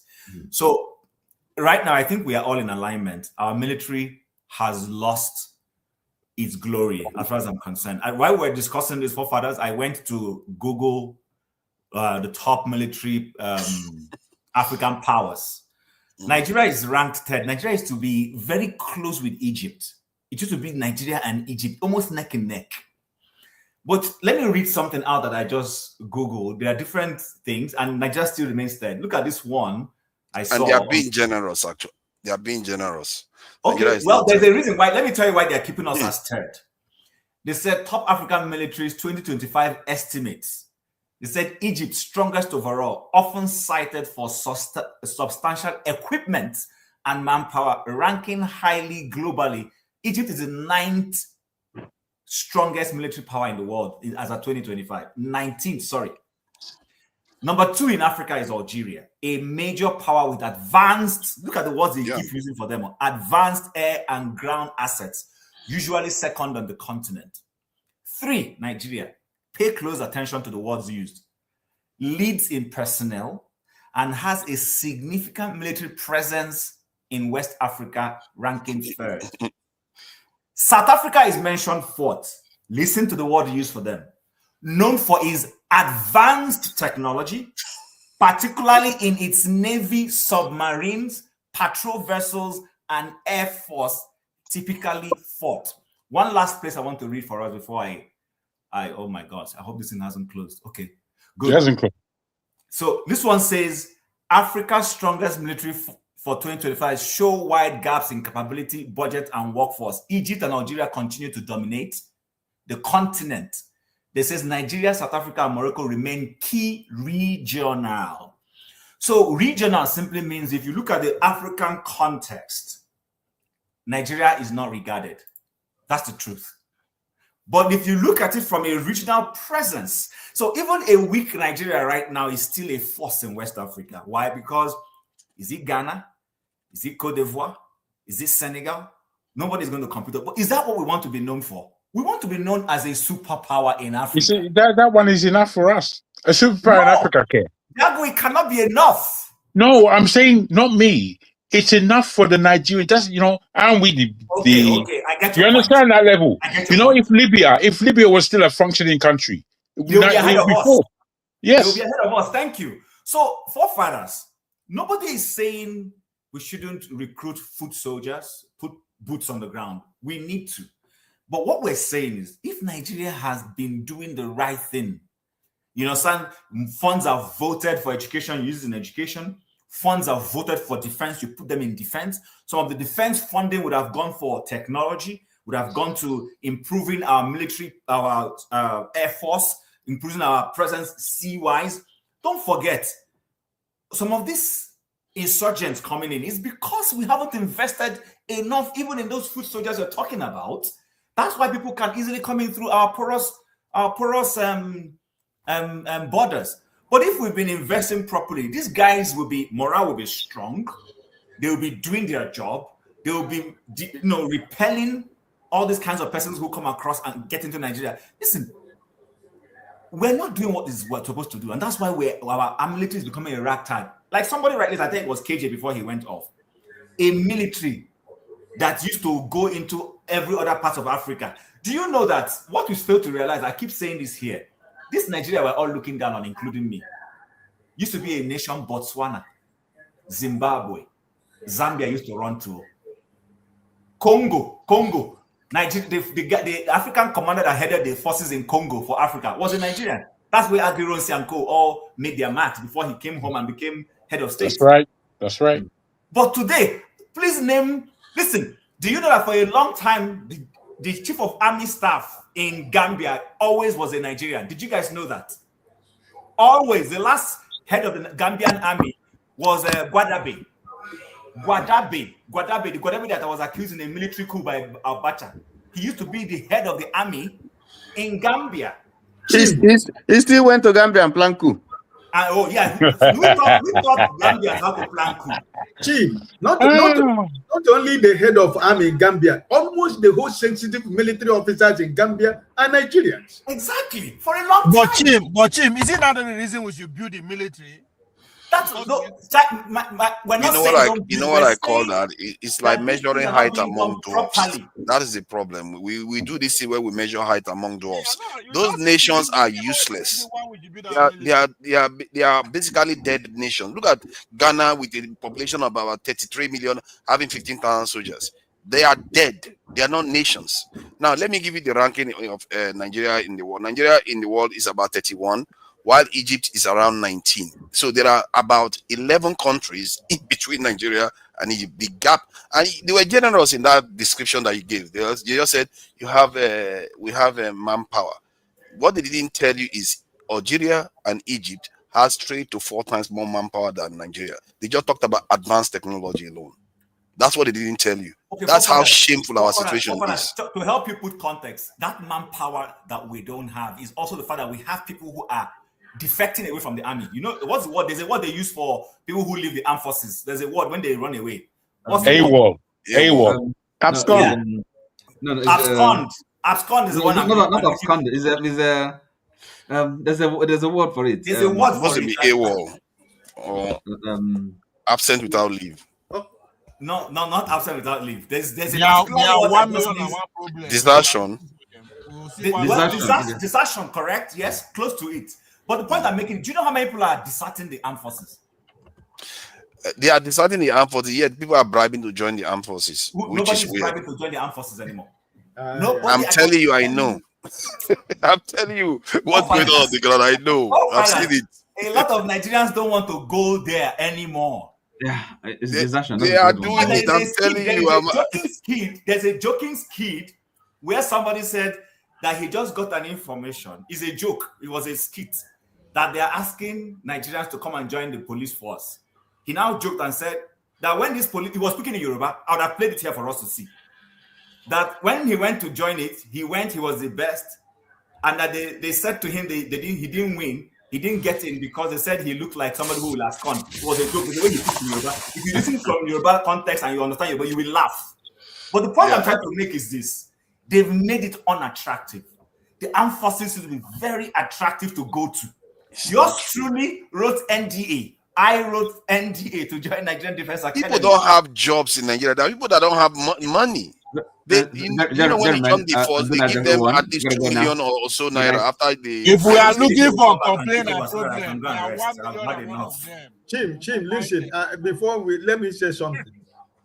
When you were making some references about what was the impediment to Nigeria and not having a good military, have we forgotten the real thing that is our problem? Corruption. The whole money that is being invested, the whole money that have been budgeted for the military is in somebody's pocket. Nobody is giving an account. Nobody is giving an account of the military spending in Nigeria. The contract that they award, nobody checks nothing. So it's not only that we are talking about, Forefather is talking about manpower, more people. Forefathers, can I hand over to you? I want to go and sleep. We forgot it. How can you be handing over to Forefathers is in London? Or you say you want to sleep? Forefathers for he doesn't want to sleep. Forefathers does not sleep. Forefathers does not sleep. I need to go and sleep. I sleep very well. I'm not Batman, you know. So I hope KJ is there. I want to play out. If we are going to close out, I want to play because this is Igbo week now, Igbo culture week. So I have to. It will be nice because I'm not hosting anything. What do you mean by Igbo culture? I don't know when he. Look at that. He started that one. You're a ball guy. Keep quiet. So the point is, I do. He's done something very wrong to one Igbo person. Now he's trying to correct himself. Right. See, every week I've been doing it different tribes. Every week I've been doing different tribes. I've done Ijo, I've done Efik, I've done Urobo, I've done Edo. So this time is Igbo this week. I did one yesterday, so I want to play the video again today, an updated one, so that use it to close out. It's quite long, almost more than 5 minutes. Right. So you can. Kene was very happy with it yesterday, so it will be good for you guys to watch. All right, but guys, a goodbye. I'll see you guys. Forefather, you can take over. Take care, Jim. All right, nice one. All right, Jim. So in short, they all agree with me. They surrendered. There's no point. I think it's already time to close out now. I think personally, I would like to play that out, the song out, so that you know what? Let me just thank all the people that were in the chat, so that all our politics is there. Boom Boom Ray, thank you for joining us. Tata Awo, thank you for joining us. Has Valiant, I see you there. McEnelly, thank you all for joining us. And they donated to Has Valiant as always. The Valiant one supporting the channel with a lot of money. I really do appreciate you. You know, Hassan, you're doing a spectacular job. You know, we don't praise you enough. And Madam Tokwe, the same thing, always supporting the channel. And Israel, I see you there, Israel. I also see you, Greater Godage. I see you there too. Thank you. Of course, I'm not going to say everybody. Queen TA, I see you there too. And Ovie, thank you for joining. And one of the few that can, Okbegolo, they do see, maybe you have something that a lot of people don't have. You see, Ovie, you are quite the character. You do your research. You do some studies. People don't respect you as much as they should, really. If you ask me. At the same, oh my God, who is this? Now because I'm the smoky ground. Why do you do this every time, man? Diaspora voting. Why do you do this every time? You don't want to close and you show up. Why did you do that every time? Yes, okay, you can't hear me even. So, Jagon, as always, thank you for joining us. I really, everybody appreciates you for coming in and from London, staying up. I can't believe you stay up just as long during the day. You don't have to, and you come here talking about Nigerian issues. So you have to be appreciated. And Tony, as always, I appreciate you too for coming. The eloquent Tony. But because Yeah. he's not living a miserable life. Exactly. Exactly. Mm-hmm. He don't send anybody. That's right, homeboy. That's it. Like so now, like so. So as always, the eloquent Tony always joins us. Clarity and thought, even if we disagree quite a lot now. Like we're disagreeing more and more. You know, when he first came on, we are agreeing a lot. Tony goes to run for election. He's one Not of my them. not my not my He's been smooshing with Nigerian politicians now. And support the diaspora voting appears to have frozen, or he's just making It's a face. better he's frozen, Joe. He will come in and just start stammering here. Or He's he's just hurting making a our face. head. Let me see if I can bring that audio on. If when he finishes and if KJ hasn't returned, because I have to wait for him to come before I actually end the show. It's only Before you do that, why not let Lukopi say one or two words? Because I'm no, he's wondering gone why now. he's coming He in went now. out. He's gonna come back. He went out, okay. He's gonna come back. So we'll play it. Then we'll wait for. You played it yesterday now. Yes, now it's Okay. updated. Okay. You have to play it throughout the weekend.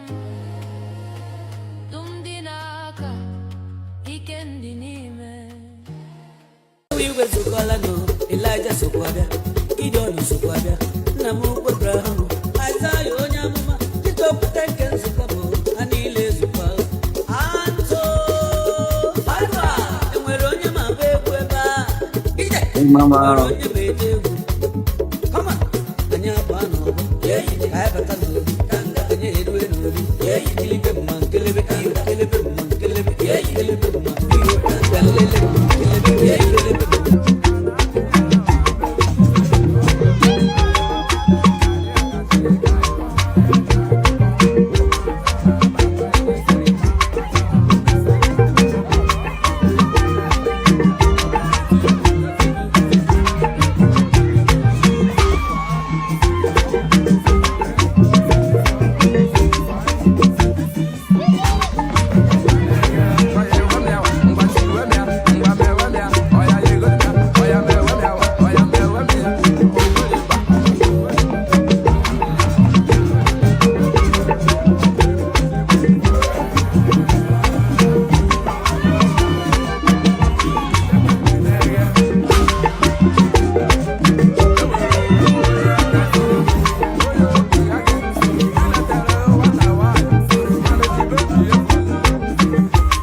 Yekelize kwena mili malogwe na wogwaro nze kwenye uko kelize iko sime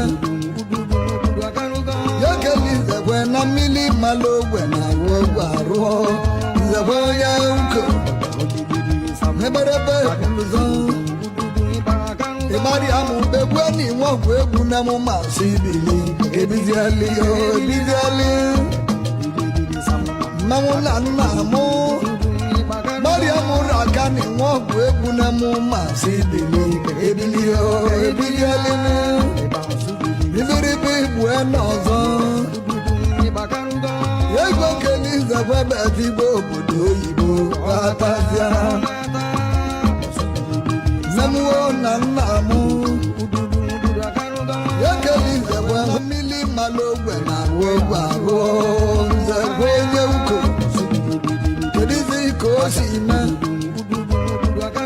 Yekelize kwena mili malogwe na wogwaro Nze kwenye uko Oh, father, now your friend. Neberebe kuluzo Ibari amu begwe ni mwogu egwu na mu masibili Ebiziali yo ebiziali Mamula nnamu Mariamu rakani mwogu egwu na mu masibili Ebilio ebilialini Ibiribi bueno zo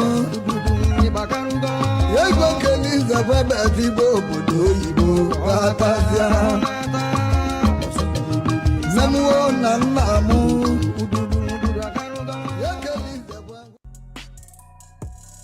Okay, I don't know what for how did this go? Where is everybody? Hold on. I don't know where everybody has gone. So let me remove this. All right. Yeah, this is Igbo culture. Normally, this, because I'm not doing a show, I wanted to make sure we play the Igbo culture today because it's supposed to be Saturday and Sunday, like everyone else, Ijo, Efik, and all the others.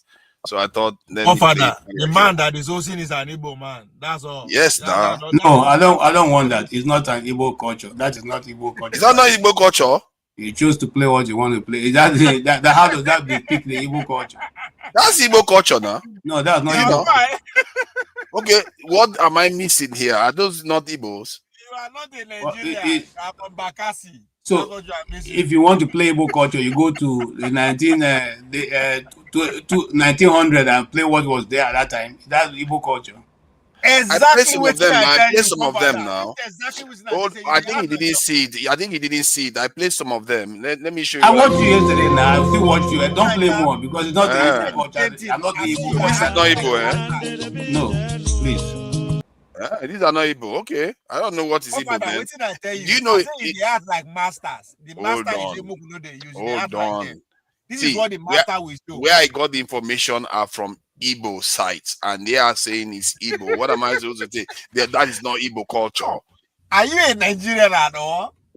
I'm serious. What do you want me to say? So you mean if an Igbo person say this is our culture, I should say it's not? How you know Igbo culture? That's my question. No, I have to listen to an Igbo person. I'm not the one that is making it up. An Igbo person is the one that posted this thing and saying this is our culture. Are you the Igbo culture is Nigerian culture? So I'm asking you, are you Nigerian? I'm a Nigerian, of course. So why are you asking me this question? This is crazy.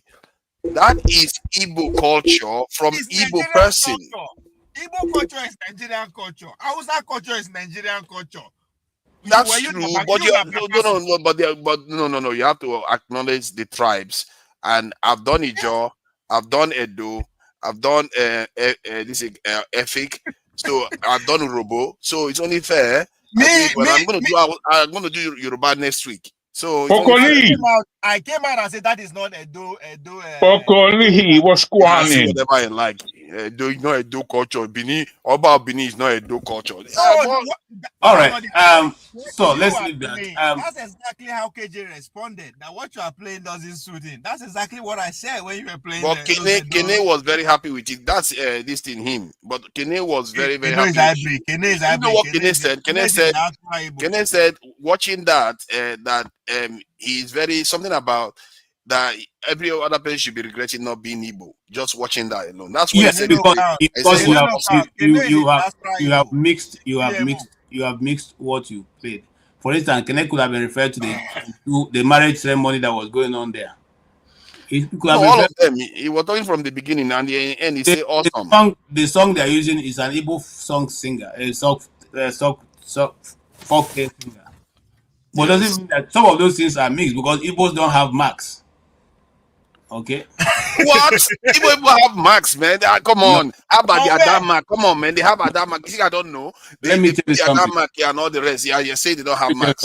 The Igbo set of people who started putting marks was put there, and the northerners, I mean middle belt people, were to differentiate them from Igbos during the war. And so if you have anybody who you see with mark, it's only because they're trying to say you don't want them to identify you as Igbo. But naturally, well, Tony is here. I don't know Igbo people that have, nobody in my village or my whole community. You see Chim's face. Chim is from around my place. We don't have marks. So not now. In the ancient time, they used to have it. Why? It's like me reading theater now. I want to talk about theater. I go and start talking about the medieval theater, the Oscar Brockett time. Does that? No. That's not how to receive it. If the marking of faces, tattoos, all these things that are in African culture from a very, very long time standing, if it was part of your culture at a time, it's part of your culture at that time. It may change, correct? Okay. But was it ever a part? No. And my reasoning, Mio, I know if I didn't want to discuss. You're not letting me finish my sentence.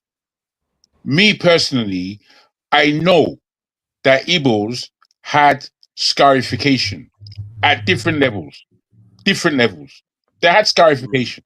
So for you to just pretend that it never happened in history, it's very foul. I don't know why people do things like that. I don't know why you even though the Igbo language. Anyway, he's going to say now me being Yoruba, I'm telling you Igbo how it was. All right, fair enough. You don't have to consider what I'm saying. Some of the Igbos have what is called uri. Uri is the white chalk that they use in decorating their face and making those if they go to even make any mark at all. But the uri is applied widely. Okay. Now, but what I'm simply saying is this: most people who are now alive will not identify what Father is playing as Igbo culture. But if you want me to go to that medieval area when you got there, I can go get you the dance that was available even when Nigeria was amalgamated. So you see how they dress. KJ, when you were growing up, the people have that Obanje mark. No, let me ask KJ now. When you were growing up, the people used to have that Obanje mark on the side of their head. You have called it something. People who are possessed and who they are trying to cure, and they have to put insertion on their face. That's not because they're giving them mark for that. But they have scarification. That's my point. They often come with different scarification. I've seen them when I was growing up, and some of them are not Manje even. Not all marks are tribal marks. Some marks are due to some situation and circumstances that were happening at the time. Because I get mark. That's why they talk like that. So at the time when the invasion happened, right? Family they scatter, every other thing they scatter. So some people they go as far as to give their children mark, so that they go feel unite. And once they unite, they go recognize them. Simple. Let me say this again. There's, for instance, those are more like a treatment of a particular disease. For instance, if a man marries, there's a disease too. Yes, if you marry and you give birth and the child comes and dies, and then come again, the same child comes with the same face and dies, and maybe come the third time, people will say, no, there is a problem here. Then they'll go and they put those insertions on the bodies of those. That is not because they are giving the traditional mark. Right. Because they're using that. Is it still not traditional? Your Bible don't do that. It is medicinal. That's what I'm saying. It's medicinal. It's part of your culture, isn't it? Some are culture, some are not. Not all are. Okay, which one is itchy? Which one is itchy then? Which one is itchy that they do? What is itchy? How can you explain it to us, KJ? Itchy that they call ritual scarification. Ichi is something, just initiation. That's what Ichi means. Like what the small boy is doing. So if you want to show an Igbo in coronation of a chief, you show that small boy and what either his uncle is doing for him or what. That's no, it's how right you do. of passage. It's right of passage. That's a good thing now. Why are you fighting? Right of passage. Yeah, that's what they are doing for the young man. Yeah, that's a cultural event. Igbo person who is a man who does not do right of passage or woman. Right of passage is a festival. Okay, that is done, and it's not even done in the way you see it. We all have, our mothers have judges, and those judges are given to you to decorate. Like for me, I had more than 20 judges around my waist, and then one crossing you. All right, you are decorated. Is when your parents show what kind of caliber of judges they have to show their richness. So you know what? If you have links to them, send them to me. Send the links to me. I will use them. If you have proper deep ones, I will use them. Because it's a matter of slotting them into the video slides. And then you will present them tomorrow, because I'm doing one around 8 p.m. tomorrow. Because the Igbo people have the deep one represent. Yeah, no, it's important. No, because this is Nigeria. See, so no, seriously, you guys think this is a joke. If you are the one doing what I'm doing, you get emotional because so I see Bonaventure putting to call, which is Ibuichi. Now I don't know much of the Nsukka, the Anambra side, but of course, like I said, majority of those who didn't want to be identified as Igbos, we are having those marks, or we wanted to hide their people who had that mark. It wasn't that it was originally there. So Ibichi didn't mean that people will be giving incision of their faces or their body for that to happen. Except it's for medicinal purpose, or you want to fortify the person. That's a different thing. It's a different thing. But they said, from what I've seen in the description here, they said it's something that they normally used to do before. Maybe they've stopped it now, and they said it's initiation into the aristocratic in the Anna Ozo society. So it's like a aristocratic thing that they used to do before. Before you become Inze Ozo, you know the level you will have reached in Igbo land for you to come to Inze.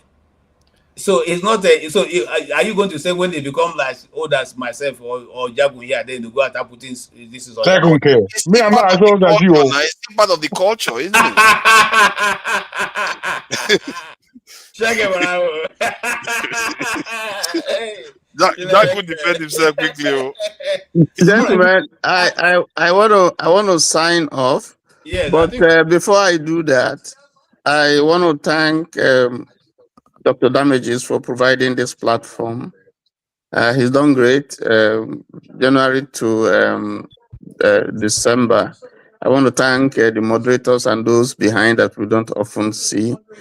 You guys have provided us a platform where we can interact. Occasionally, yes, we shout at one another, but it's been great fun. Some of us can't make do without being here in the platform. We make good friends, we're connected. So I just want to thank everyone. I want to thank the viewers, and trust that in the new year, we'll all come together and make this platform much better. And thank me especially. Yeah, my prayer for you, V. I have a prayer for you. I have a prayer for you in the new year that you stop smoking Igbo. You go on the That's a wasted prayer. But it's been fun. It's been fun. In spite of everything else, it's been fun. And I think it's good for us to come and talk about our country and see how we can move it forward. But I'm trusting that for me, I'm really down when it comes to Nigeria. Maybe in the new year, I'll change my mind. But the thing that I see, they don't make me happy. And with that, I want to sign off and say good night, good morning to everybody. Well done, Tony. Well done, bro. Thank you, sir. Yeah. That's proud voting. You want to say something before we also sign? We're all signing out right away. Got a plan for us. No copy. He's gonna say some real trouble now. Watch him now. Watch him now. I'm smiling. Call Loco P. Why would I beat Don Pedro now? You see, they are surprised. Anyway, good day, I'm everybody. surprised. Anyway. I'm surprised. I'm surprised when I see the video. They just disgrace the tribe, man.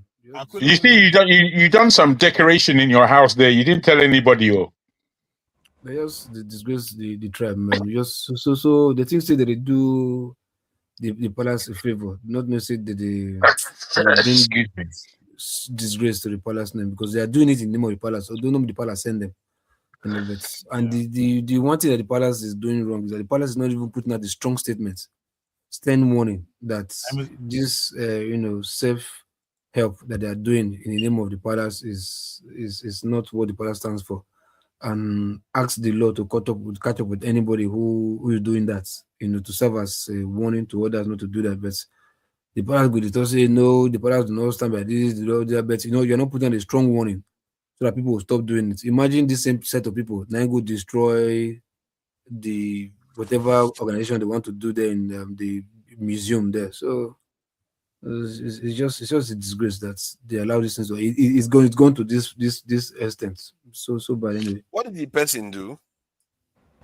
I not see the video. Say talk something. Say enemy of the Oba. Like, because in those days when I grew up, you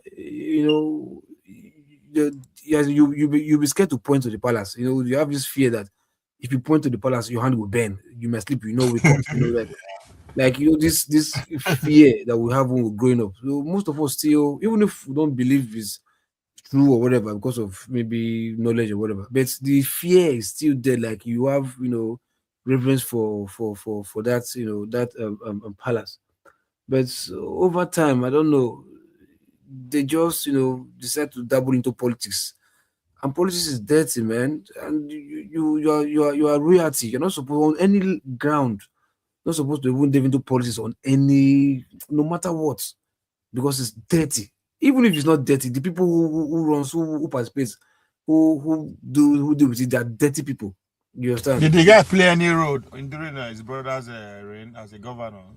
He did. No, he wasn't having any position. No, nothing. He just because he probably he went to the UK, because even the brother said that one I see idiot on your own. How would you not finish your tenure as a governor?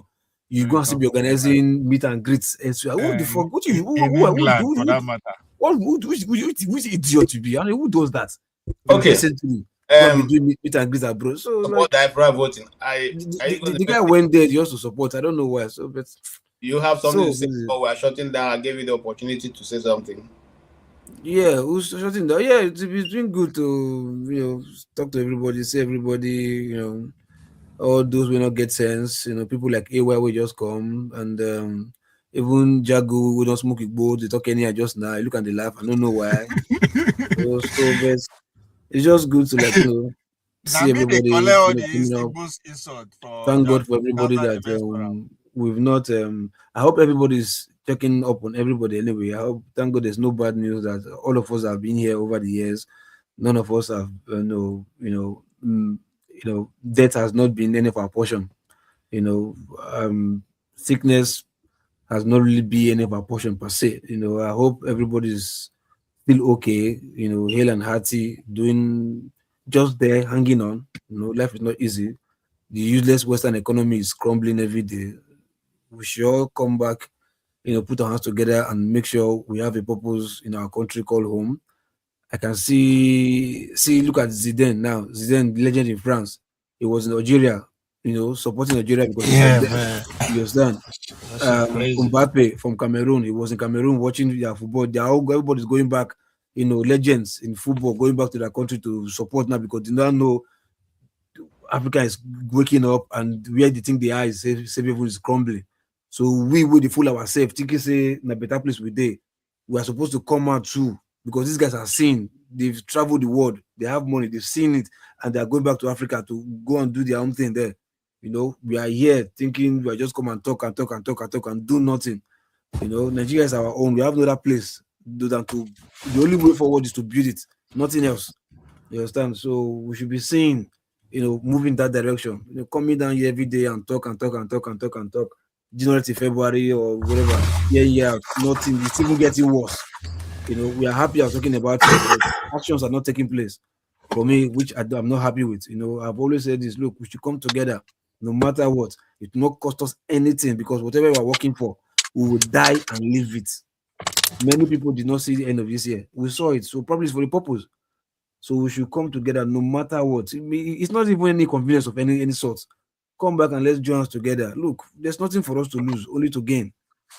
So please, Nigerians, chat session, comment session, wherever you are, Nigeria is the only country we have, no other place. No matter how they try to sow seed of, discord, disunity, arguments, hatred, betrayal, tribal religion, whatsoever. Man, we are only fooling ourselves if we play to their card. Me a long time ago, I've seen beyond what these people stood for. I've seen it. They're just so pathetic that many people are still blind. No matter how educated they think they are still blind, myopic in their thinking, and think, oh no, it's me, or it's my tribe. To hell with you and your tribe. But for if all of us, no matter where we come from, we see the same spirit, the same goal, the same purpose. Better for everybody, because this is your tribe of within. You will down and leave it. Your tribe will still suffer or enjoy if they want to. It's not with you. So we should come with this is our last chance, because I think if the next 10 years from now, we should be thinking, I guess maybe our topic or whatever chain of reason will change. So with this last strength, energy that we have right now, I think it's an opportunity for us to come together no matter what. You understand? If it's only the last thing we do before we die, better. Because the people that would think we're going to do it for us, from what I'm seeing, education-wise, they are not vast. They are not even thinking of building the future. All they're just thinking is whatever the West brings to our table, we just follow. When it comes to IT, technology, governance, or whatever, health, we just follow. There's nothing like build your own. We are not building our own. That is where I'm angry. We're not building our own. We're still relying on these people. And these people that we're relying on, their economy is crumbling. They are looking for leech country to leech on for survivor. They are looking at it, but they don't tell us. They put us off to story news out there thinking they are superpower or this and that. They don't. The ingredients that they need to survive is here within us. But still, we look at them distracted. We think we are pursuing words or pursuing whatever, So for me, it's just bad anyway. And I hope next year this type of conversation will change and we'll do more action rather than talking in our comfort zone. And that's it. Thank you, everybody. Thank you so much. Local P. What you saw? Local P get sense like this. Why? Why are you doing that? Why comment to? You get sense now. KJ, this one a New Year. Why you dey struck face for me every time, Seth? Huh? First of all, wait. I want to shut down. Wait, KJ, wait. This one, even Christmas mineral no see. You know, even say make you send me Coke. This one and my friend, make you use this one. All of now be Christian. Hey, why? I don't celebrate Christmas. I don't celebrate Christmas. I said it on this channel. I don't celebrate Christmas. You don't celebrate. Hey, why? No. You're not. That did not send me anything. Local P that is even making noise. You see forefather. A whole pastor forefather. Why I go send you gifts? Where you get 72 virgins? No, wait now. Why I go send you gifts? Where you get 72 virgins for heaven? I won't send you gifts during that one. Let me put this to you, AY. Yes, let me put this to you, AY. For a Christian to accept or to offer a Christmas present, it's unlawful, because if it's Christ that we are really talking about, he wasn't born at this time. Firstly, now for a Muslim to ask for a Christmas present, my brother, now you and Beelzebub straight. But I must say, Muslim, they do give food. Man, I can't count how much I've eaten from Muslims. If they are doing even in London, we have food meal. You gotta eat, man. No worry. But they always bring food. If people does not want to give to me, okay, that is not part of this discussion. I don't want us to go there. You see, KJ, KJ, I think you're supposed to be a military man, no? Yes, I only didn't finally enter. That's the only thing. I wish maybe you would have been president of Nigeria and just. No, I wouldn't have been. I would have retired by now. All my friends have left. Instead of carrying camera to Borno, you go carry AK-47. So, I prefer the camera because the camera tells you in the next memory. No matter. How far? You want to serve your country, Abi? Okay. How is everything going, man? I listened to a lot of discussion today, man. I can't. To me, or you are making a contribution. I don't want to. Actually, I'm just here to greet all of you. You know. Okay, no, go ahead. Go ahead, so I can shut down. We already want to shut down now. Hours. I think Local P have said it all now. I wonder if you might be able to help me, AY, or anyone. You know, when I was younger and I used to have water fall in my ear, and I used to be able to take it out very easily. About 10 days ago, I had a shower. Water fell in my ear. Up to now, I'm half deaf. Wow. One side of my ear is not. One side is not working. I'm telling you, and the thing not gonna come out. Now the effect of the bomb blast from Donald Trump. I wish it was. My. You can use cotton board now. You're soak it out. I've tried, Abraham. I'm telling you, my ear is aching because of all the level where I try. I even tried spanner self. Nothing worked. Maybe you should. Which part of your ear is it? Inside. Part of your ear. Which side? Yes, all right. Left or right? The left. My left side. This one. You need to sleep. You let that sleep. Right, I said 9 days. 9 days. I've even had obviously showers, obviously. And nothing. AJ want to say something. Let him say something. It's on your left ear, right? Correct. So now stand on your left leg. Okay. Oh wow. Okay. This way. And then jump up and down only on one leg. That's one leg. Really? And then you do. Try it. Okay. I will try to. I don't know if it sounds like he's mentioning one African American wedding circumstance. If you break that one leg, you let us know just in case. And they tell you I will take some of your problem. You talk your own. Okay. Thank you. I will do that. I'll do it and let you know. Don't sleep on one side, yeah. If you don't sleep on one side, on that ear, add more water to it. Let it fill up. See this man. It won't kill me. No. Trust me. No, add more water to it, and jump. Then just hop. It will come. For some reason, I kind of believe the one KJ is saying more. Try that. If you don't sleep on one side, then pour more water. Not trust Local P.O. Not trust Local P.O. If you like, he can tell you to put BSF. Don't trust him. Don't trust this guy. Right. Listen to me. Pour more water on it. Once it's filled up, turn it away. Everything will pour out. We have to shut down right now. And thank you so much. It's been a blessing working with all of you. And as a guy who just kept blessing us today, we really appreciate what he did.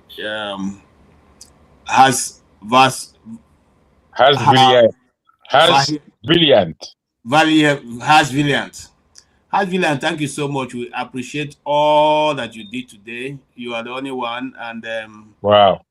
And then Oscar Black, thank you also.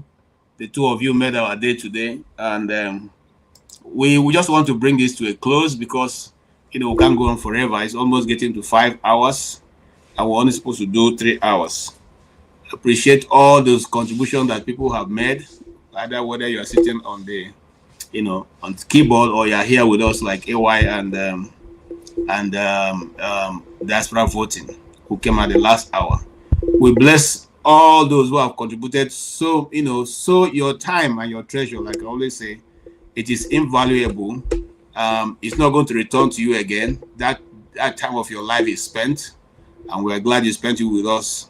We are looking forward. The next time we see you will have been in 2026. God's willing, we will again start all over again to do and discuss and try to canvass ideas that may help those who want to, who are in position of authority, who can implement these ideas. Our desire is that we see Nigeria, a better Nigeria in 2025, 26, and that all the issues we have right now have all been, done away with, especially the case of people losing their life. For me, I don't care whether you worship Mami Wata. It doesn't bother me. Just let the life is sacrosanct. Nobody can replace it. So it doesn't matter who the person is. Religion is a choice. At the end of the day, it is only you and your maker that will sort out, when you're no longer here. So why should we bother so much where you are going? If you choose what you want to be, And so let's put our head together. We are the ones bringing these issues to ourselves, because if you keep your house in order, nobody can come and tell you how to keep it. Whether we like it or not, we're not doing very well. Nigeria is supposed to be leading the black world right now. We're not close to that place yet. It should be a concern to everybody, whether you're in government or you're out of government, whether you believe in one Nigeria or not. Right now, that's the only one place we have. So it's either we make it work or somebody will help us divide it. And that's where we are right now. It's a very troubling time for our country and for everybody. Those who traveled during this Christmas, they knew what they went through on the roads. Between Abuja and Lokoja, some people spent as much as 3 days on the road. And when you cross Lokoja, those going to Benin, they spent almost another 3 days on the road. Is that how a nation should develop? People drive from Maryland to Texas, all the way to California. Nobody, no hold up, nothing. Road keep flowing and all that. And the people make a lot of money even from transportation alone. Transportation, because those highways, those expressways, as we call it in Nigeria, have places where if you are tired, you can branch in. It's like a market. You branch in, park, eat your food, rest. If you want to sleep, you lower your chair and sleep, and you are safe. You have a toilet, that's everything. The life is 24/7 continuous. You finish resting, you get up, you and your family, you continue your journey until you get to where you're going. That's why it becomes a way of providing employment for people. Those granola sellers, those biscuit sellers, food vendors, and all that, they are all lined out there 24/7. I don't know why we seem to behave as if we don't have a head to think on how to provide employment for our people. Making the road alone function is that alone has created employment for people. You can't go to Nigeria. You can't go to Nigeria and misconstrue the amount of work that there's actually to do. It's impossible, unless you're a crazy guy. If you go to as soon as you touch down, there's work to do. So I don't know this on unemployment. It's the lack of thinking. Anyway, sorry, let me allow you to close. So the thing is simply that we have so much, but very little is being done. There used to be a time when they are traveling, Obulafo used to be a major hub. But today, because the road is so bad, people don't go that way any longer. And that market has, it's almost dying off. We need to be more proactive and more, we need to use more, skills. These skills are there in Nigeria. They're not anywhere.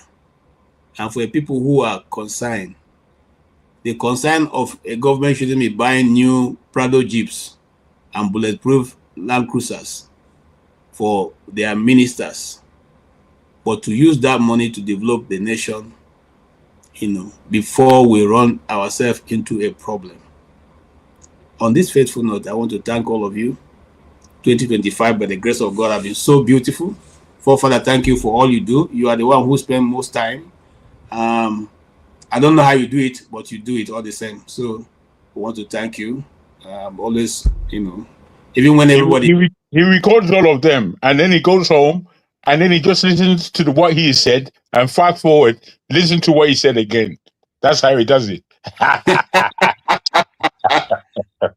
Jago is also good. Excuse you, KJ. You can tell him to give to you. If you want to be spending that long hours, tell him to give you. There is something he's using. The ordinary eye. All right. Well, for now, thank you so much. Thank you. God all of us to help the nation.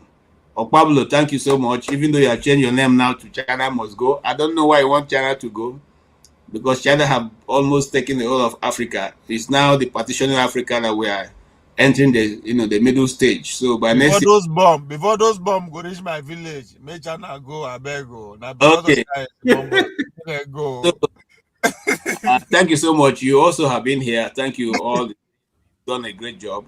Thank you, support diaspora voting. Anyway, thank you so much. Even though we may not be agreeing all the time, but so now New Year they come. yeah, I don't come to make enemies. I mean, there's no need for it. No matter what anybody says here, government not going to change. They will still do what they haven't. Tinubu jumped to Europe. So is it there? That's what we are dealing with. So so that's the nation. That's Nigeria. So on behalf of Dr. Rudolph, who invariably handled the first part of this broadcast, I want to say thank you, and God really bless all of you. Good, big. Thank you, sir. Thank you, KJ. I appreciate it. Thank you. Bye, everyone. Thank you. KJ, man.